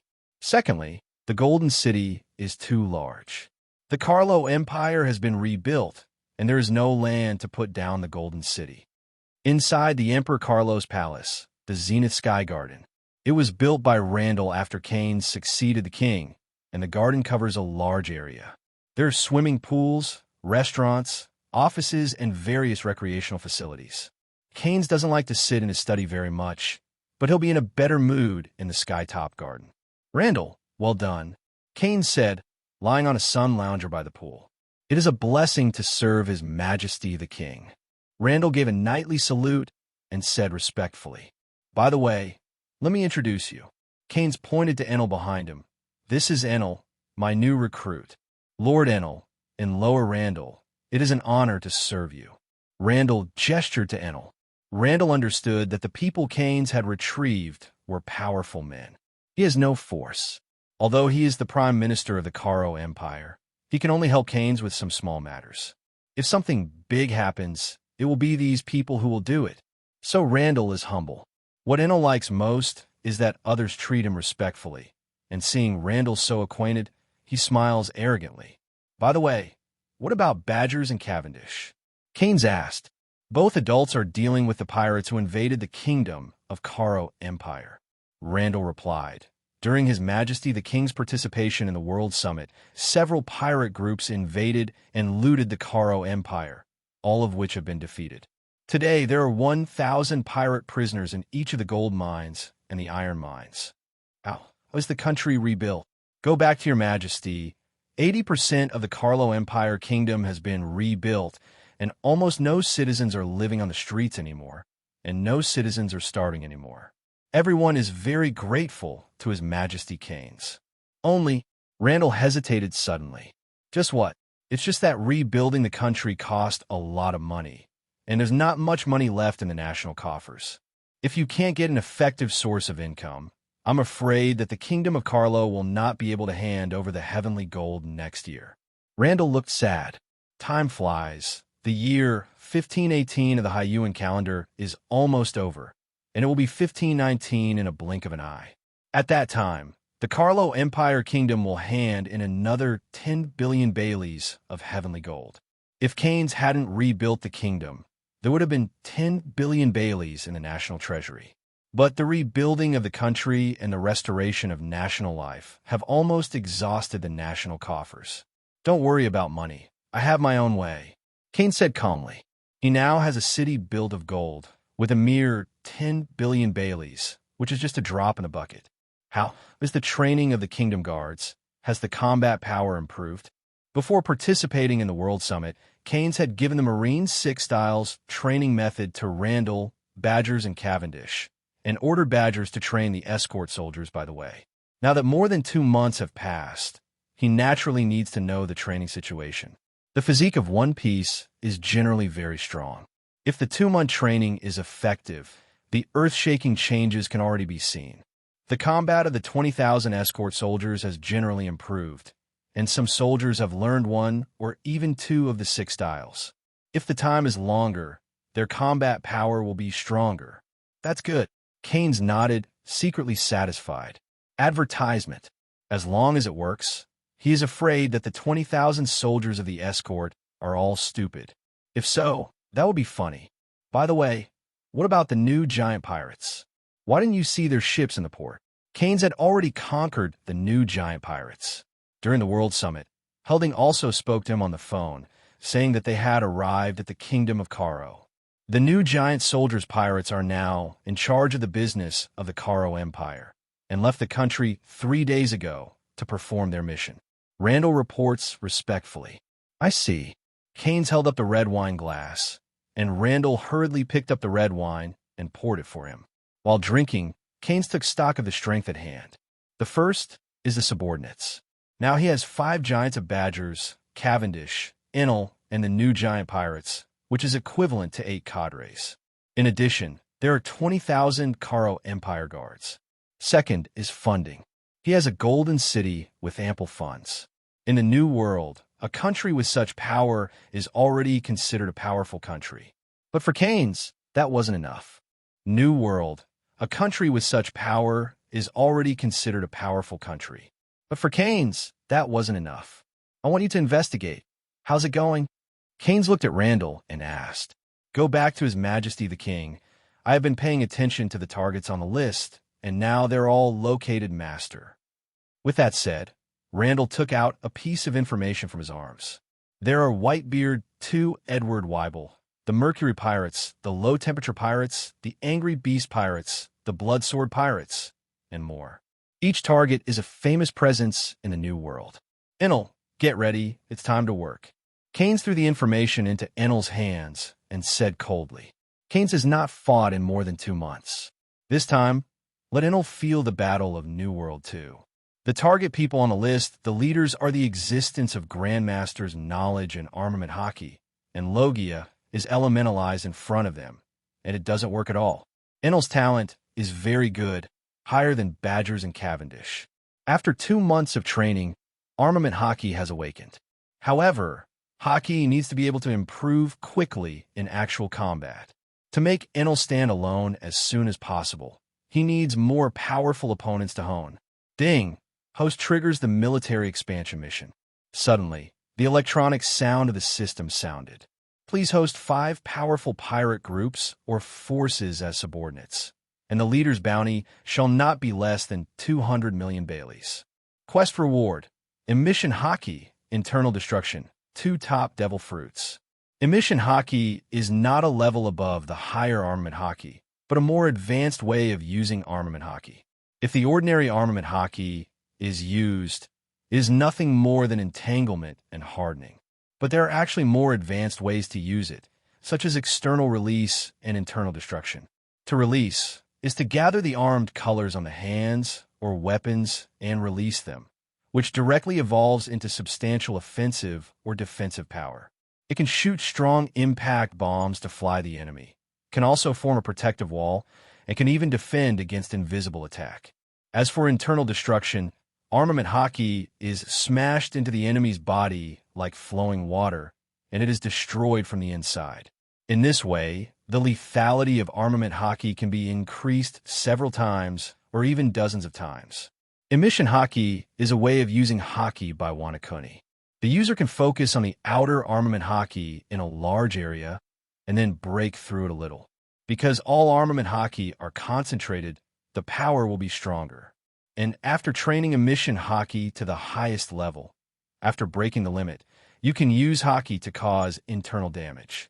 Rayleigh and Luffy use their hands to destroy the explosive collar, using the armament hockey's internal destruction. This time the reward is very generous. Satisfied, Keyenes left the Karo Empire with Enel on the same day. Because Randall had been keeping an eye on intelligence on mission targets, it was easy for Keyenes to find them.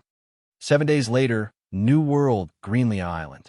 The island of Greenlia originally had a country, and it was one of the countries that joined the world conquest. It's just that more than 10 years ago, the country on the island perished because of pirates. Since then, the island has become a paradise for pirates. For more than 10 years, several pirate groups have incorporated this island into their own territory. It's just that each time the rule is not long, no more than 3 years at most, the pirate group perishes, and then the island has a new owner. This is the cruelty of the New World. The only way for pirates to survive in the New World is to rely on the Four Emperors.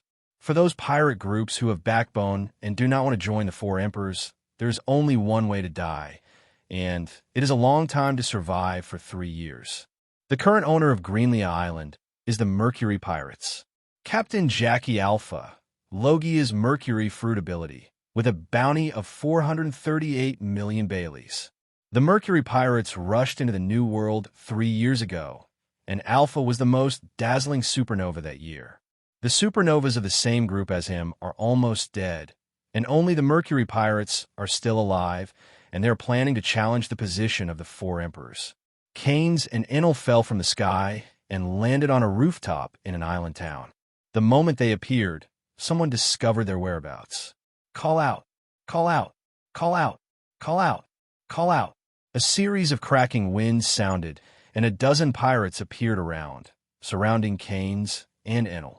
Boy, this is not the place you should come. Kill them. A group of pirates grinned grimly. Kill not one. Keyenes indifferently ordered. Understood. Small point. Enel smiled grimly, raised his palm, and lowered it gently. Boom! A dozen lightning bolts fell from the sky, hitting the dozen or so pirates who surrounded Keyenes, and chopped them into coke on the spot. Yes, it was him, the cruel king, John Keyenes. Some pirates recognized Keyenes' identity and ran away. The rest of the pirates also fled. Most of the pirates fled to the center of the town, where the Mercury Pirates resided. Keyenes and Enel also walked towards the center of the town. Suddenly, a house on the side of the road burst open, and a strong man over 5 meters tall rushed in front of Keyenes, swung a giant axe, and slashed down. Keyenes raised his hand to catch the axe, his palms pitch black, apparently using armament hockey. Keyenes squeezed hard, and the axe shattered inch by inch. The strong man looked terrified and was about to run away, but was kicked in the chest by Keyenes. He turned into a cannonball and fired back, penetrating 3 houses in a row, and was finally buried under the rubble of the 4th house. At this moment, footsteps sounded.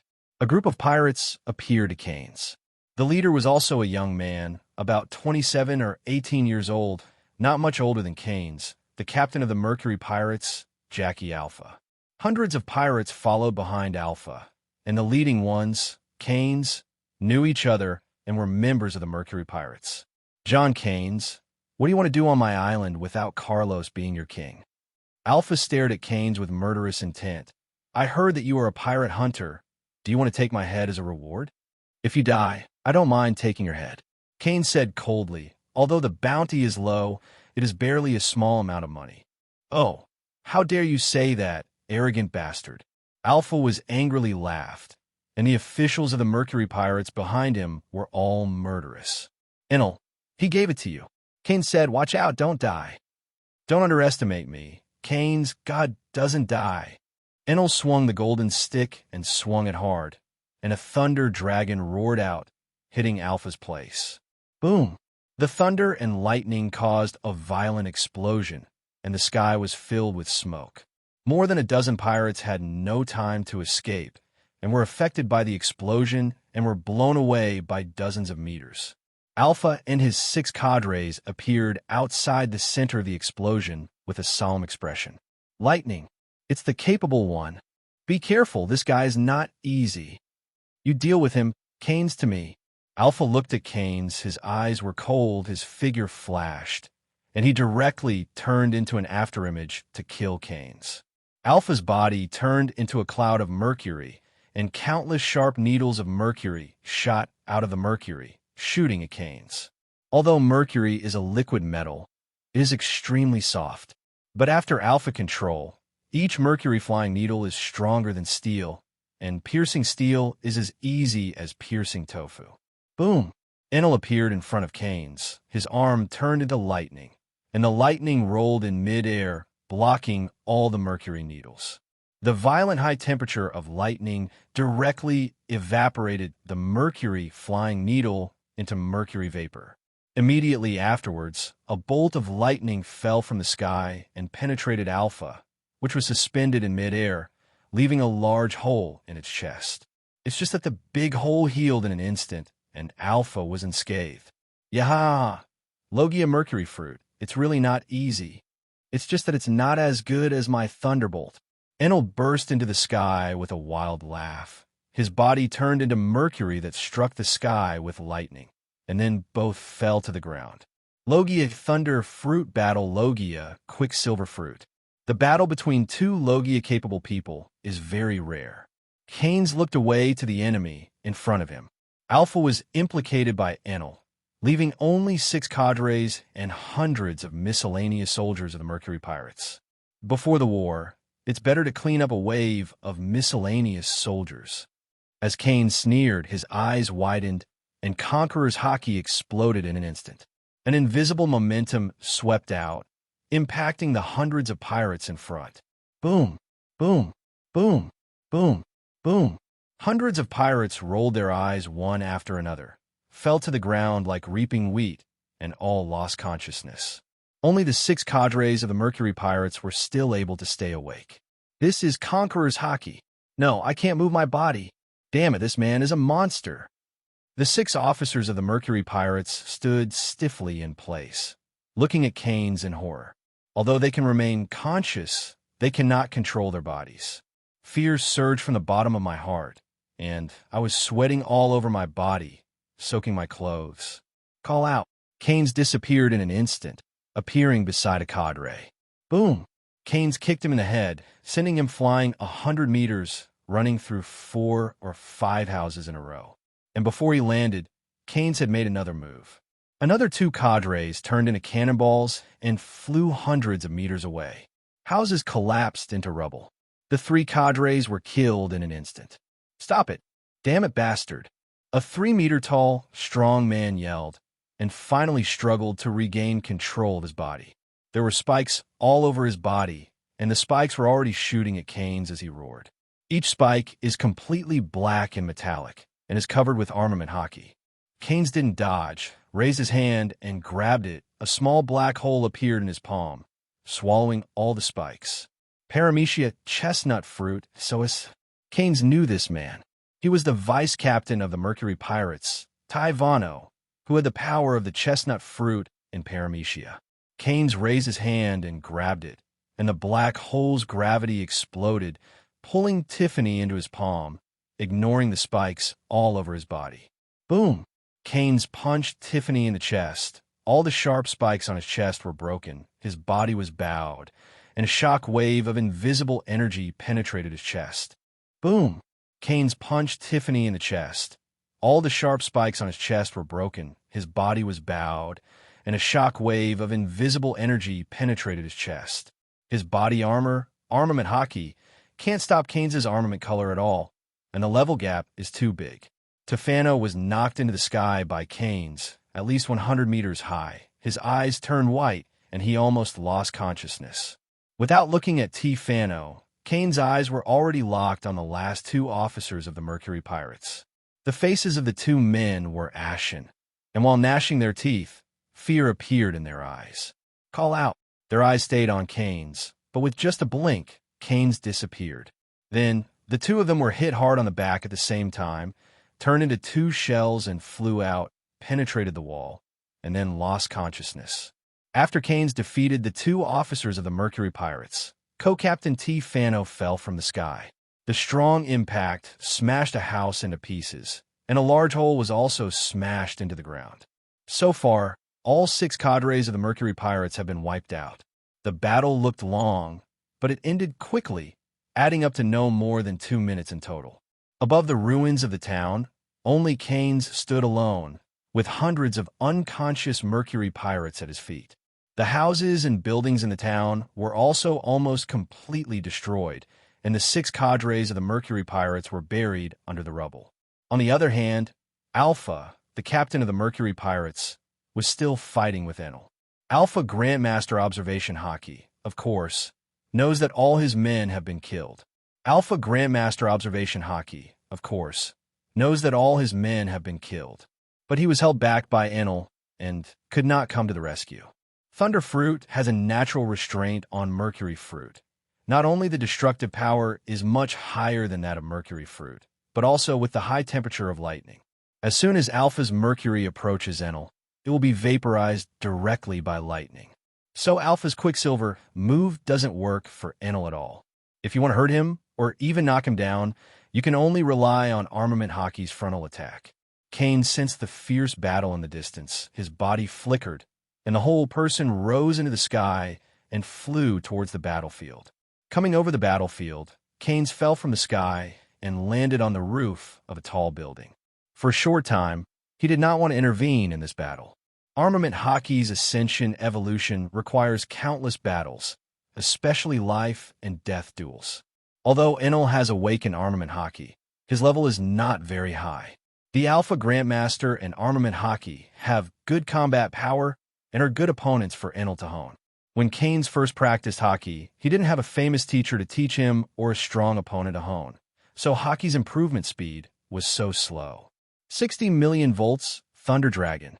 Enel struck the thunder drum with a golden rod, sending a thunder dragon through Alpha's body. However, Alpha, which was turned into liquid mercury, recovered quickly and was not seriously injured. Damn it! Enel's face sank, and he turned into lightning and approached Alpha, fighting him in close combat. Enel has already noticed his own problem. His Armament Hockey's level is not enough. It is covered with thunder and lightning. If the distance is too far, the power will be too weak. Relying on that little Armament Hockey can't hurt Logia's Alpha. Aware of Enel's plan, Alpha did not retreat. His Mercury Fruit was restrained by Thunder Fruit, and only using his ability to attack from a distance would do little damage to Enel, and he could only be defeated by close combat. In melee, Alpha has absolute confidence. After some fighting, Alpha has seen it.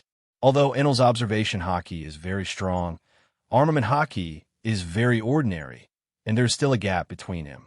In close combat, it is Hockey's cultivation that fights against each other. Alpha didn't feel like he was going to lose to Enel. However, Keyenes, who was watching from the sidelines, put a lot of pressure on Alpha.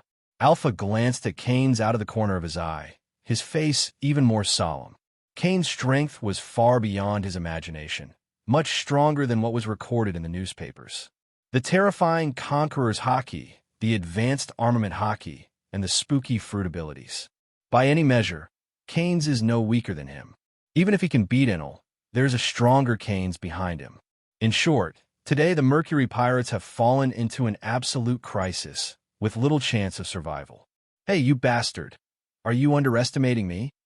Sensing that Alpha was distracted, Enel was instantly furious, and the lightning on his body beat even more violently. 100 million volts, God's punishment. Enel's palm fell on Alpha's chest, releasing a huge beam of lightning. The beam of light is compressed from the purest thunder and lightning, with Armament Hockey wrapped around it. After penetrating through Alpha's chest, it extends thousands of meters away. The houses and buildings along the way were completely destroyed, and the high temperature of the thunder and lightning even melted the earth, leaving a lava gully. The close-range attack really worked, and Alpha spat out a mouthful of blood, apparently injured. However, Alpha's ultimate move also came at this moment. His right arm first softened into mercury, then instantly hardened into a sledgehammer full of sharp spikes. It was pitch black, apparently covering Armament Hockey in hardening. Boom! The spiked sledgehammer smashed hard on Enel's face, and Enel's face instantly deformed. At the same time as the blood splattered, Enel shot backwards and slid dozens of meters on the ground before stopping. Boom! Alpha's spiked sledgehammer slammed into Enel's face, and Enel's face instantly deformed. At the same time as the blood splattered, Enel shot backwards and slid dozens of meters on the ground before stopping. The effect of the blow was significant, and Enel was hit hard. He struggled to his feet, blood all over his face. On the other hand, Alpha, the big hole in his chest, slowly recovered, wiping the blood from the corner of his mouth. Compared with Enel, his injury is obviously much smaller. That's the difference with hockey, and the difference can be seen with just one hit. Boom, boom, boom, boom, boom. The two sides came and went, and they fought hundreds of tricks. The movements were so fast that they cannot be caught by the naked eye. Only through observation hockey can we see the battle between the two. Boom! Alpha slammed into Enel's chest with a punch, and the spikes on his fist pierced through Enel's flesh, leaving several blood holes in it. At the same time, Enel's lightning beam also hit Alpha's entire body.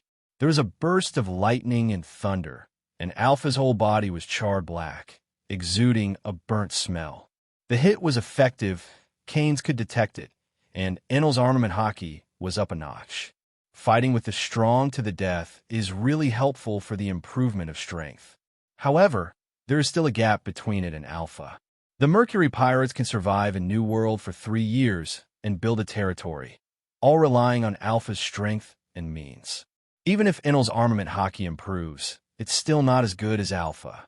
200 million volts, Thor.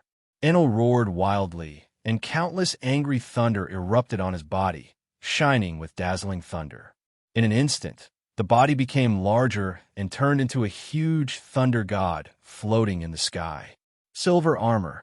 A huge amount of mercury spewed out of Alpha's body, and the mercury wrapped around Alpha's whole body, condensed and hardened, and turned into a huge mercury giant, whose size was comparable to that of a thunder giant. The mercury giant's body is painted black in many places, and it is covered with the purest armament hockey. Looks like this is the last resort. Keyenes stood on the sidelines and watched the battle, knowing that this was the last move for the two of them. Boom!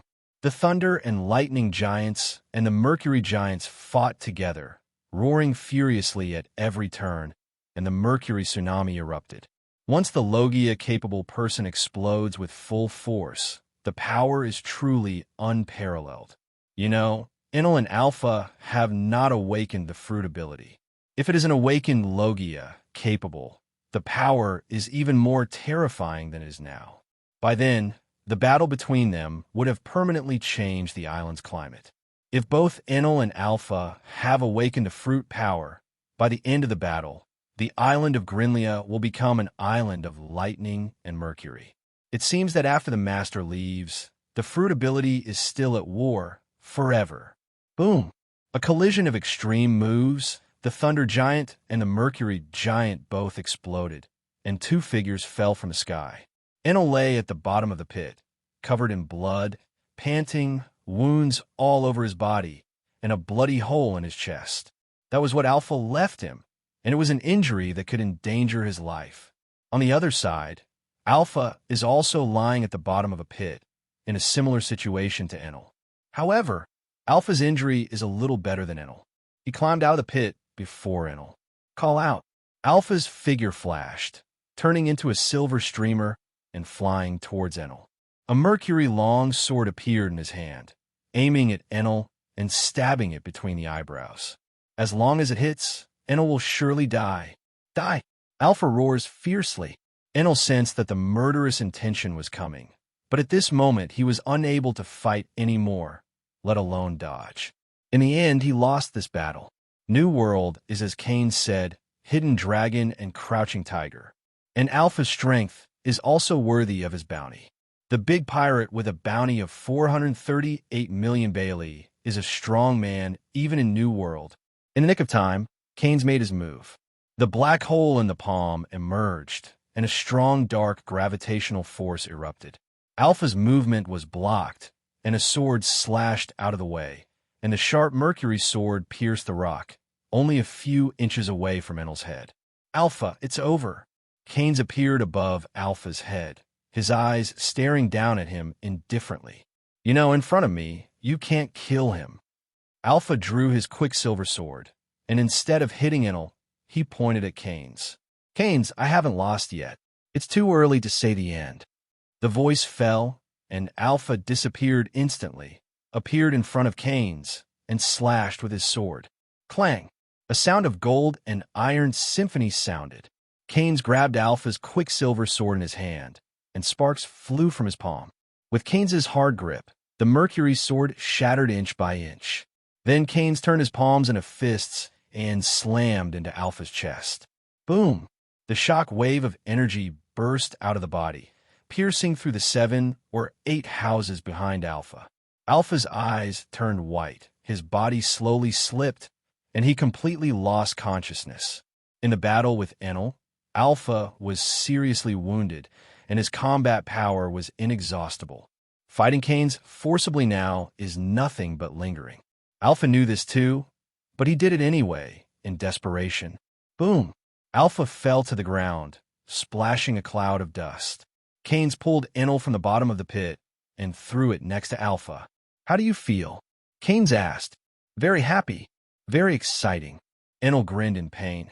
"Keyenes, we didn't lie to me. The new world is really exciting. I'm looking forward to it even more now." "Very happy. Very exciting." Enel grinned in pain. "Keyenes, you didn't lie to me. New world is really exciting. I'm looking forward to it even more now. Before that, you have to save your own life." Keyenes looked at the bruised Enel, shook his head, and said, "If you don't treat your injuries in time, you will soon bleed to death." "Haha, God won't die so easily." Enel grinned, and lightning struck again. I saw that the wounds on his body quickly scabbed over, and the bleeding was stopped. Using the high temperature of lightning to make the wound coagulate and stop the bleeding quickly is also a magical effect of Thunderfruit. Although the injury cannot be treated, it can ensure that the injury will not worsen, which is a first aid method. The development of Devil Fruit really requires talent and imagination, and some of the abilities that Devil Fruit can exert are really unimaginable. Who would have thought that String Fruit could heal internal organs, connect the clouds flying in the sky? Who would have thought of the hurt and pain that the Flesh Ball Fruit can pop out of the human body?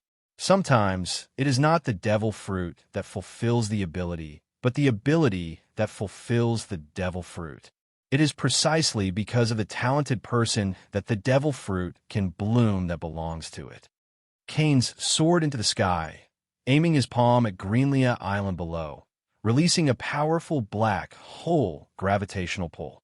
The whole island was only heard rumbling, and the rock formations at the bottom of the island broke apart, and the whole island began to break free from the shackles of the sea and slowly flew into the sky. This is the first time Keyenes has tried to pull an island into the sky since eating the black hole fruit. I thought it would be very difficult, but I actually did it, and found it was actually very simple.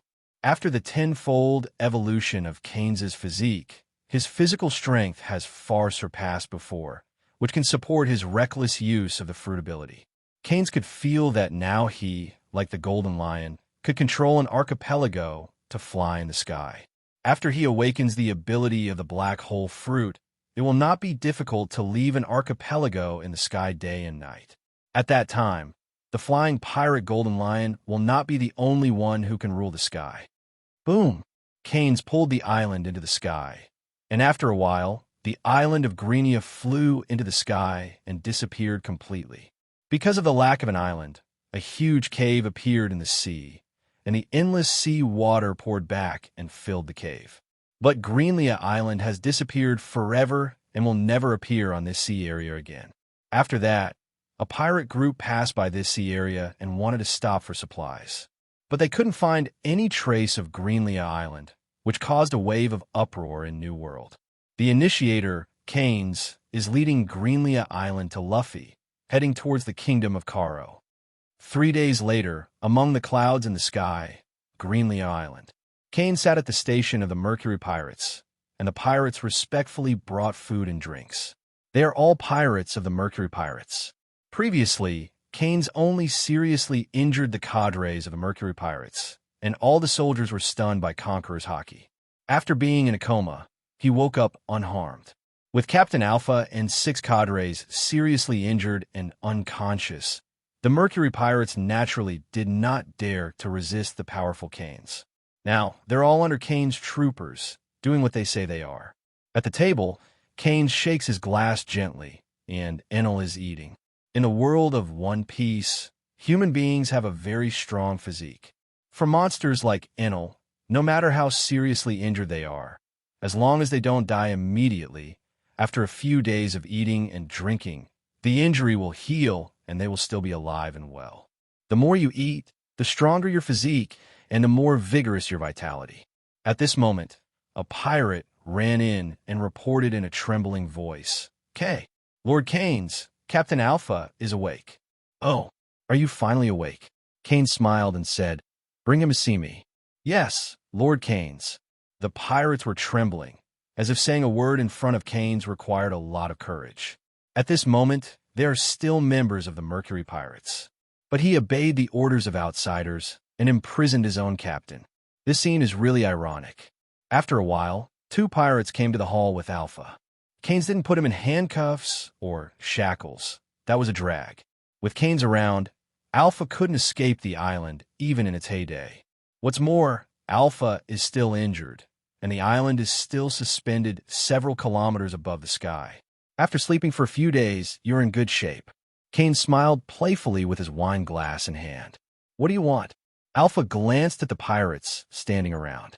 All the pirates saw Alpha's gaze swept over and lowered their heads one after another.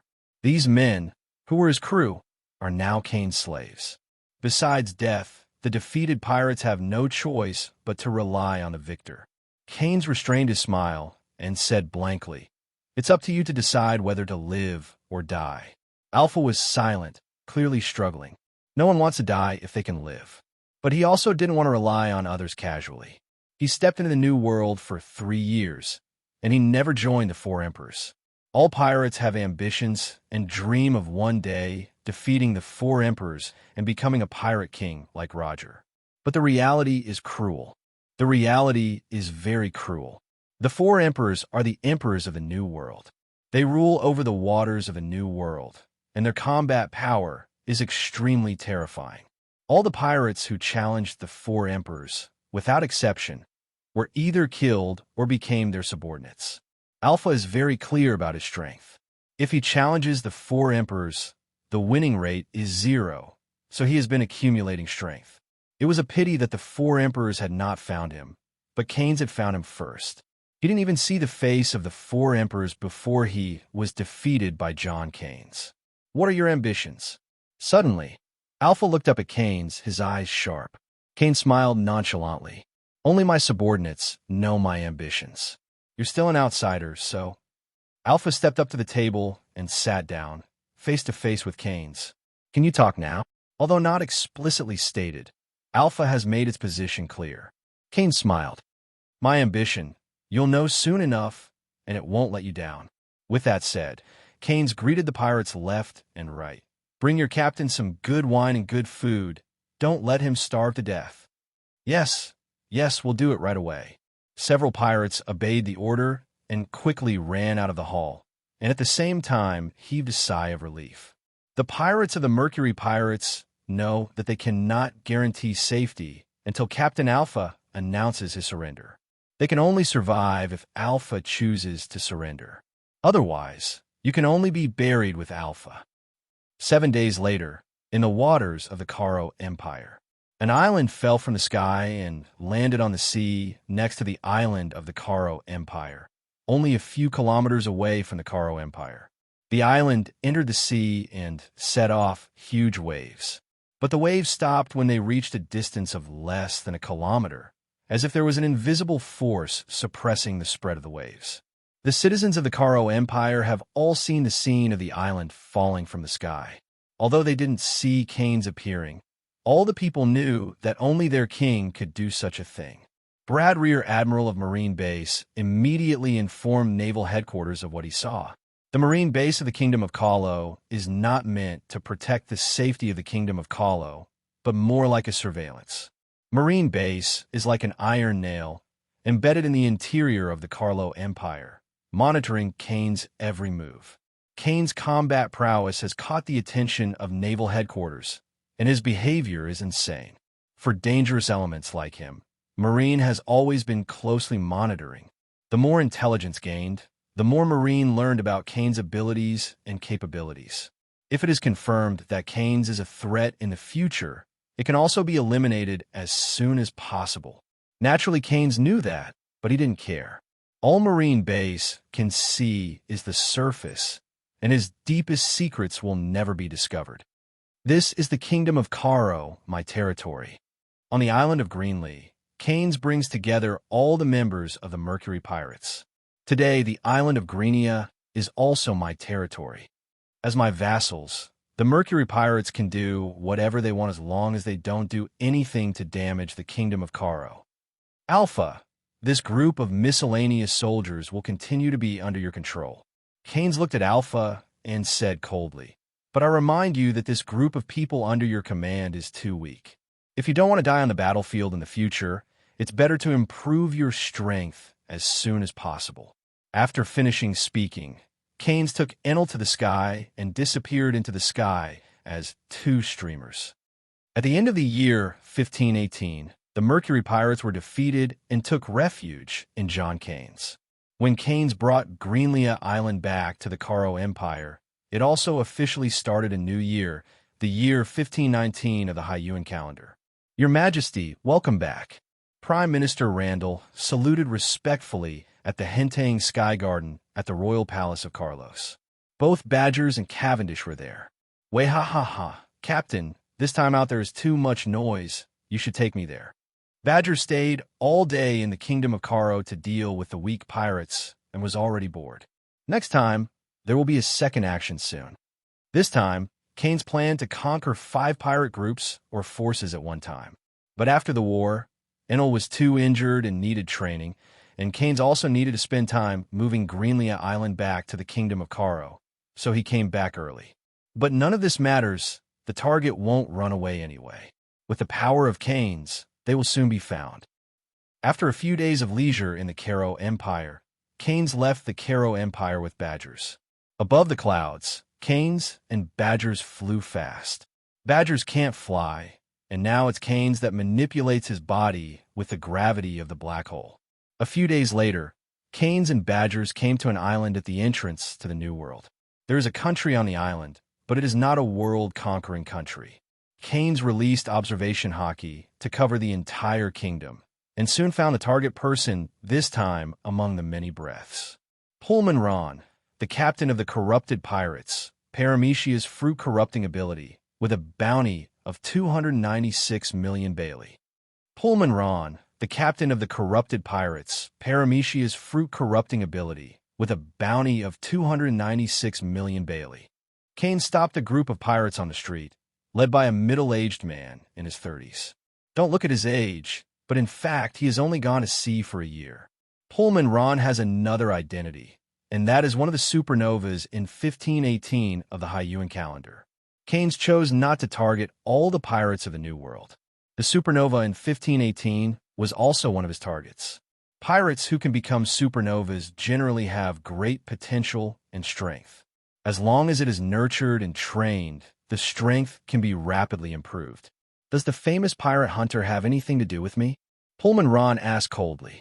Only a few months after Keyenes entered the New World, the bounty hunter's name was still very loud in the first half of the Grand Line, and Pullman Ron naturally knew him. "It's nothing, it's just that I have a subordinate who wants to find someone to play against." Behind Keyenes, Badgers was ready to try. Pullman Ron twisted his neck. "Those who shoot me will usually end up miserably and will die." "Wah-ha-ha, that's more interesting." Badgers let out his signature wild laugh, and just after he finished speaking, the person had disappeared. Boom!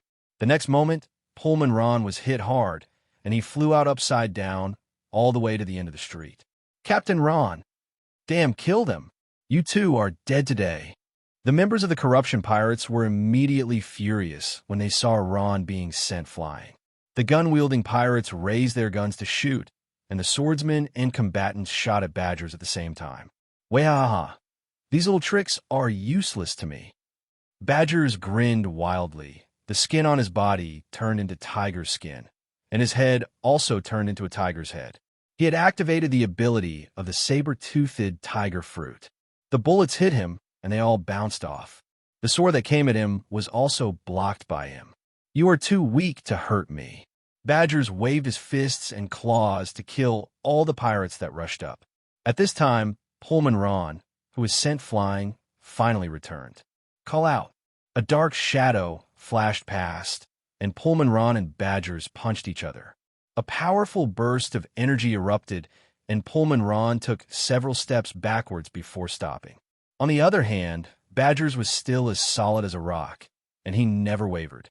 Supernova is a rookie after all, never learned to see sex and armament hockey.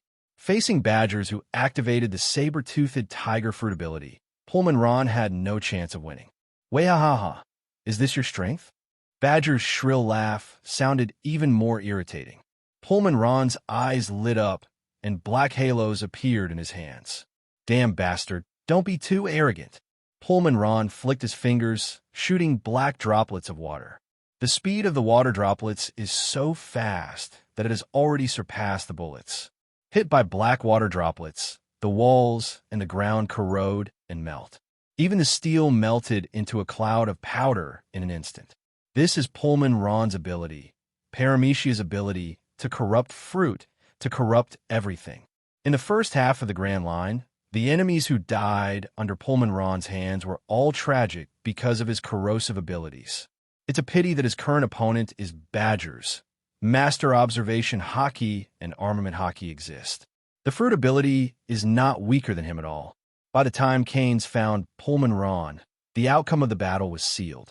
Badgers dodged all corruption attacks with Observation Hockey, then fought back. The pitch-black fist hit Pullman in the chest, knocking him off on the spot. After that, Badgers kept pressing Pullman. The fight lasted about 10 minutes and ended when Badgers punched Pullman underground. Badgers changed from orc form back to human form, and his body was unscathed.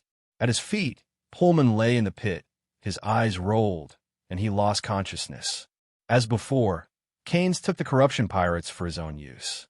A few days later, when Keyenes left, the unicorn flag of the Kalo Empire was hoisted on the ship of the corruption pirates.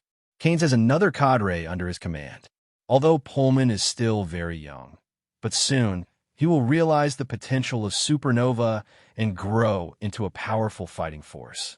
Keyenes' recruitment process was not over yet, and 10 days later, Keyenes arrived at New World Courguard Island. The famous cryogenic pirates of New World are stationed here. Low-temperature pirates, Captain J.K. Sacco, Paramecia's cold fruit ability, entered the New World for 2 years with a bounty of 328 million Bailey. In the center of the island, a war broke out. Keyenes and Badgers against more than 600 people of the low-temperature pirates. Keyenes first broke out Conqueror's Hockey, instantly killing all the soldiers of the low-temperature pirates, leaving only the captain and cadres of the low-temperature pirates. Then it is king to king and adversary. Boom! Keyenes punched J.K. Sacco in the face, sending him hundreds of meters away. At this moment, Keyenes' feet were frozen with ice, and the surrounding temperature dropped rapidly. This is the ability of Sacco's cold fruit. Cold fruit is very similar to Marine Admiral's frozen fruit, except that one is Logia and the other is Paramecia. In addition, Sacco's development of the cold fruit is not as good as Kazan, and he can't instantly launch large-scale move that can freeze the sea like him. However, this fruit is also considered top in Paramecia and has great potential. Keyenes' eyes flashed coldly, and he raised his palm to aim at Sacco, who was 100 meters away, and grabbed it hard. The black hole's gravity exploded, and Sacco, who was 100 meters away, flew automatically. Under the gravitational pull of the black hole, Sacco couldn't control his body. I saw cold air emanating from his whole body. Frost condensed on the surface of his body, ice cubes on his fist, and instantly turned into a huge fist with a diameter of more than 10 meters, hitting Keyenes. The attack is good, but it's a pity that hockey is too weak. Keyenes gave a grim smile and drew his knife sharply. The black sword Chioshe was unsheathed in an instant, and the light of the sword was cold, colder than ice. Clang! A huge flying slash roared out, tearing apart Shaco's ice-giant fist and smashing it on his chest. A large amount of blood splattered, and Sacco's body fell to the ground weakly, completely losing consciousness. Seeing the defeat of Shacco, the cadres of the low-temperature pirates were all in disbelief, and then panic broke out. Keyenes was merciless, and with a flash, he disappeared and then appeared behind a cadre. Keyenes grabbed the cadre's head and slammed him into the ground. Then 2 slashes flew out, hitting the twin swordsmen of the low-temperature pirates. The 2 swordsmen were stabbed in the chest and fell to the ground with serious injuries, plus the 2 cadres that Badgers defeated. The cryogenic pirates, from the Captain Sacco to the cadres to the crew, all lost. The battle was over quickly. The whole process took less than 10 minutes. A few days later, the cryogenic pirates were also captured by Keyenes. A unicorn flag hangs on the pirate ship of the low-temperature pirates and flutters in the wind along with the original flag of the pirates. Leaving Korigard Island, Keyenes goes to the next location. It took 2 weeks to arrive at Yejun Island.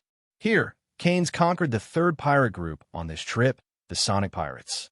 The Sonic Pirates, like the Corruption Pirates, are also pirates that have just rushed into the New World. Captain Katie Catron is a female pirate captain, Paramecia Sonic Fruit ability, with a bounty of 257 million Bailey. Time flies, and nearly 3 months have passed since the year 1519 of the Hyuan calendar. After conquering the Sonic Pirates, the number of pirates under Keyenes has reached 5. The new giant pirate group, Captain Helding, has a bounty of 215 million Bailey. The Mercury Pirates, Captain Jackie Alpha, Logia's Mercury Fruit ability, with a bounty of 438 million Baileys. Corruption Pirates, Captain Pullman Ron, Supernova, Paramecia's ability to corrode fruit, with a bounty of 296 million Bailey. Low-temperature Pirates, Captain J.K. Sacco, Paramecia's cold fruit ability, with a bounty of 328 million Bailey. Sonic Pirates, Captain Katie Catherine, Supernova, Paramecia's Sonic Fruit ability, with a bounty of 257 million Bailey. In addition to Hayarding, the captains of the other 4 pirates are all capable, and there are also capable members of the crew of the pirates. Skilled people who are rare in the world have become very common in the Grand Line. In New World, the powerful pirates are almost always capable. I don't know if the giants are unlucky or what. It is very rare for giants to eat devil fruit. There were only 1 or 2 giants that Keyenes knew. Take 4. Only the last one left. Keyenes and Badgers were flying in the clouds, heading for their next destination. Because the new giant pirates were captured early, they are not included in this mission. Keyenes still needs to conquer the last force or power to complete the latest mission. Suddenly, the phone bug in Keyenes' arms rang. Blue, blue, blue, blue. Keyenes took out the phone and answered, "Hey, it's me, what's the matter?" "Your Majesty, something is wrong. The Balk Kingdom has declared war on the Caro Kingdom." Randall's voice came from the opposite side. Balk Kingdom. Keyenes narrowed his eyes and instantly remembered the relevant information about the Balk Kingdom. Around the Carlo Empire Kingdom, there are more than 20 islands. Most of the islands have no countries. Only some small towns exist, with pirates and killers entrenched on them. Only 6 islands have states on them. There are 2 world conquest countries and 4 non-world conquer countries. The Balk Kingdom is one of the 4 non-world conquering countries. They sent troops. Keyenes asked. Yes, last night a battleship from the Balk Kingdom landed in the port, and 2,000 soldiers launched an invasion attack. Fortunately, the 2 adults, Enel and Cavendish, took action in time to annihilate the enemy army, and the citizens did not suffer too many casualties. Randall reports. Tell them, let them do what they want, and I'll be right back. After speaking, Keyenes cut off the call directly, and the speed of the flight skyrocketed again. Captain, Is there an enemy invading the Karo Empire? Badgers also apparently overheard the conversation between Keyenes and Randall. That's right, a bunch of idiots who were beyond their control came to court to die. Keyenes' face was expressionless. A cold light flashed across his eyes and then disappeared. The clouds in the sky were torn apart, and Keyenes was rushing back to the kingdom of Karo at the fastest speed. Even with Enel and Cavendish in charge, even if Keyenes doesn't go back, nothing will happen to the kingdom of Kalo. But when the enemy invades, if the king Keyenes does not show up, it is always unreasonable, and people outside will think he is timid. This is the first national war since Keyenes took the throne. He must win beautifully in order to shock the surrounding countries. This is the first national war since Keyenes took the throne. He must win beautifully in order to shock the surrounding countries. This is also an opportunity for Keyenes to show his strength. To this day, Keyenes' name remains in the days of bounty hunters and several battles between the Sabati archipelago and the Restoration. In the eyes of ordinary pirates and countries, these are still great, but in the eyes of real bigwigs, they are nothing at all.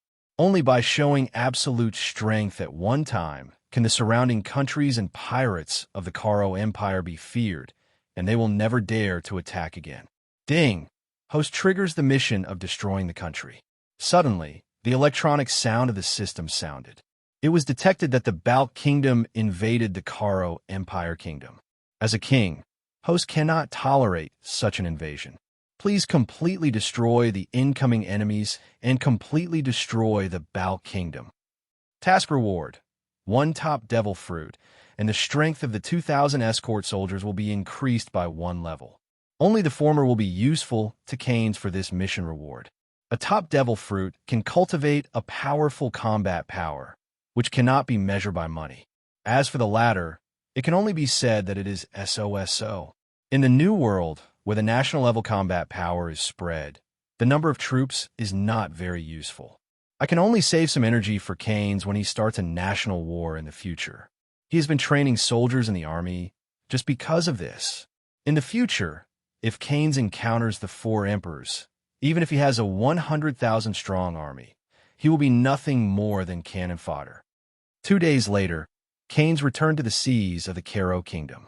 Before entering the kingdom, Keyenes patrolled the surrounding waters, and the observation hockey spread out, looking for suspicious ships. Call out! A small black hole fell from the sky and hit a pirate ship that was riding the wind and waves with precision. With a bang, a huge fireball exploded on the sea. The entire pirate ship was engulfed by the fireball and vanished into ashes. All the pirates were killed in an instant, with no bones left. I can only blame you for being so unlucky. Keyenes turned away and disappeared without a trace. While patrolling the sea, Keyenes did not find any traces of the warships of the Balk Kingdom, but he found 3 unknown pirate ships. At a very moment, Keyenes showed no mercy. Rather kill the wrong, don't let it go. Whether or not they were to approach the kingdom of Karo Empire, they were Keyenes' slaying targets. And just like that, 3 pirate ships were destroyed by Keyenes. Hundreds of pirates died inexplicably, and they didn't even know who killed them. It was an unjust death. Karo Emperor Palace, Keyenes and badgers descended from the sky and landed in the Hentang Sky Garden. Enel, Cavendish, and Randall have been waiting for a long time. Welcome to the return of His Majesty, the King. Randall half kneeled in salute. Get up, Keyenes waved to Randall, then looked at both Enel and Cavendish. Ow, what's the situation? With God here, what else can a group of ants do? Naturally, they're all dead. Enel grinned. Randall also nodded. Balk's warship has only been there once 3 days ago, and it hasn't appeared since the death of 2,000 soldiers, so he should be afraid. Isn't that of course? With a rose in his hand, Cavendish said narcissistically, with such a handsome uncle guarding this kingdom, no matter how many weak soldiers come, they will die. In other words, the Balk Kingdom has retreated. Keyenes smiled grimly. Come if you want. Leave if you want. That old guy Ryan is too naive. The surname of the Balk royal family is Ryan. The current king of Balk is Balk III, Ryan Hoffman, who is in his 40s and approaching 50 this year. Of course, this age is not very old in the One Piece world. Badgers, You go to assemble the guards, and the 10,000 soldiers of the kingdom's guards will set off immediately and rush to the Balk kingdom. Keyenes indifferently ordered. This battle will completely destroy the kingdom of Balk, and anyone who holds a weapon will be beheaded, and no one will be left alive. An icy killing intent emanated from Keyenes, causing the air temperature to plummet. Badgers, Cavendish, and Enel shuddered involuntarily. I know, I'll do it right away. Badgers obeyed the order and exited the Hentang Sky Garden. Randall, Cavendish, the two of you stay in the country and are responsible for protecting the security of the Carlo Empire during the war. Yes, Your Majesty the King. Randall and Cavendish respectfully took the lead. Enel, you come with me. Keyenes walked to the balcony and looked in the direction of the distant Balk kingdom. This time, let the whole world know the power of the Carlo Empire. You can kill as much as you want. Ah, I see. Enel grinned wildly. I'll let mortals know that the power of God is unmatched. Even though Keyenes took away his god position, Enel still regarded himself as a god. He can't change this habit in his life. Keyenes didn't care either. As long as there was strength, it was nothing. The king's order was issued, and 10,000 soldiers of the Carlo Empire assembled at the fastest speed. In the waters of the kingdom's port, 10 Carlo Empire battleships have long been ready. A warship can hold 1,000 soldiers. 10 warships went out to sea with 10,000 soldiers and headed towards the Balk kingdom. King's order was issued, and 10,000 soldiers of the Carlo Empire assembled at the fastest speed. In the waters of the kingdom's port, 10 Carlo Empire battleships have long been ready. A warship can hold 1,000 soldiers. 10 warships went out to sea with 10,000 soldiers and headed towards the Balk kingdom. Keyenes sat on the bow of the main ship, and the sea breeze was blowing in his face, but couldn't blow away the murderous aura in him. The kingdom of Carlo and the kingdom of Balk are not far apart, and the battleship will only take 2 days to sail. When the fleet arrived at the port of the Balk kingdom, Keyenes saw that the port had already been deployed with the army of the Balk kingdom. Countless heavy artillery was aimed at the sea, and the muzzle was ferocious, exuding metallic luster. This scene was expected by Keyenes. The 10,000-strong army of the Carlo Empire went to sea, and the Balk kingdom naturally received the wind. Enel, it's time for the thunder. The bow of the main ship, Keyenes ordered coldly. I know, the killing is about to begin. Enel grinned, turned into a bolt of lightning, and finally levitated into the sky. Dazzling thunder and lightning erupted from his body, and the next moment, the clouds in the sky tumbled and discolored. Dark clouds swept over, and lightning flashed. The thick black cloud spread rapidly, and in the blink of an eye, it enveloped the entire Balk kingdom. God's punishment. As Enel's palm fell, dozens of sturdy lightning beams fell from the clouds, accurately hitting the port of the Balk kingdom. Boom! The super explosion caused by the lightning instantly destroyed all the artillery batteries in the port. Hundreds of soldiers responsible for controlling the battery were also killed in an instant. Immediately afterwards, countless thunder and lightning fell like a torrential rain. A series of big explosions occurred in the port of Balk kingdom. One explosion has not ended, and the next explosion has already occurred. The earth shook, the sea boiled, and the sea of fire filled the air. Countless soldiers were killed on the spot by lightning strikes. Others were killed by the blast, and many more were killed by the fire. The continuous screams resounded through the sky, and countless soldiers were running around in the sea of fire, trying to escape. Many soldiers jumped into the sea, but did not want the sea water near the port to be boiled by the fire. Even if you jump into the sea, you can't escape death. Yahaha! This is the power of God. Enel burst into laughter in the sky. Keyenes watched the scene indifferently, expressionless. It seemed that not thousands of soldiers died, but thousands of ants. When the screams subsided, Keyenes waved his hand and pulled the sea of fire into the sky. I saw that the port had been turned into ruins, and the bodies of countless soldiers were lying in the ruins, in a tragic state of death. The army of the Balk kingdom has been wiped out. Landing by boat, anyone with a weapon in hand will be killed without mercy. Keyenes gave the order to attack, and his voice boomed, blasting in the ears of 10,000 escort soldiers. Kill, destroy the Bal Kingdom. Fight for His Majesty the King. Destroyed the Bal Kingdom. 10 warships landed at the same time. 10,000 soldiers landed, and the screams of killing were deafening. The soldiers in the Bal port have been completely wiped out, and now the door of the Bal Kingdom is wide open, and the Karodi army can go straight into the hinterland of the Bal Kingdom. Let's go. Go directly to the palace. Keyenes jumped, soared into the sky, and flew towards the Bal Palace. Enel grinned and turned into an electric light that followed closely. The observation hockey of Keyenes covers the entire Bal Kingdom and can clearly sense the fierce battle within the kingdom. Under the leadership of Badgers, 10,000 soldiers of the Karo Empire rushed into the Bal Kingdom and launched a ruthless slaughter. Following the orders of Keyenes, whoever wields a weapon is an enemy, and they will all be slaughtered. The entire kingdom was swept away by the flames of war, and countless screams and mourning sounded, making people feel chills in their hearts. When Badgers led the army and the army of the second line of defense of the Bal Kingdom, Keyenes and Enel had already come to the sky above the Bal Kingdom. Keyenes' observation hockey clearly sensed the hundreds of breaths in the palace. Keyenes' eyes looked through the palace walls as if he saw hundreds of dots of light. Hundreds of light spots surround a few in the center. Obviously, at the center of all the breaths is the king of the Bal Kingdom, Ryan Hoffman.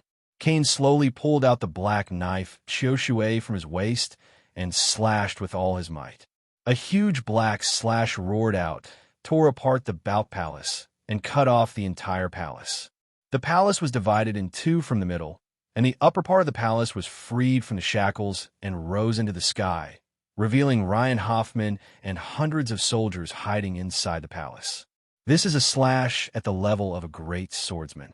It is naturally easy to split a meteorite in a mountain and split a palace. Hoffman, who was hiding in the palace, naturally discovered the existence of Keyenes and immediately collapsed on the ground in fright. Kill him, you idiots, everyone joins. Hoffman was already terrified, his voice trembling, tears and snot running down his face. The Bal Kingdom is not a world-conquering country, and Hoffman is not as powerful as some of the kings of the New World.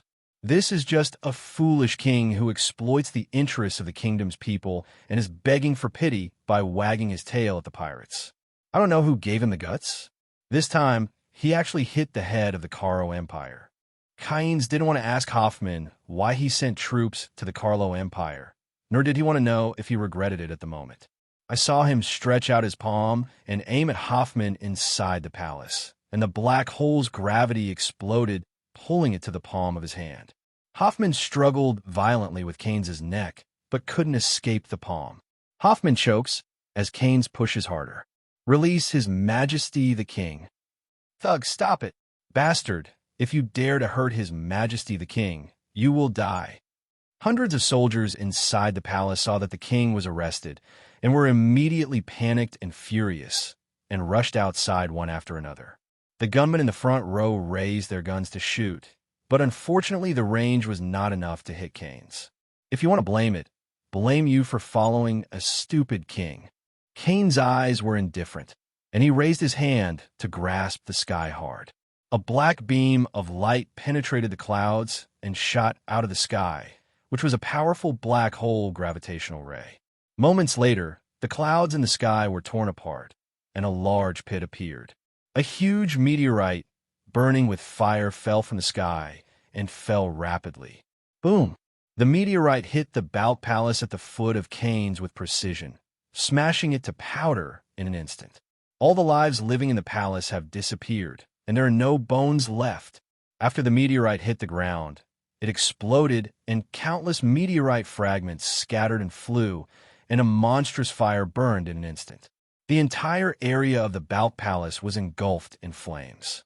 The monstrous fire came from outside the sky, as if to burn out all the filth in the world. Meteorites fall from the sky, a trick Keyenes created to imitate Fujitora's gravity fruit. Gravity is actually a type of gravitational pull. The gravity of black holes is above gravity.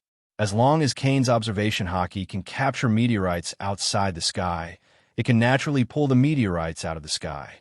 This is the first time Keyenes has used this trick, and I have to say, the power is very good. Hoffman, who was caught by Keyenes, was completely stunned when he saw this scene. Endless fear emerged from the bottom of his heart, causing his eyes to be lost and his mind to go blank.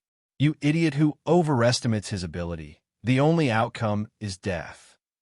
Ryan Hoffman, I have to say, you are too stupid to provoke someone you shouldn't provoke. Keyenes squeezed Hoffman's neck with a click. Then, as if throwing away garbage, Hoffman's body was thrown into the sea of fire under his feet. Hoffman's body was burnt to ashes before it landed. Hey, isn't it all you killed? There's no chance for me to shoot. Enel was a little dissatisfied when he saw King Hoffman being killed so easily. Rest assured, within this kingdom, there's still a large number of enemies that need to be resolved. Keyenes was expressionless, and the moment the voice fell, the person had disappeared. Enel understood Keyenes' words, smiled bloodthirsty, turned into a thunderbolt, and departed in the other direction. Keyenes came over a tall building and looked down. At his feet was a team of Barker Kingdom, about 100 people. The first person was talking with a phone bug, and the team was in a hurry, apparently going to a place for support. Keyenes raised his finger and shot, and the black hole streamer blazed out, penetrating the head of the man's chest. Then the small black hole disintegrated and exploded, and a giant great fireball appeared out of thin air, swallowing hundreds of soldiers. Boom! The ground trembled, and the gravel shot. A huge pothole appeared in the street, with flames burning at the bottom of the pothole. The squad of hundreds of soldiers had disappeared, no corpses and nothing left. All traces of their existence have been engulfed and erased by the black hole. Keyenes looked away and disappeared in an instant. Observation hockey had already locked onto another enemy force. A moment later, another fireball exploded on the streets of Bal Kingdom, and hundreds of soldiers died. And while Keyenes hunted, Enel didn't stop. He transforms into Raiden and, like Keyenes, uses the observation hockey to find prey. Then a beam of lightning fell from the sky and wiped out the troops of the Bal Kingdom.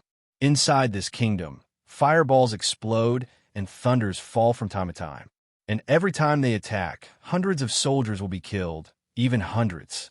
After beheading thousands of people, Keyenes came to the top of a bell tower in the kingdom of Balk.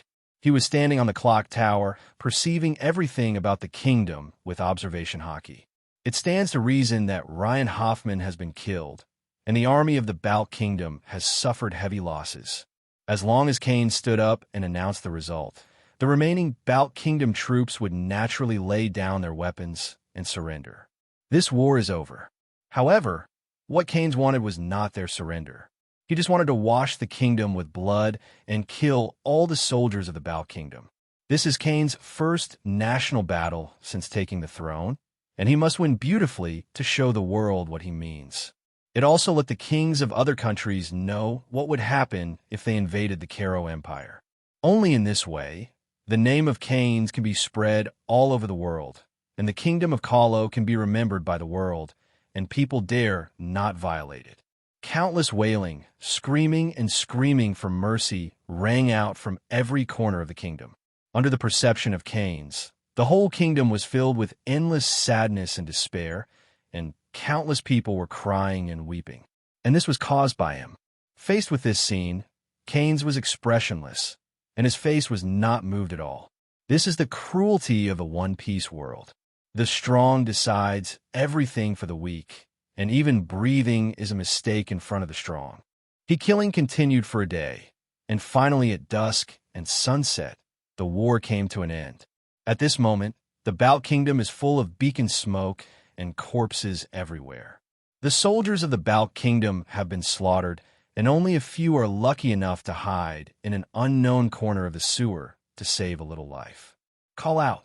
There was a sudden flash of electric light, and Enel appeared behind Keyenes, laughing wildly, clearly in a good mood. Don't be too complacent. The Balk Kingdom is not strong, and there are many pirates who can destroy this country.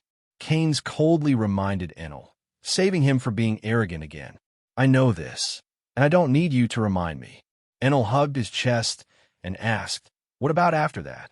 What are you going to do after that? The Balk Kingdom has been destroyed, and this country will no longer exist in the world." Keyenes looked at the kingdom under his feet indifferently and said coldly, "Go and tell Badgers, let him lead the army to occupy this kingdom. All members of the royal family and nobles in the kingdom. If not one is left, all will be executed.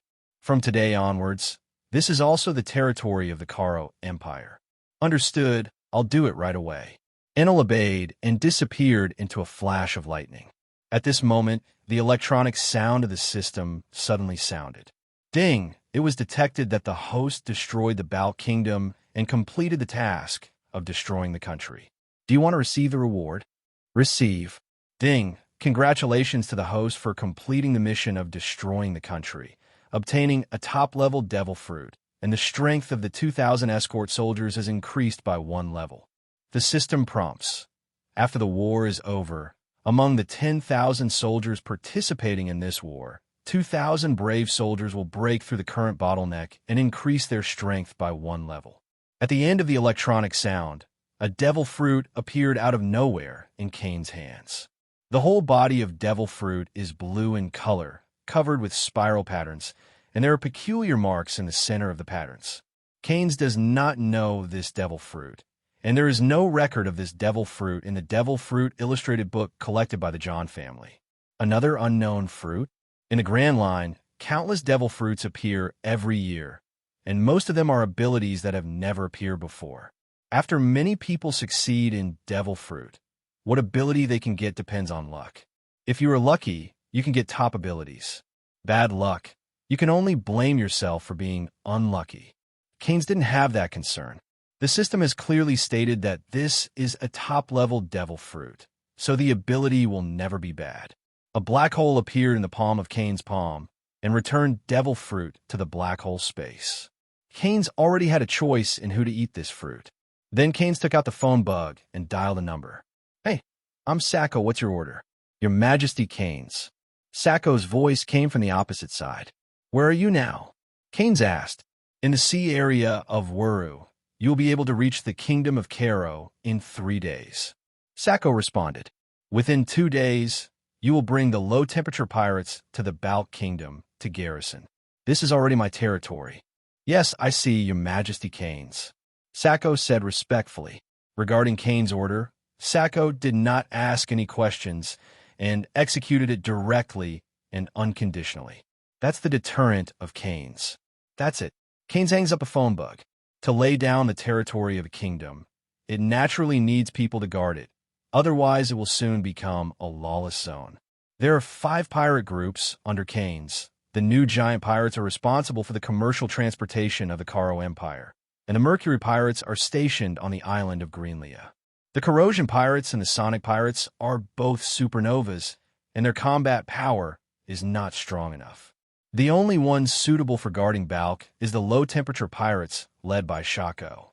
There is a low-temperature pirate group stationed in Balk, and if ordinary pirates come to plunder, they can easily repel them. Even if you encounter a strong enemy, as long as you notify Keyenes, Keyenes will be able to come to support soon. This will ensure that everything is safe.